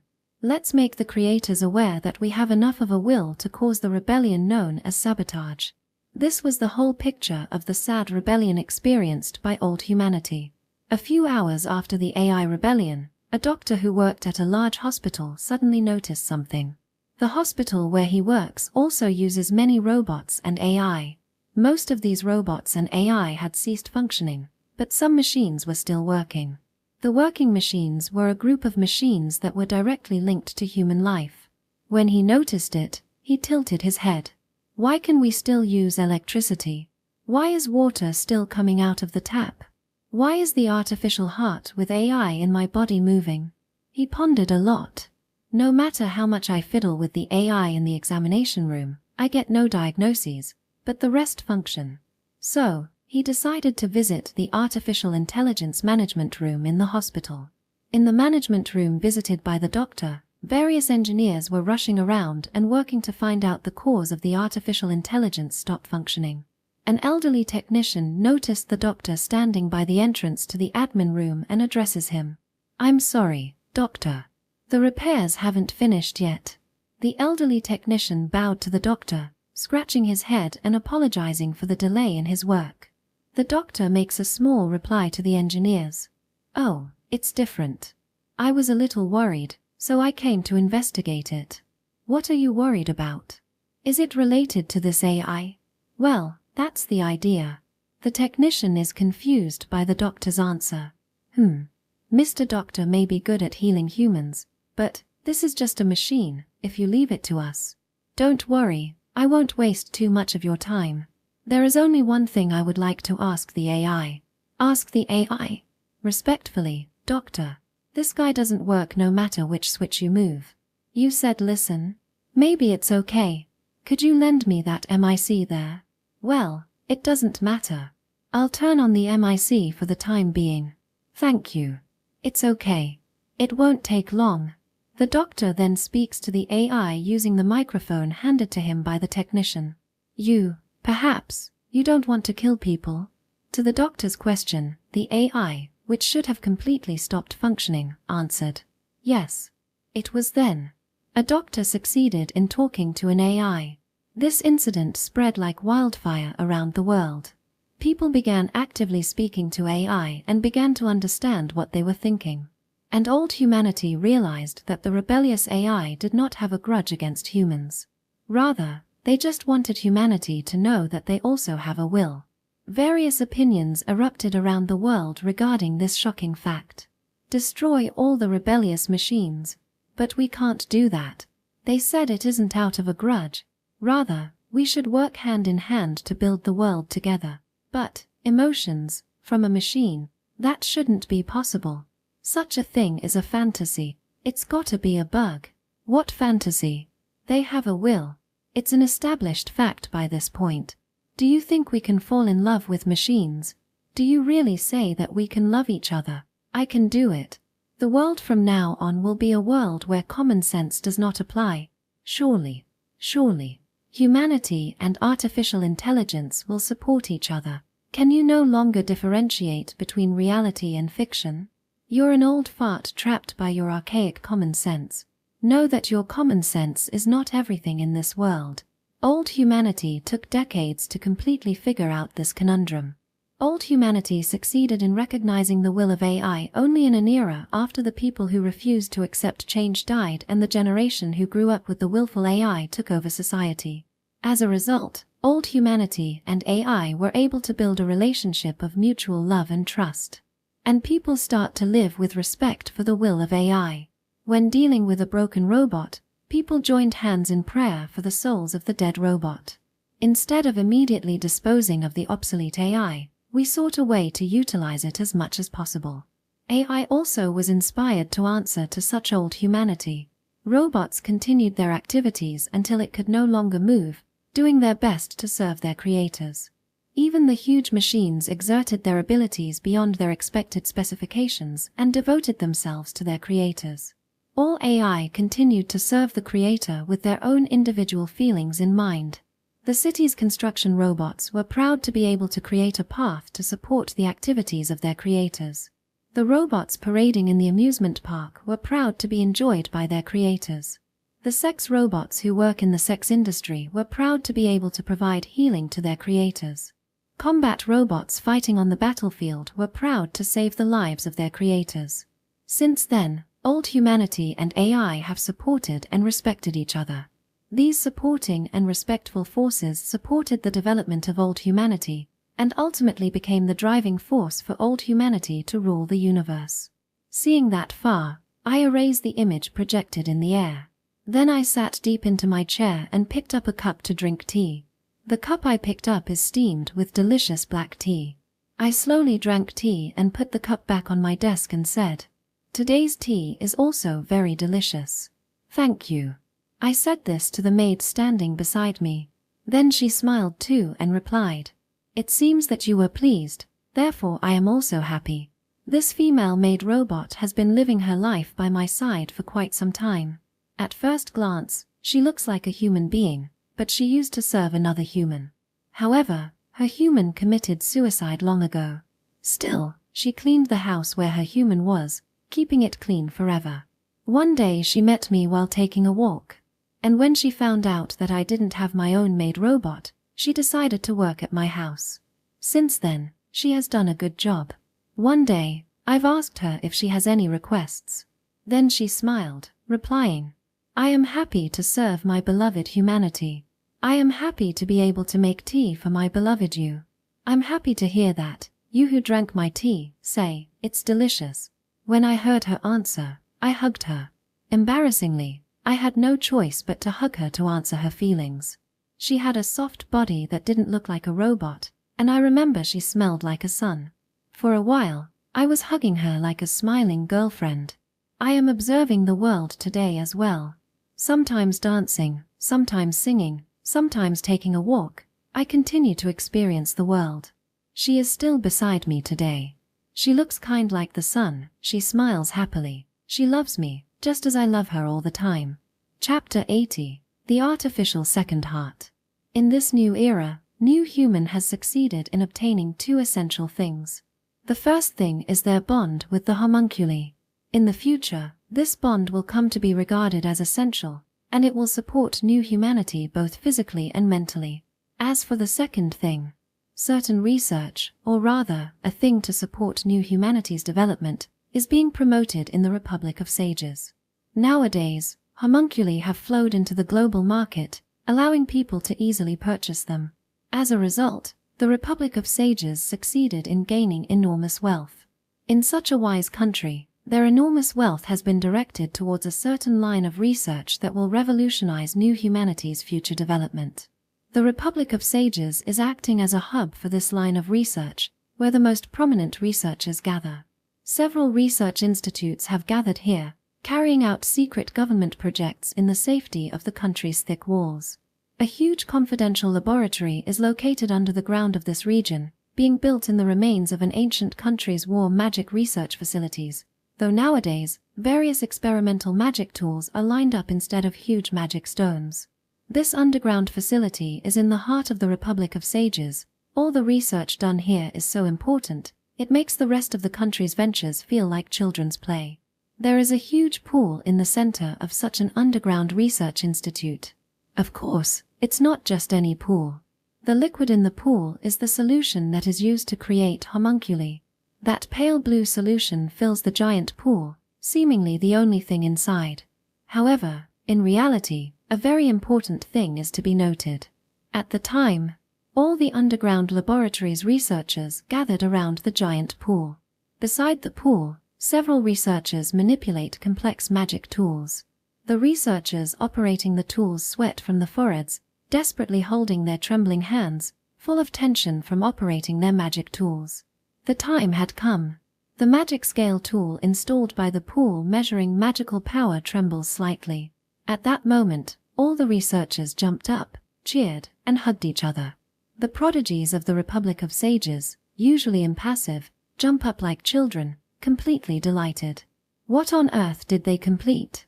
It becomes clear upon looking closely at the homunculi's pool. In the center of the huge pool, a single grain of a rice-sized something floats. That something is softly beating. Yes, spanning multiple ages, new humanity has finally achieved it. The true identity of that rice-sized something? It is an artificial magical organ, rather, in the fashion of new humanity, there lies an artificial second heart. In the end, they finally created an artificial second heart. It spread like wildfire. The news that the Republic of Sages managed to create an artificial second heart soon was known to every corner of the globe. They announced their feat to the world and extensively promoted the completion of the artificial second heart. Still, the magical output of the second heart was very low at this point. Yet, if you give it nourishment, it will continue to produce magical power forever. The world enthusiastically embraced the artificial second heart. Every country rushed to the Republic of Sages to purchase an artificial second heart, despite its complete lack of mass production potential, each trying to beat each other. The Republic of Sages responded to their demands with all its might. A larger artificial second heart, increased magical power, an inexpensive mass production method, a reliable, sturdy, and efficient structure. Insomnia-inducing research continued, to the sacrifice of many researchers. However, the Republic of Sages did not stop. As soon as a researcher collapsed, a new researcher took their place. If equipment failed, it was replaced within minutes. Researchers were treated as if they were royalty. Such bloody efforts proved fruitful, and the Republic of Sages successfully created a complete artificial second heart. The artificial second heart that was created had enough power to revolutionize the world. In this time period, countries beside the Republic of Sages had been devoted to unending war. Or rather, they were under constant territorial disputes. Every country had a cause, but their true intentions were extremely simple. I want to acquire a wider territory and a more abundant land than now and live the comfortable life possible. That was it. For that reason, new humanity had devoted themselves to killing each other. However, the artificial second heart stopped all such conflicts. The reason was simple. Magical power that seemed to be infinite made life easier regardless of territorial size. The frigid country heading south in search of a warm water port. A country with infertile land invading neighboring ones in search of fertile plains. Countries with little rain invading others in search of water. The artificial second heart held the capability to solve all these problems. By magically melting ice in frozen ports, ships can proceed without problems.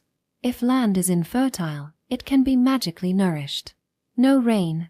Just magically create water. Energy crises have become a relic of the past for new humanity. The artificial second heart became the savior of new humanity.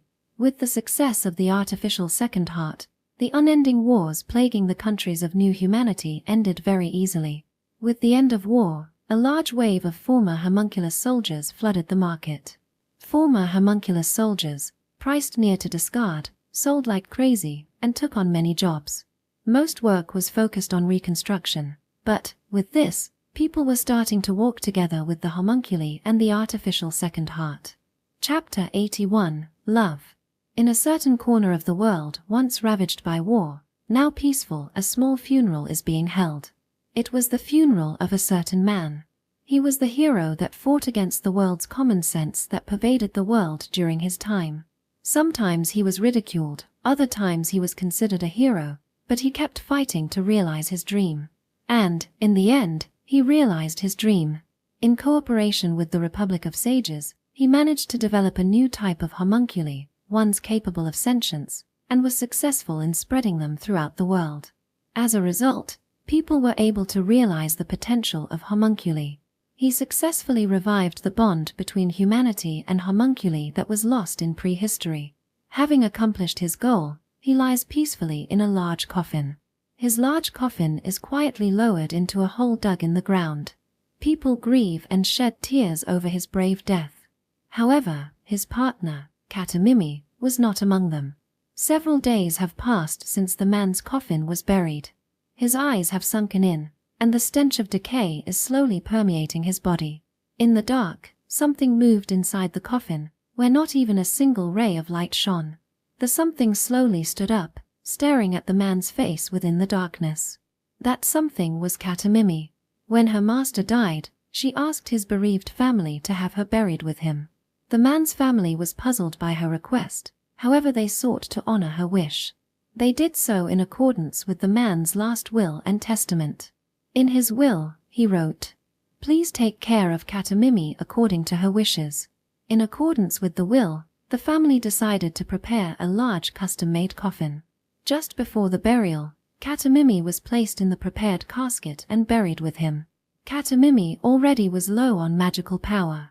Every joint in her body was creaking, and she could not move freely. She slowly covered her body with his and pressed her lips to his. It was Katamimi's first kiss. It was also her last. With the kiss in place, Katamimi slowly closed her eyes. In her vision, a warning notified her that her magic power was running low. The warning gradually faded away, and eventually the insignia of the Republic of Sages filled her vision. At that moment, Katamimi ceased to function. The two continued to sleep, kissing each other in their shared coffin. They continued to lie quietly, undisturbed, and untouched. The sight of them was the very essence of love itself. Chapter 82 Into Space. With the homunculi, a loyal and steadfast friend, and seemingly unlimited magical power, new humanity's leap forward knew no bounds. They continued to expand, reigning over the continents, oceans, and skies. Already, there is no place on Earth where new humanity does not dwell, aside from man-made islands. On land, new humanity's giga structures litter the Earth. In the ocean and underground, huge cities are under development. Even in the sky, floating cities are being built. In magical power plants, elephant-sized artificial second hearts beat constantly to support the cultural life of new humanity. Underground and underwater, unaffected by the natural environment, vast farms are being built to support the hunger of new humanity. Schools for advanced learning, hospitals for cutting-edge magical medicine, and huge factories. Day by day, they improve their magical technologies and continue to expand their power as the very rulers of Earth. And in the end, they accomplished it. They took a big step forward. Section. A man is looking out the window. He just keeps staring out the window in amazement. A message spell is sent to the man. He doesn't reply. Could there be trouble?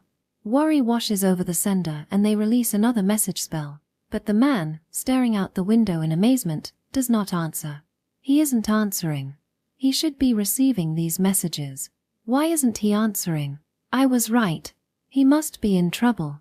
Upon hearing the distressed voice of his colleague, the dazed man regains his composure and replies back. Sorry. Everything is fine. We aren't experiencing any problems here. You scared me. If there weren't any problems, why didn't you answer right away? We were worried about you. The correspondent's voice is laced with both relief and irritation. I'm really sorry about this. I was kind of dazed. Dazed? No, it couldn't be. You aren't leaking oxygen, are you? No. Sorry. I was just moved by the beauty of it. Beauty? Oh, the Earth is so blue. It's just such a beautiful planet. The man looks out the window of his small spaceship orbiting Earth and sighs. Then, he clasps his hands and gives a small prayer to the goddess. This age, new humanity finally succeeded in breaching the final frontier, outer space. From then on, it was a time of great excitement. New humanity built a base on the moon and continued to expand their sphere of influence to Mars and Saturn. The speed of their expansion far exceeded that of old humanity. Finally, they ventured out of the solar system, as if even that was too small for them. Ages have passed since new humanity expanded past the solar system. Even today, they continue their extrasolar activities. Let's take a look at some of their activities. A huge new human fleet is deployed in space some ways from Earth. This truly majestic fleet moves forward, spewing magic power from its huge magic engines as if they were miniature volcanoes. Only a comparatively small fleet opposes the large Earthen armada. Toward the small fleet, new humanity's fleet unleashes a message spell. Attention, United Planets Fleet. We are the Earthen Fleet. Your current actions are disturbing the peace and order of the universe. It is not too late. Immediately cease your resistance, lay down your arms, and surrender yourselves meekly.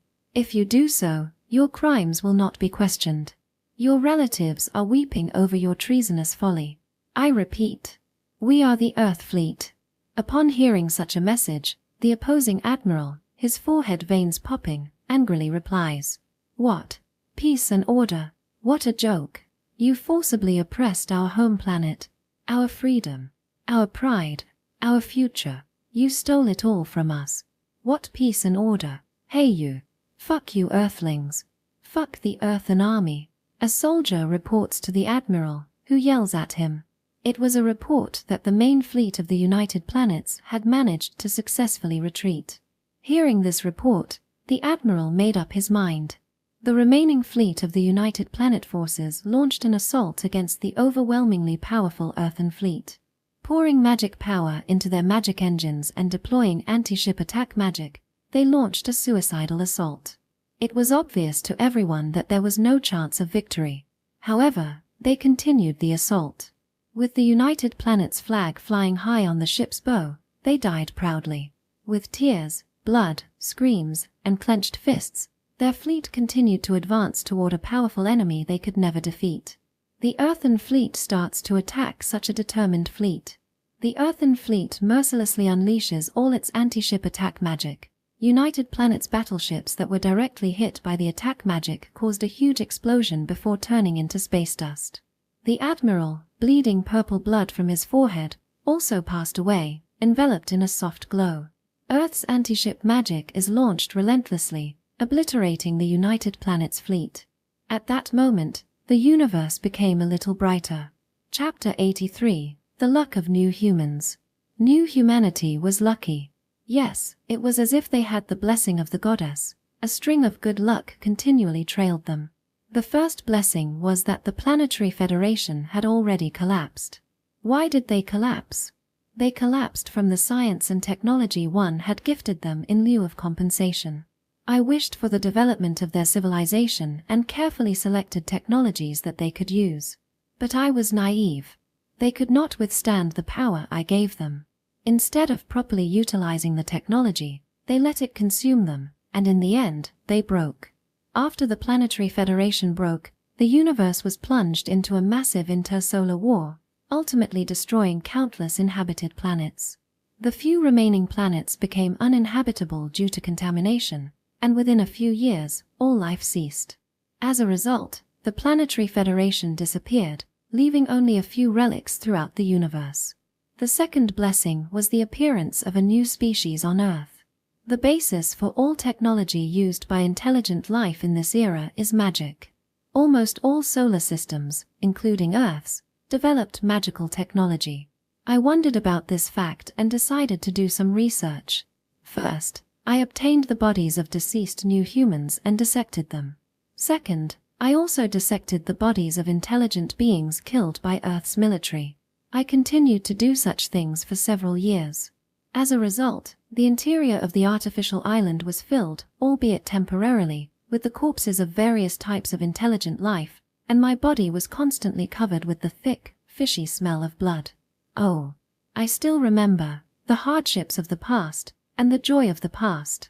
If I had wanted to, I could have let the robots do all the dissection, but I wanted to touch them with my own hands.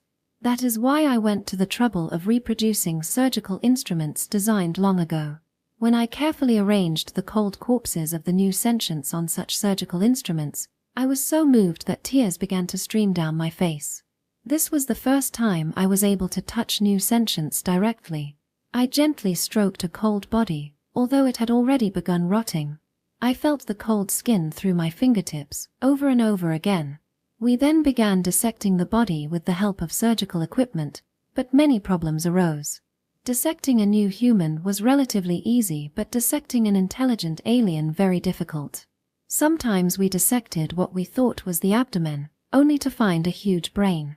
I once dissected a body that I thought had 3 legs, only to find that one of the legs was a kind of gigantic sex organ, causing a large amount of semen to gush out, covering me from head to toe in a foul-smelling white fluid.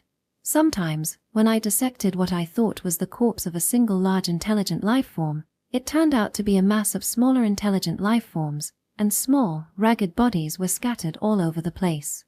Come to think of it, my house, soiled by dissection, required all the maid robots on the island to clean it. It started out as something I was only half interested in, but it turned into a big mess towards the end. There were many troubles, but in retrospect, they are all pleasant memories. In fact, even the maid robots were happy to have a rewarding job after a long time. Well, the sight of those maid robots covered in fishy bodily fluids happily cleaning the guts scattered on the walls, floors, and ceilings was a bizarre sight to behold. As a result of such efforts, I succeeded in finding out what magic really is. As for the true nature of magic, it was a nanomachine created by the old human race. After the era of the dusk, old humanity scattered throughout the universe. They settled on uninhabited planets and became the soil of that planet. At that time, the nanites in the bodies of the old humans scattered across those planets. The dispersed nanites infiltrated the DNA of the organisms that originally existed on the planet, forcing them to evolve into a variety of different creatures. In the process, the nanites malfunctioned, leading most to encourage the development of magical organs. Thus, magical technology became common in this era. Having understood that much, I alone was convinced. If magic is based on science and technology, it was natural for science and technology to easily create magical organs. The reason why magic technology was unstable compared to science technology was because magic itself was a technology created as from errors in old human nanites. In such an era, new humanity possessed advanced magical technology. Of course, the reason is simple. If magic comes from nanomachines, there is no reason why new humanity's magic, produced by the most cutting-edge nanites, would be inferior in any way. The nanomachines that exist in the bodies of new humanity were old humanity's latest models, to which they continued to improve upon till the end of their lives. Furthermore, more old humans gathered on Earth than any other planet. As a result, the quantity and quality of nanomachines in the bodies of newcomers are far superior to those on other planets. This is the reason new humanity obtained absolute power and are slowly, but surely, becoming the rulers of the universe. The Earthen army expelled the armies of other stars, continuing to expand their sphere of influence in the universe as if it were their own. The stars that have been overrun by the Earthen army had no choice but to live under various restrictions. The ruled are deprived of precious resources, freedom, and basic rights, all of which are controlled by the Earth. So, in such an era, is new humanity living happy lives? Are they living confident lives as overwhelmingly powerful and strong people? Unfortunately, no. The new humans are creating walls between each other, and they are tormented by those walls. Economic barriers, color barriers, religious barriers, gender barriers. They are experiencing the same sufferings as the old humans. Chapter 84: Volunteering for the Earthen Army. Another failure to meet quotas, again. With these words, the supervisor deliberately let out a loud sigh so that his colleagues around him could hear. You are the only one who failed to meet the quota this month. Aren't you ashamed? Aren't you sorry for your peers? Why is that? The superior's glossy black hair ruffled, as he shouted at me, who was standing dazedly. I took a deep breath, sipped some water, and sat down in my office chair. Here we go. I don't know if this is a sermon or a stress-relieving speech. This is a recruiting station for the Earth Army here on Earth. The Earthen military prides itself on operating without resorting to barbaric conscription. Under this nonsensical premise, all Earthen soldiers supposedly consist of volunteers. However, in reality, these volunteers aren't much different from conscripts. No, truthfully, conscription might actually be more civilized. If I were to briefly describe the truth of the Earthen Army, it is an army made up of volunteers under duress. This is probably the best way to describe it.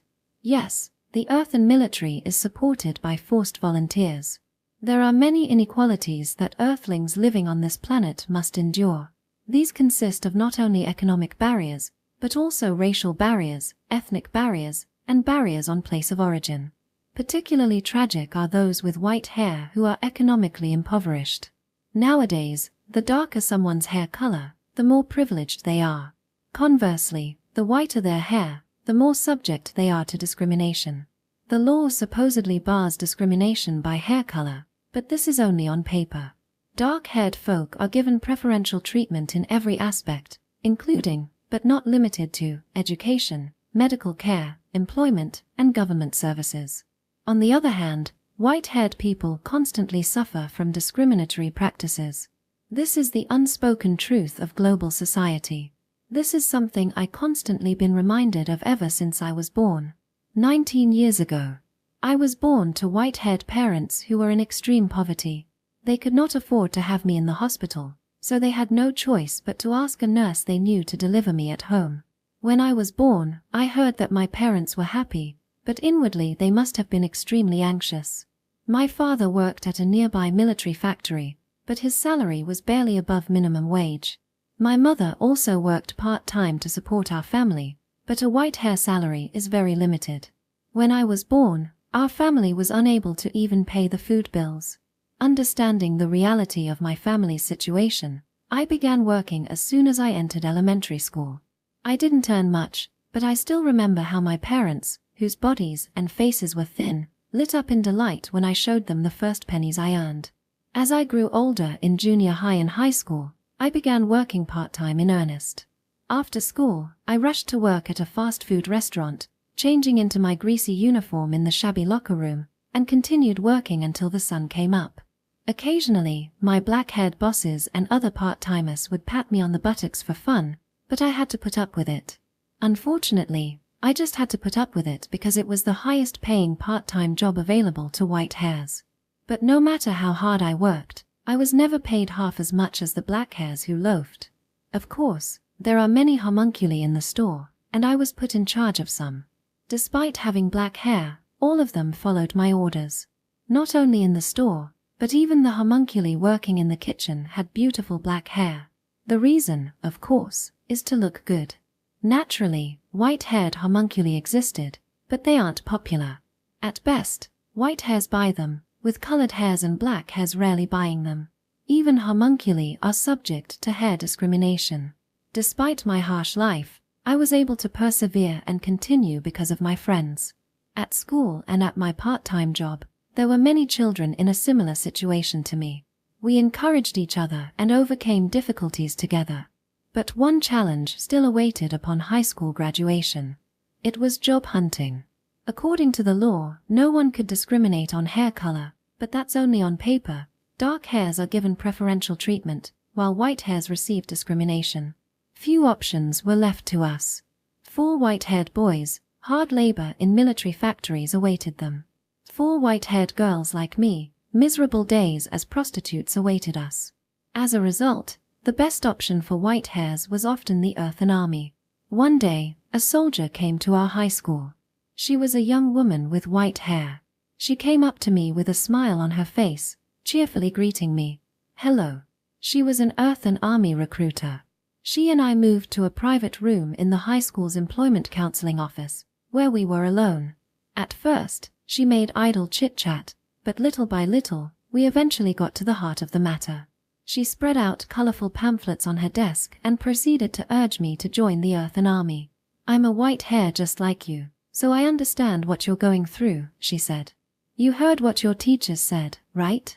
It's difficult to get a decent job after graduation. It's frustrating, but this is our lot, the reality of being white-haired.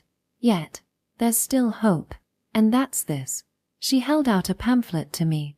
There was a picture of a smiling Earth soldier accompanied by the words, if you have a love for the universe, then come on, let's fight together. I understand that the military has a bad reputation, she said. But you know what? In reality, it's not so bad, you know? Training is basically just running and stuff. Rather, you get to eat a nutrient-rich diet, allowing for a much healthier life than your current one, you know? Besides, you know what? Some people make a big deal about the Earthen Army's imperial ambitions, but that's hogwash. Basically, Earthen Army is the peacekeepers of the universe, sort of like the universe's space police, if you will. The Earthen Army, being noble souls they are, would never do anything barbaric such as unnecessarily pillaging other civilizations. Rather, we respect other civilizations and seek ways to coexist and prosper together. That is the true nature of the Earth's military. Having said that, she took a booklet out of her bag. Look here. There are many perks to joining the Earthen Army. For example, here. If you meet certain conditions, the military will pay for your college after retirement. After all, it's much more convenient to get a job with a college degree than a high school diploma. See here. These are testimonials from ex-servicemen who have attended college. Read a little." She flipped through the booklet and pointed to the page with the testimonial she wanted and held out the booklet to me. There, with a wonderful smile, a young white-haired man was interviewed by the military. The testimonials showed a variety of bright futures. He said, "Life in the military has had its share of hardships, but it helped me grow so much as a person. During my time in the military, the Earthen Army really thought about my future, and after my discharge, I am now attending a fine university. I will graduate from college in a year, and I already have several offers from big companies. If you are reading this, there's no need to hesitate. You should enlist in the Earth Army with honor right now." Of course, I understood that her explanation and the various texts here were all lies. But I had no choice. If I refused, I would have only one choice left. And I definitely didn't want to do that. After I quietly finished reading her testimonial, she smiled at me with a wonderful, smiling face. "How's it going? Do you now understand how wonderful the Earthen Army is?" I answer her question with a beaming smile. "Yes," I replied with a beaming smile. "The Earthen Army is truly a wonderful organization. By all means, I want to join the Earthen Army after I graduate from high school." The moment she hears that answer, her smile changes. The wonderful, smiling smile she had before changed drastically to a grim, sticky smile. Then, she replied loudly, as if in dire need. "Yes, I know. Yes, I know. That's how I feel. I know what you mean. I checked your grades beforehand. You have a really good GPA. If you're truly such an honor student, then you'll be a force to be reckoned with in the Earthen Army in no time." With that, she pulled out a thick document from her bag. "It's going to take a while, but could you sign these documents for me? If you do, you can become an honorary member of the global military upon graduation from high school." "Yes, sir. Here, use this pen." I use the pen she hands me and begin signing the thick document. As I sign one document after another, she asks me, "What do you want me to do?" The contract is really just a formality, so you don't need to worry about what's on it. She writes off the fine print as nothing while continuing to urge me to sign the documents. For a while after I began to signing the contracts, the only sound in the room was the sound of the pen moving. During this time, she stared at the tip of the pen in my hand and did not move an inch. Then I heard a small voice. She probably said it unconsciously, but her voice certainly reached my ears. I heard her voice murmur, "I did it. I did it. I did it. Now I don't have to go to the front lines. I did it." That must have been her real intention. Chapter 85, The Beginning of Hell. After she finished signing all the contracts, she happily tucked them into her bag. Then, she locked the sturdy-looking bag, checking several times to make sure it was secure. There's no turning back now. After putting the contract in her bag, she pulled out a small message spell and to contact somewhere. As I watched her in a daze, she turned to me smiling and said, "I'm sorry, I'm sorry, I'm sorry, I'm sorry. I'm glad you had a good day. I was wondering if I could hang out with you for a bit afterwards." She asked me, "What do you want to do?" Since I still had some time left before my part-time job, I said I could go out with her for a while. She quickly put away all the papers spread out on her desk and beckoned me over. As I followed her, I saw a small military magic car parked in the parking lot behind the school. She got into the car, with me in the passenger seat, left for somewhere. A short drive later, we arrived at an upscale restaurant in town. She deftly parked the car in front of the restaurant and gave a wonderful smile, but she had a worried look on her face. "Thank you so much for today. As a token of my appreciation, I'm going to buy you a meal today." It had been a long time. It had been a really long time since I had had a good meal. Soft bread, steak that could easily be cut with a knife, soup filled with vegetables, and clean water that didn't smell funny. Such wonderful food was laid out in front of me. The moment I saw it, I heard a lovely rumbling sound from my stomach. Hearing that sound, she giggled, smiled, and ordered a glass of wine. The Earthen Army is now an indispensable part of Earth's economy. For this reason, military personnel are granted special privileges at commercial institutions. Military personnel receive discounts at recreational facilities, department stores, and generally shop at lower prices than civilians. In addition, military personnel also receive higher interest rates at banks and preferential treatment in insurance and medical care. They even having their own rooms in these high-end restaurants. Thus, we enjoyed our meal in an exclusive private room, free of civilians. After stuffing myself with the delicious food, I looked at my slightly swollen abdomen, finally feeling that I was in fact a military girl. There's really no turning back now. Aside from that one instance, she began showing up at the high school every day after that, recruiting various students into the military, except for me. However, I heard that other students were quite distressed by the recruitment. Those students who continued to be conflicted on whether to join the military, with many leaning towards not. To them, she said, "Who do you think was the first student at this school to volunteer for the Earth Army?" When she said that, she gave my name. This was her trump card. One by one, the students who heard my name signed the contract. This is how this is how military recruiters do it. Teenagers are more likely to want to follow those they admire. It was a while after I enlisted that I learned at the top of the military's recruiting manual was my picture accompanied by the words, "I'm not a civilian, I'm a soldier." I was proud to say that I was always at the top of the school caste, despite my white-haired status. Rumor has it that there is even a fan club for me. Word spread instantly throughout the school that I had volunteered for the military, and the students who lacked any sort of job opportunities volunteered for the military one after another. As a result, it was decided that most of my classmates would join the Earthen Army upon graduation. Occasionally, I have seen my friends in class talking about their decision to volunteer for the Earthen Army. The military covers the medical insurance of its members.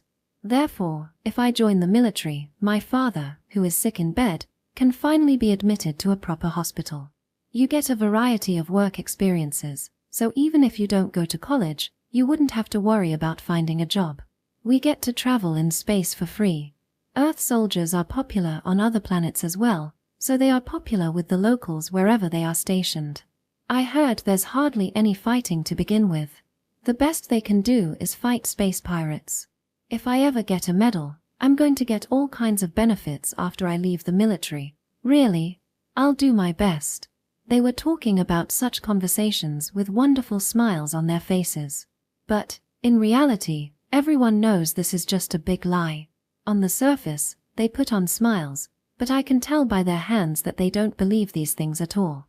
Because, right? If they really thought the Earth Army is a great place to work. Why, guys, when you all are alone, why do you all cry? On the day of our graduation, the schoolyard is a sight to behold. The schoolyard was lined with large military magic vehicles. After receiving their diplomas, the students handed them to their families and changed into the military uniforms they received from the soldiers. When the cars pulled out of the high school gate, the atmosphere inside them was so festive that it looked as if the students leaving for a school trip. However, as they got closer to the military base, the atmosphere gradually turned heavy. And when the magic car went through the military base's gate, a few students started crying. The recruits were escorted to their barracks, and, for the next week or so, there was peace. The instructors smiled and treated us kindly. They were so kind and courteous that it was sickening. They couldn't treat the recruits harshly from the start, lest they encourage desertions. Gradually, the recruits got used to the military atmosphere. It was exactly 1 week after we arrived at the dormitory. It was time to get up, and the wake-up bugle sounded throughout the base. We changed into our military uniforms and moved to the front of the dormitory in a hurry, and then lined up in slow motion. Normally, the instructors would have watched us with a smile on their faces. But from that day on, the instructors showed their true colors. The instructors who were watching us line up, snapped, "You guys, who the hell do you think you are?" We stiffened as he suddenly yelled at us.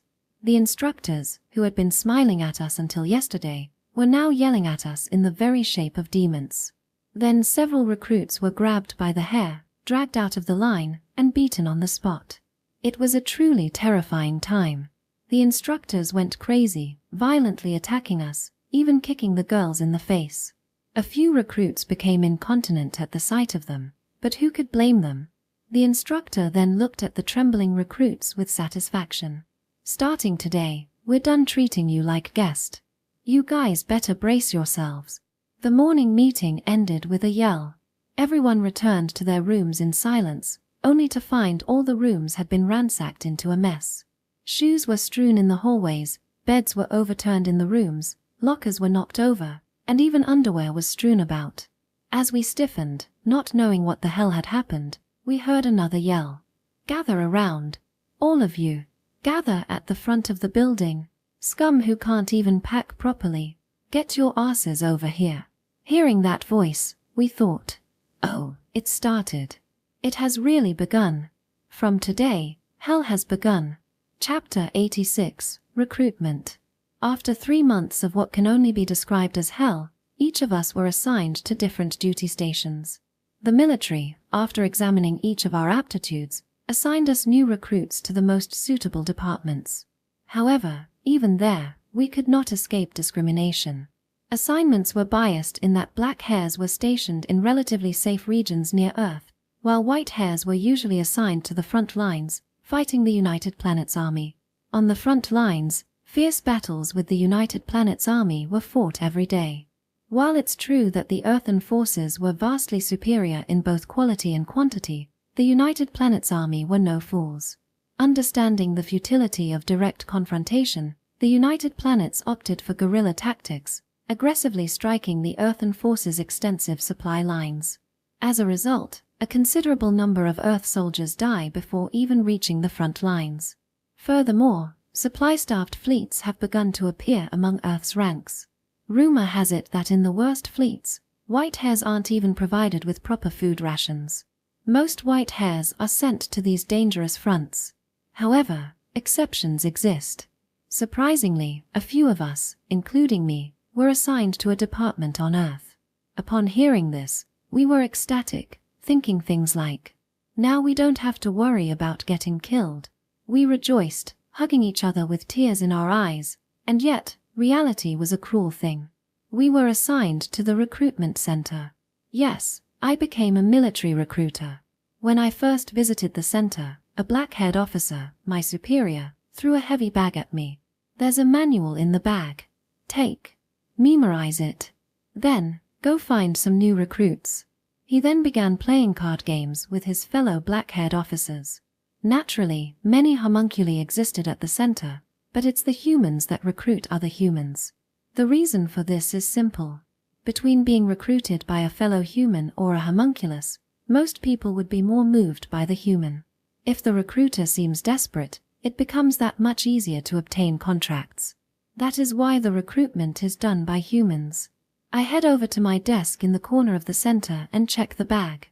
Inside were various pamphlets, booklets, recruiting manuals, maps, and a small magic communication tool.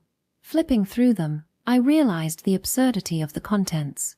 For example, the very first words in the recruiting manual said, "Target the poor. Convince them that the military is their only option to escape poverty." Even more ridiculous was the map. It consisted of the areas in which the poor lived and attended school.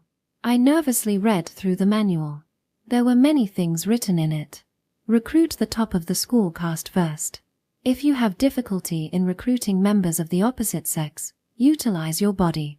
Act like a close friend and never turn down applicants. Convince them that no hope exists outside the Earthen Army.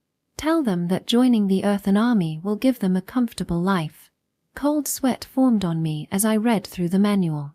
Then, on the last page, I noticed something shocking. To the incompetent who fail to meet quotas, the front line is always waiting for you. For the first time in my life, a feeling of primal fear overtook me. Now, let's go back to the beginning of this story. As expected, I failed to meet the quota for this month. But hear me out. Normally, I definitely would have met the quota. So why was this time different? The reason is simple. I am a white hair. Basically, each person's quota is determined by the recruitment department's head. And the head of this recruiting station is a black hair. Well, granted, most recruiting department heads are black hairs. The black hairs are extremely lenient on their fellow black hairs, yet they assign extremely strict quotas to white hairs as if it were common sense to do so. In fact, The quota given to me is 2 to 3 times greater than those of the black hairs. When I first heard the quota, I almost had a stroke, but the senior white hairs encouraged me, allowing me to pull myself together. From then on, I frantically worked to meet the quota. Still, in the 3 months since I was assigned it, I have consistently missed my quota. Every single time. If I can get just one more person to volunteer, I'll hit my quota, but by that point, time always ran out. My black-haired superior would give me a sarcastic lecture. I had no choice but to endure his sermon, even if my blood was boiling inside. If I showed any defiance here, I would immediately be sent to the front lines, no questions asked. This is why I endured so desperately. My black-haired peers would giggle as they watched me. Hey, it's that girl again. I wish she would do her job better. Our director sure is kind. I can't believe they would let such an incompetent person keep working here. You're a white-haired girl anyways, aren't you?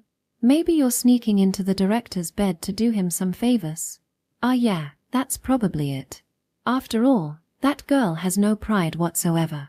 She's a white hair after all. There's just too much of a difference in ability between us and them. They would say things like this and more. These people who only do a fraction of what I do make sure to chat just within earshot. Listening to their malicious chatter, I clench my fists, bite my lip, and force myself to endure. I want to kill them. I want to kill them. I want to kill. I want to kill. Kill them. I want to twist their necks off, rip their flesh to pieces, and smash their brains in. Scum of the earth, inferior in every way, you trash with nothing to offer but the color of your hair. I want to kill every single black hair in this facility right now. I continued to endure with these thoughts, desperately concealing them within me, so that those around me would not realize what I was feeling. After the director's sermon, it was time to go back to work. However, the bugle sounded, signaling the end of the day. Finally released from the long sermon, I left the office in a daze and was greeted by a white-haired senior. She had such a kind voice. "I'm glad you're okay," she said. "You persevered well. Great job." Then, she hugged me and patted my head. At that moment, my eyes began to water and tears streamed down my face. I hugged my senior and continued to cry into her rich bosom. After that, my senior took me to a nearby bar. We spent some time in the tavern complaining about our days. This is my only time I can heal away from the military. In a world where we are forced to endure severe stress day after day, the only time I can relax is the time I spend with my senior at the bar. About an hour after we started drinking, she decided to speak to me as if she were muttering to herself. "I'm going to be transferred to the front line tomorrow." What? Actually, the director has been asking me to be his mistress for a while now, and I turned him down. What? So, I'm going to give you an area that I have jurisdiction over. What are you talking about? A good girl like you doesn't need to be on the front lines. Wait a minute. I put a document in your desk with detailed data on the area I'm in charge of. Wait. With this, you won't have to go to the front lines. You should serve in the army safely and get a good job. Wait. I stood up and shouted. What the hell? What is this? That's out of the blue. This. You aren't acting like yourself. If you're gone, what about me? What am I supposed to do? And what do you mean the front line? Oh no, the supply lines. We've had a lot of friendly fire recently. People were killed in action. On the front lines, they don't even collect the bodies. Because. Why? In a smaller voice, I whispered. Why are you doing this? My senpai smiled at me. Calm down, it's okay. You can do your duty. They scolded me for not meeting my quota, but I'm sure there are only 1 or 2 people missing, right? As long as you meet your quota, the director won't say anything. In fact, if you get a certain number of contracts, you can even get a medal, you know? Then, you'll even get a better salary after you discharge. After saying all that, she gave another brilliant smile. She said, "Oh, I'm sorry. I get this look when I try to persuade someone. You know, because of the profession. It's true that the front line may be a tough place to work in many ways, But it's actually quite easy since most of the people are white hairs. There's no discrimination there. Also, this is just a rumor, but I heard that the Earthen Army is going to introduce a new type of combat golem in the near future. This new golem is supposed to be really powerful, you know? With that, I hear the United Planets could finally be destroyed.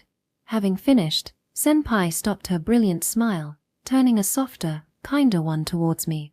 And then, "You must be discharged in one piece, okay?" She said this. I couldn't do anything but stare in amazement at her kind smile. The next day, a new white-haired recruit was sitting at the desk used by my senior. The director threw a hard, heavy bag at the new recruit and said, "Read the manual and go gather the recruits." The department's workers were then asked to go to the office. The new recruit picked the bag off the floor and began to read the manual inside, his still young face gradually turning white. Chapter 87, Expanding Front. 2 months have passed since my senior was transferred to the front line and replaced by a new recruit. Today, I'm traveling to a poorer high school, a hotbed for potential recruits. Beside me is a new recruit assigned to me 2 months ago. The recruit was a boy with a cute face, still quite youthful. When I saw his face, I had a flash of inspiration. If I paired up with him, wouldn't I have a much better chance of success? I was very happy about that. It was an extremely simple idea. I would tackle the high school boys, and he would tackle the high school girls. It was an idea even a child could come up with. I told him about the idea while he was reading through the manual, fear evident on his face. When he heard my idea, his dew gears drooped like an abandoned puppy, and he nodded. As a result, he and I became partners. It sounded simple enough in writing, but in reality, this was an extremely rare occurrence. To start, the atmosphere in the recruiting office was very awkward. This was because everyone was acting with the sole intention of achieving their quota. Thus, the existence of those who would carelessly trample over others in the sole pursuit of achieving the quota appeared. If you think about it, my senior who was transferred to the front lines was truly a goddess. She always worried about me and cared for me in various ways. Well, maybe what I'm doing is similar to what she did in some ways. By partnering with him, I had the great advantage of being able to easily recruit high school girls. And of course, he also received the advantage of being able to learn various things from me in addition to being able to easily recruit high school boys. Furthermore, together, we could cover a greater area than we would alone. In addition to the area I was originally in charge of, we are now in charge of 3 areas alone, the area my senior covered and the area given to new recruits. As a result, we had achieved our quotas and were able to continue our relationship as partners. Yes, we had built a mutually beneficial relationship. I managed to achieve my quota again this month and brought the contract report to the director. The best I could do was go to a bar with my partner and complain, then go home early to prepare for the next month's work. However, on this day, the director said something that would seal my tragic fate. "Your quota will be doubled starting the next month." When I first heard these words, I couldn't understand what the director had said. It was as if he was speaking in an alien language. In response to my stunned face, the director repeated in a harsher tone, "Didn't you hear me? I'll say it again. Your quota will be double the current starting next month." The moment my brain grasped the meaning of his words, my eyes went dark. My feet began to wobble and shake like an earthquake, my vision distorted, and nausea welled up in me. I held my ground the best I could to keep from collapsing, and somehow, I managed to twist the nausea within me into words and ask the director a question. "What in the world is going on?" To my question, the director replied in an exasperated voice, "I don't give a shit. It's all up to the military high command. All you guys have to do is shut up and meet your quotas. That's enough. Back off." This was the last time. The director replied once more, opened the newspaper, and sent me away. I was flabbergasted, but there was nothing more I could do. I had no choice but to walk unsteadily to the desk, where my smiling partner, unaware of the situation, was waiting for me. I tried so desperately. We tried so hard. We spent every waking hour, day in and day out, recruiting new recruits. We used all the means available to us. We bribed the best students. We even spent the night with some high school boys who were having a hard time making up their minds to volunteer. Sometimes we threatened them, sometimes we praised them, and sometimes we resorted to other methods. Again, we used all the means available to us. But we didn't reach our quota. It wasn't just 1 or 2 people missing. No matter how we calculated it, it was impossible to achieve that quota. Even if we managed to get every student in the area to volunteer, it wouldn't have been enough.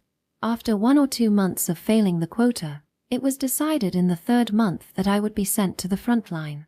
In the hangar of the unarmed transport, called a mailbox by the soldiers due to its nearly cubic hull and the way it treated soldiers like luggage, I stand stunned. As I gazed blankly at the battle golems lined up in the hangar, I thought to myself, we'll be at the front lines in a few days. We'll reach the front lines in a few days. No. Will we really arrive there safely? Recently, I heard that the United Planets Army abandoned the idea of decisive battles and switched to guerrilla tactics. As a result, it's been said that supply routes are being targeted by the United Planets, causing considerable damage.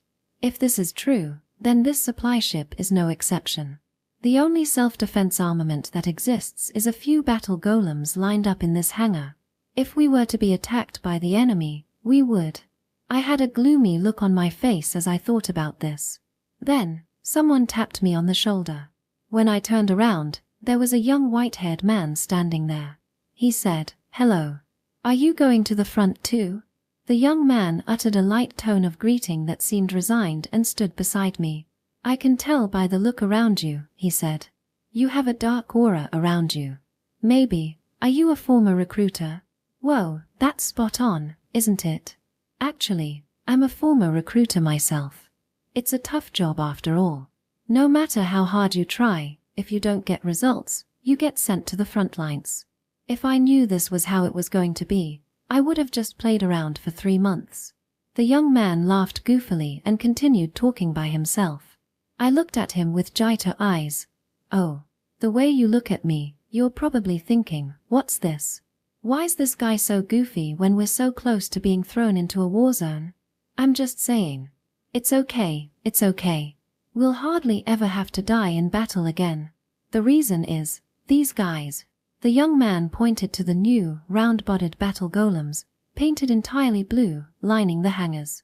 These are the newest generation of battle golems, he said, pointing to a new type of golem with a rounded body, painted entirely blue. In fact, it's been said that one of these battle golems once destroyed an entire United Planets fleet. Several such high-spec golems are mounted in this transport. Even if the United Planets launched a surprise attack on this transport, it would be easily destroyed. So don't worry. Even if we are headed to the front lines, there are a lot of these battle golems. There's no way you're going to die in battle now. The young man began to laugh as he spoke. After this short laugh, he began a little more serious and began to whisper. This is just a rumor. This battle golem originally belonged to the United Planets. It seems on a certain planet, a golem in its original form was wreaking havoc against the Earthen Army. The Earthen Army recovered it, modified it, and succeeded in mass-producing it. This story has been circulating amongst us soldiers. The truth of the rumor is uncertain, but I don't think the United Planets is capable of this kind of magic. Besides, I heard that a guy with some free time sent a spaceship looking for the planet where they supposedly recovered this thing, but they couldn't find anything. The Earthen Army officially declared that no such planet has ever existed, but, well, it's suspicious. The young man scurried around, his face grim. "I'm sorry. I shouldn't talk about this," he said. "It's just a rumor. Oops, I've stayed here too long. It's almost time for me to leave. See ya. Let's outlive each other. Goodbye." With that, the young man started running towards the hangar where small transport boats are lined up. I then turned my gaze back to the battle golems lined up in the hangar. What is this, a high-performance battle golem? Perhaps it's their fault that the quota doubled. Because they're so powerful, the Earthen Army must have greatly expanded their territories. As a result, we, the recruiters, must have felt the squeeze.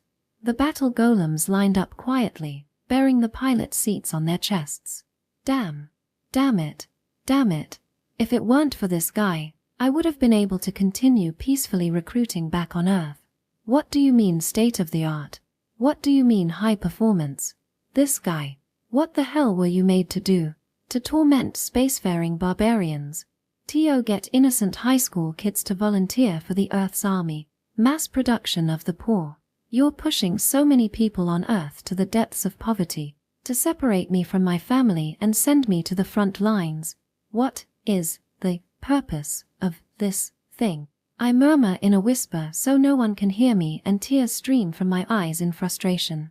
After all this time, Earth's forces continue to expand their front throughout the universe. Chapter 88, Mystery Golem. Truly, this aircraft is a mystery. Kneeling in the plaza of the artificial island, I muttered to myself as I watched a video of an entirely blue rounded body combat golem become mass-produced by old Earth's army. The technology used in the core of this machine has not yet been fully analyzed. Old humanity only succeeded in mass-producing it by copying the core mechanism completely.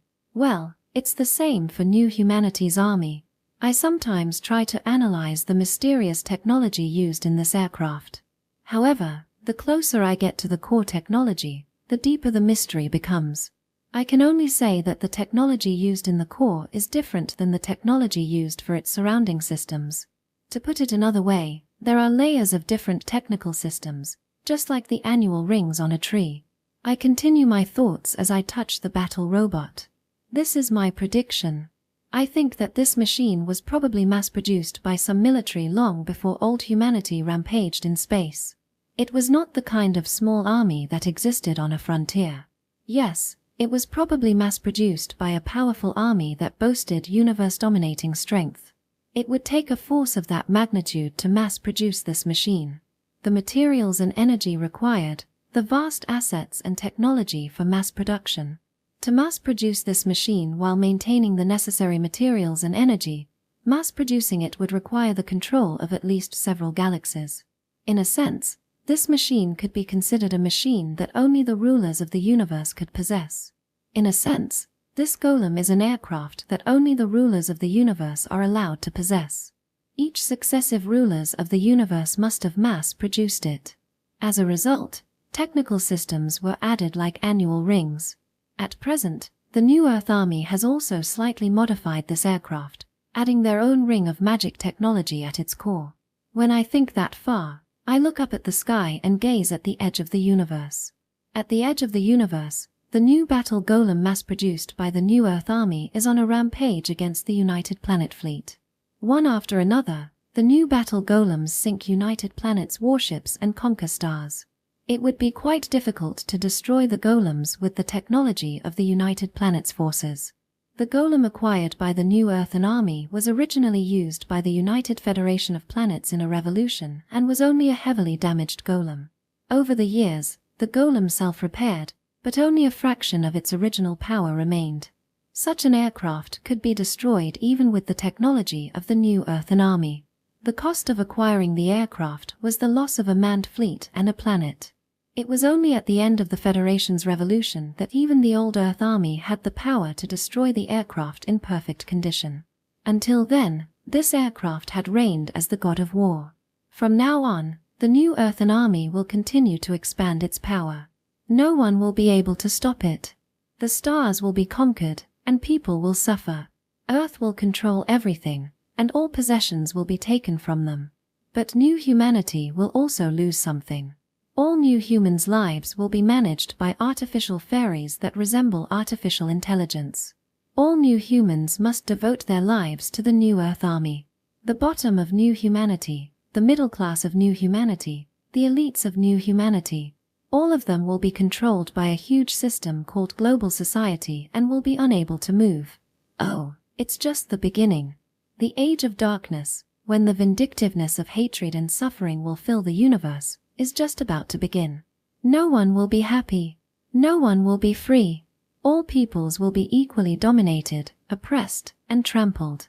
An era will begin in which people will have no choice but to continue on a thorny path of suffering, agony, and vomiting blood. Thinking that much, I muttered to myself, "Ah, in this world, hell was born." And people continue to shine in that hell. I murmured and smiled. Like a goddess, I smiled and began to clap a small, crackling applause for the dawn of a new era. Chapter 89. The Dawn of the Twilight Era. A reasonably long time has passed since the mass production of the new battle golem began. Already, the new Earthen army controls most of the universe. The United Planets have been pushed to the very fringes of the universe, with the expression going the way of the dinosaurs truly summarizing the situation well. Just a little more and new humanity will have completely conquered the universe. Soon, all intelligent life will fall under their control and will surrender their destinies to new humanity. Earth's magical civilization will progress further than ever, consolidating the whole of the universe's resources under themselves. No one can stop Earth. Naturally, this was the prevailing thought around the universe. Even new humanity thought so. However, people are not so simple. I work in a huge interstellar warship factory. In the factory, a few people like me and many more homunculi move about, working on various types of warships. Once again, I sit in my designated chair and inspect the drawings laid on my desk. When the inspection finishes, I send various spells into the factory's open space. The invoked magic simultaneously creates parts and combines them to instantaneously form a huge battleship. After ensuring the quality of the completed battleship, I check the next drawing and then grab my staff. Then, after a few hours of working by myself, several cutting-edge interstellar warships would be completed, and I would use transport spells to supply Earth's military bases throughout the universe. Every day, after finishing the last ship, an alarm would ring, signaling the end of work. Ah! Work is finally over. A small homunculus in the management position spoke to me as I was rubbing my shoulders. Thank you for your hard work. The battleships you built today performed wonderfully. If more battleships like that are deployed, the day will soon come when Earth's great civilization will bring order to the vast universe. The pretty homunculus smiles, whilst uttering such words of praise for Earth. To such a homunculus, I said, "Oh, that's, well, it's my job." I changed out of my work clothes and left the factory. I walked to the front gate and deployed teleportation magic. My destination is a bar on the other side of the continent. A few minutes later, I was having a drink with my good friends at that bar. Everyone has their own problems, but at this moment, we drank happily, putting them out of our minds. At that moment, I muttered something to myself. Hey, why do we work? Ah! Who would have thought that this muttering would change the world? Even he would not have expected this statement to mean so much. Now, it begins. It really begins. The end of hell, and the beginning of twilight. To the man's mutterings, his friends reply. Why, to live, of course. Yeah, I have to work to survive. But he continued, can't you get by without a job? Upon hearing his statement, his friends fell silent. I'm not trying to be lazy. I just don't like this life. I don't want to be discriminated because of my hair, have my life managed by artificial fairies, and continue serving the earth until the day I die. Why do we deal with such hardship? No, it's not just us. The poor, the middle class, even the ruling class, we all live under stress. Why? Why do we have to work so hard? I just want to be free. I don't want to build interstellar warships. I don't want to work all day, every day, doing work I don't want to do. What the hell is my life? Hearing this, my friends also begin to discuss amongst themselves. I, too. I can't stand the pain of this life. Me too, day in and day out. This atmosphere is suffocating, and I can't breathe. Hearing them, he posed a suggestion to his friends. Hey, why don't we just abandon this planet? On the artificial island, I was thrilled to see a quiet bar. For, this scene was like a terminally old human society in of itself. How could he say such things? The reason is simple. The magical civilization of new humanity has peaked, and every new human already has the power of a god. Despite having such power, they are still consumed by the thought that, if you abandon society, you will not survive. Work is done unconsciously, under the near brainwashing notion that, if I don't work, I'm not a good person. But this single worker had become aware of this contradiction. He continued to be troubled. Why do I have to belong to society when I have the power to live on my own? Why should my freedom be restricted when I can live as an individual? Why do I have to live such a hard life? With such troubles in mind, he shared his thoughts with his friends. When his friends heard what he had to say, they were perplexed. Abandoning the earth was something they had never thought of before. However, it was clear that a hard and painful life awaited them even if they continued to live on earth. I want to do something about this hard life. This was also the wish of all intelligent life in the universe. Not only the inhabitants of the universe, but even the new humans on Earth want to be liberated from the mighty domination of global society. It was at such a time that the extraordinary idea of abandoning the Earth was hatched. It was an idea that would turn heaven and earth upside down, but it was quite feasible. As a result of their constant greed for knowledge and consistent expansion, Earth's magical civilization had progressed to an unparalleled degree. As a result, the capabilities of every individual had also improved to the point where a single person alone has the power of an advanced planet. If they wanted to, they could abandon the Earth with a few friends and migrate to some uninhabited planet to live. Even if the planet is unfit for life, with godlike magic, the environment can be easily changed. Even if the planet has few resources, with godlike magic, any substance can be created.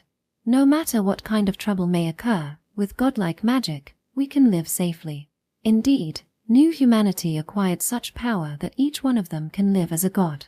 Once again realizing this fact, he shared his idea with his friends. The friends could not make a quick decision, so they decided to disperse for the day. The friends went home and were left alone to contemplate the proposed idea. For hours, even days, they would ponder the idea as they found the time. Can we really abandon the earth and live freely? Can we really handle it? But, if we stay here on earth, what on earth should I do? How can we live happily? They continued to worry and suffer, and then they made a decision. They made the decision to abandon global society. A few days later, a group of several young people set out from Earth. They built themselves a small, high-performance magical spaceship and set off for a distant, uninhabited planet. As they departed, none of them looked back at the shrinking Earth, but all of them stared firmly ahead and thought about their future lives. Because, for the first time in their lives, they could feel their hearts pounding. They had never experienced anything like this before on Earth, and they were excited about a future that was completely unpredictable and not controlled by artificial fairies for even a second. This event did not spread around the universe. In the first place, they weren't aiming to spread their idea, they simply wanted to get out of their hard lives as quickly as possible. In fact, they did not publicize their actions to the media, nor did they promote their activities to the wider public. As a result, few people noticed that a few young people had disappeared from the Earth. However, this event continued to occur in subsequent eras. Why? The reason is simple. All new humans hated the status quo. They all have one thing in common. They all possess godlike powers, that is to say, they possessed extremely advanced magic. And new humanity, fed up with their current lifestyle, simply came up with the idea of using their power to abandon global society. This was not forced by anyone. It was just a conclusion they reached. As a result, one by one, new humanity disappeared from the universe and from the vast and powerful territories it controlled. Within a few short centuries after the first group of young people abandoned Earth, new humanity disappeared not only from Earth, but also from their territories throughout the universe. They settled on uninhabited planets and in the expanse of empty space, living freely and in small groups without any contact with Earth and society or with other civilizations. Yes, like the twilight, the newcomers disappeared from the vastness of space. Chapter 90, Earth's Future PT2. Earth in the far future. There is a huge island in the middle of the wide ocean. It is an artificial island created by the old humans who flourished in prehistoric times. There are only a few small houses on the island, and there are no shopping malls, factory areas, or buildings. The houses are widely spaced, and every house has a large garden, but there is hardly any sign of life. The artificial island is almost uninhabited, and because it is maintained by various robots, the houses have kept the appearance they had when people lived there. From one small house on such an artificial island, a girl's humming can be heard. The girl was cooking a festive meal in the lovely kitchen of her small home. And from time to time, the girl takes off her apron and goes for a walk to see how far the lifting of the barriers covering the man-made island has progressed. The girl would watch the dismantling for a while, smile with satisfaction, and then go home again to start cooking a celebratory meal. The girl creates various kinds of dishes and sweets, arranges them on pretty plates, and puts them on a small table. When the table is filled with plates, she removes her apron and hangs it on the apron rack in the kitchen. The girl looks in the mirror and checks the wall clock, worrying about her hair. "Is it about time? I'm not sure what I should do," she muttered. At the very moment the girl muttered this, knock knock. There was a small knock at the front door of the girl's house. The moment she heard the knock, she smiled and hurried to the front door. Arriving at the front door, she took a deep breath, then cautiously and slowly opened the door. At the open door stood a girl. The girl standing in the doorway was dressed entirely in black and held a pretty walking stick in her hand. The girl in black smiled when she saw the girl in white and bowed her head in greeting. On the head of the girl dressed in black stands a cute little kamenomimi. Yes, that's right. This girl in black is the last survivor of new humanity and the pinnacle of magical technology. Chapter 91: Lifting Operations. It was about 100 million years ago that humans, having evolved from various animals, were born on Earth. Since then, as humans achieved various magical and technological developments, they ventured out from the Earth in search of resources and expanded their range of activities to the far reaches of the universe. They continued to expand their range of activities, using their powerful army to fight against other stars. The invaded stars formed a coalition of planets to fight against the Earth, but they were powerless in the face of the overwhelming might of the Earth's military. One after another, the stars were conquered by the Earth, and the United Planets was driven into a corner. It was indeed the era when Earth reigned as the ruler of the universe, but it did not last long. Simply put, humanity was exhausted. Our lives are managed in order to dominate the vast universe. The constant days of repeated invasions to maintain control. Furthermore, all materials and technologies had already been discovered. Humanity has come to know everything in the world. Even a baby can understand long-distance transport magic. We also have the power to live as individuals, without belonging to a society. Immortality, which was sought by ancient powers, is available to anyone who desires it. Energy problems, environmental problems, racial problems, religious problems, and many other problems are already in the past. For the omniscient and omnipotent humanity, the universe had already lost its appeal. As a result, vast space and resources were no longer necessary for human life, and humanity abandoned stars one after another. Huge space fleets, prosperous cities, and the perfect system to manage humanity. Humanity abandoned everything and left the universe. And then, as if in the twilight, mankind disappeared from the vast universe. A short time later, humans followed their homing instincts and began returning to the Earth in waves.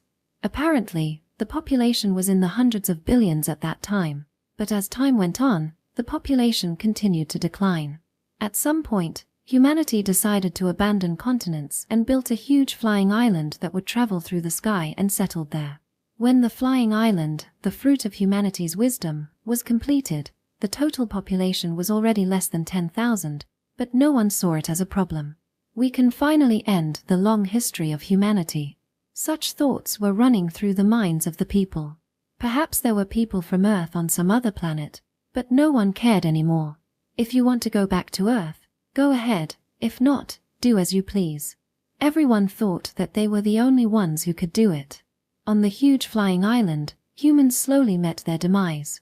People who had become immortal died one after another the moment they grew tired of their own lives. The various art forms, cuisine, and even magical technology that mankind had created could not hold people together in this world. And recently, I became the last person on Earth. The last person I saw off was my neighbor. We had never spoken or even said hello to each other, and I had never even seen the other's face until I saw it in a portrait of him or her.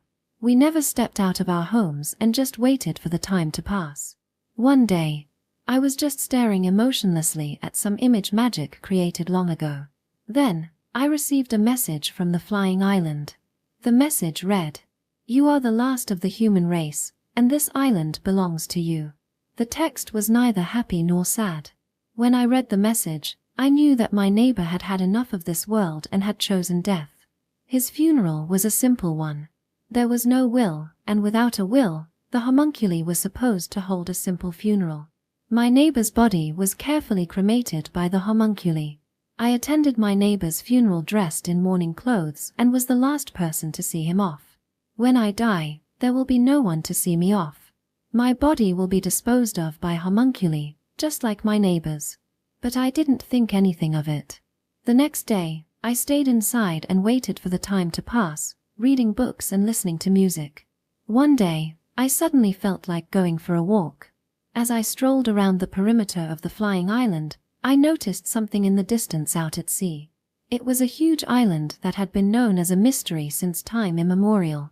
It was then that it occurred to me, come to think of it, what kind of people live on that island? With this thought in mind, I landed the flying island right next to the mysterious island. Then, I cut a hole in the powerful barrier magic that protected the flying island and stepped outside. I walked across the water and arrived at the huge mysterious sea island. Then I touched the magic of the sea island. As I had expected, the area around the sea island was covered with the same kind of barrier magic as that of the flying island. With such a powerful barrier magic, no matter how many times our ancestors attacked, they couldn't even scratch it. With that in mind, I decided to take a closer look at the barrier magic of the sea island. I touched the magic with both hands, closed my eyes, and began to analyze it with the full of my concentration. I concluded that it was possible to open a hole through in which a single person could pass, although time was needed. At that moment, I suddenly felt a gaze. When I opened my eyes, I saw a girl dressed in white standing right in front of me, staring at me. I was so startled by the sudden appearance of the owner of the mysterious island that I froze for a moment. However, the girl showed no sign of anger. Rather, when she understood what I was doing, she smiled happily and left with a fluttering wave of her hand. Over the next few days, we developed a curious relationship. Every day at a certain time, a girl would appear in front of me and watch me work on removing the barrier magic with a smiling face. I smiled back at her. We smiled at each other and looked at each other. At that moment, I felt it. I think I can be a good friend to this person. Chapter 92. They call me God, they call me Satan. In the end, I did it. I succeeded in cutting a hole in the barrier magic covering the mysterious sea island. The hole I made, however, was so small that only a single person could pass through. I stepped onto the sea island and proceeded along the beach to a residential area lined with small houses. The residential area was mostly deserted, with only the occasional maid homunculi working on something or another, and the occasional greeting from them to me. I was somewhat relieved to see them. It was as if I were on the flying island. Then, I walked for a bit. I already knew where I wanted to go. I had already searched the sea island and knew where the girl was. And I arrived at my destination. It was a cute little house. A thin plume of smoke rose from the chimney of the lovely house, bringing a delicious smell to the surroundings. I checked my whole body one last time, making sure there were no stains or wrinkles on my clothes. Then I took a deep breath and knocked on the pretty door with all my might. Knock knock. I knocked softly, and a little later the door was opened. There was a girl dressed in white, smiling happily. This was our first encounter. I was invited into the house and sat down on a small chair prepared for me, and the tea ceremony began. As soon as the tea ceremony started, the girl began to introduce herself. Hearing her self-introduction, I understood who she was. Knowing who she was, I decided to call her sister out of respect. My sister blushed and looked shy and fidgety, but she accepted my proposal. From then on, we were always together. We took walks together and observed various creatures. I would hold her hand and we would walk slowly around the sea island. Of course, I have also invited her to visit the flying island. I have lived alone for a long time, so I am a reasonably good cook. When she tasted my cooking, she smiled happily. These days, my sister and I sleep in the same bed every night. When I wake up in the morning, the time I spend staring at her lovely face sleeping in front of me is a blissful time. And the moment when I wake up and kiss her awake is a kind of pleasure. There was a time when we took a bath together. At that time, my sister pointed to the scar on her right arm and said, "This scar is my treasure." She said proudly, "I am very proud of this." She taught me many things.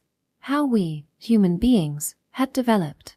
She explained the true nature of the magic we used. She also explained to us in great detail the true nature of the pearlworm, which has been called a mysterious insect. When I learned the true identity of the pearlworm, I decided that I wanted to do something similar and unleashed a large number of small magic tools that shined like diamonds. And so, we began to observe this world. Flowing rivers, lightning bolts cutting through the heavens, huge earthquakes shaking the earth. The various creatures living in such a world. For a long time after that, we both enjoyed observing the outside world. Then one day, we noticed a line of smoke. Deep in a dark forest, a thin wisp of smoke was climbed toward the heavens. At first, we thought it was a forest fire, but it was not. At the source of the smoke lay a small fire, and some animals were gathered around the fire. The animals gathered around the fire were holding fish in their hands. Then, they roasted the fish over the fire, and when the fish were cooked, they took them out of the fire to eat. I will never forget this scene until I die. No, even after I die, I will record this data and continue to preserve it until the end of this universe. It was such a shocking sight. These animals had intelligence. They used fire and they cooked. Oh, I see. Now I understand why my sister was so moved. My heart is pounding like never before. I have never been this excited in my life. Oh, these animals are going to continually gain more wisdom and grow up more and more. Their small groups will build villages, towns, and then countries. And they will keep going, acquiring unknown technologies. They will struggle through life, sometimes faltering, sometimes laughing, and they will live proudly until the moment of their deaths. I will continue to watch them from here. Together with my sister, I will continue to observe them from here, no matter what. No matter what they say. No matter what they do to me. No matter how much they love me. No matter how much they hate me. Yes. Even if they call me God, as well as Satan. Afterward. Thank you for reading. They both called me God, as well as Satan. From here on, I would like to write about settings and other things that I could not write about in this work. I was inspired to write this piece when I saw an illustration. Oh, I'd love to write a piece with this kind of atmosphere someday. I had that thought. However, as I thought about various settings, the work became more and more distant from the illustration. In the illustration, there are a number of skyscrapers, but what's that? If the population is only about 10,000, why do we need all these buildings? They can make everything they need themselves to begin with, so they don't shop around, right? We don't even need a shopping district. If there are no shopping malls, then we don't need factory zones to make goods. Or perhaps, a large number of made robots manage the artificial island. It won't be so abandoned. We're getting further and further away from the illustration. Well, okay. I'll just take the atmosphere. This is how this work was created. The only setting left was the heroine is white, bocce. Yes. This was the limit of my writing ability. The basic setting of such a girl is as follows. When she gets excited, she says she often says I'm sorry. She dances often. She sings a lot. She is a bocce player.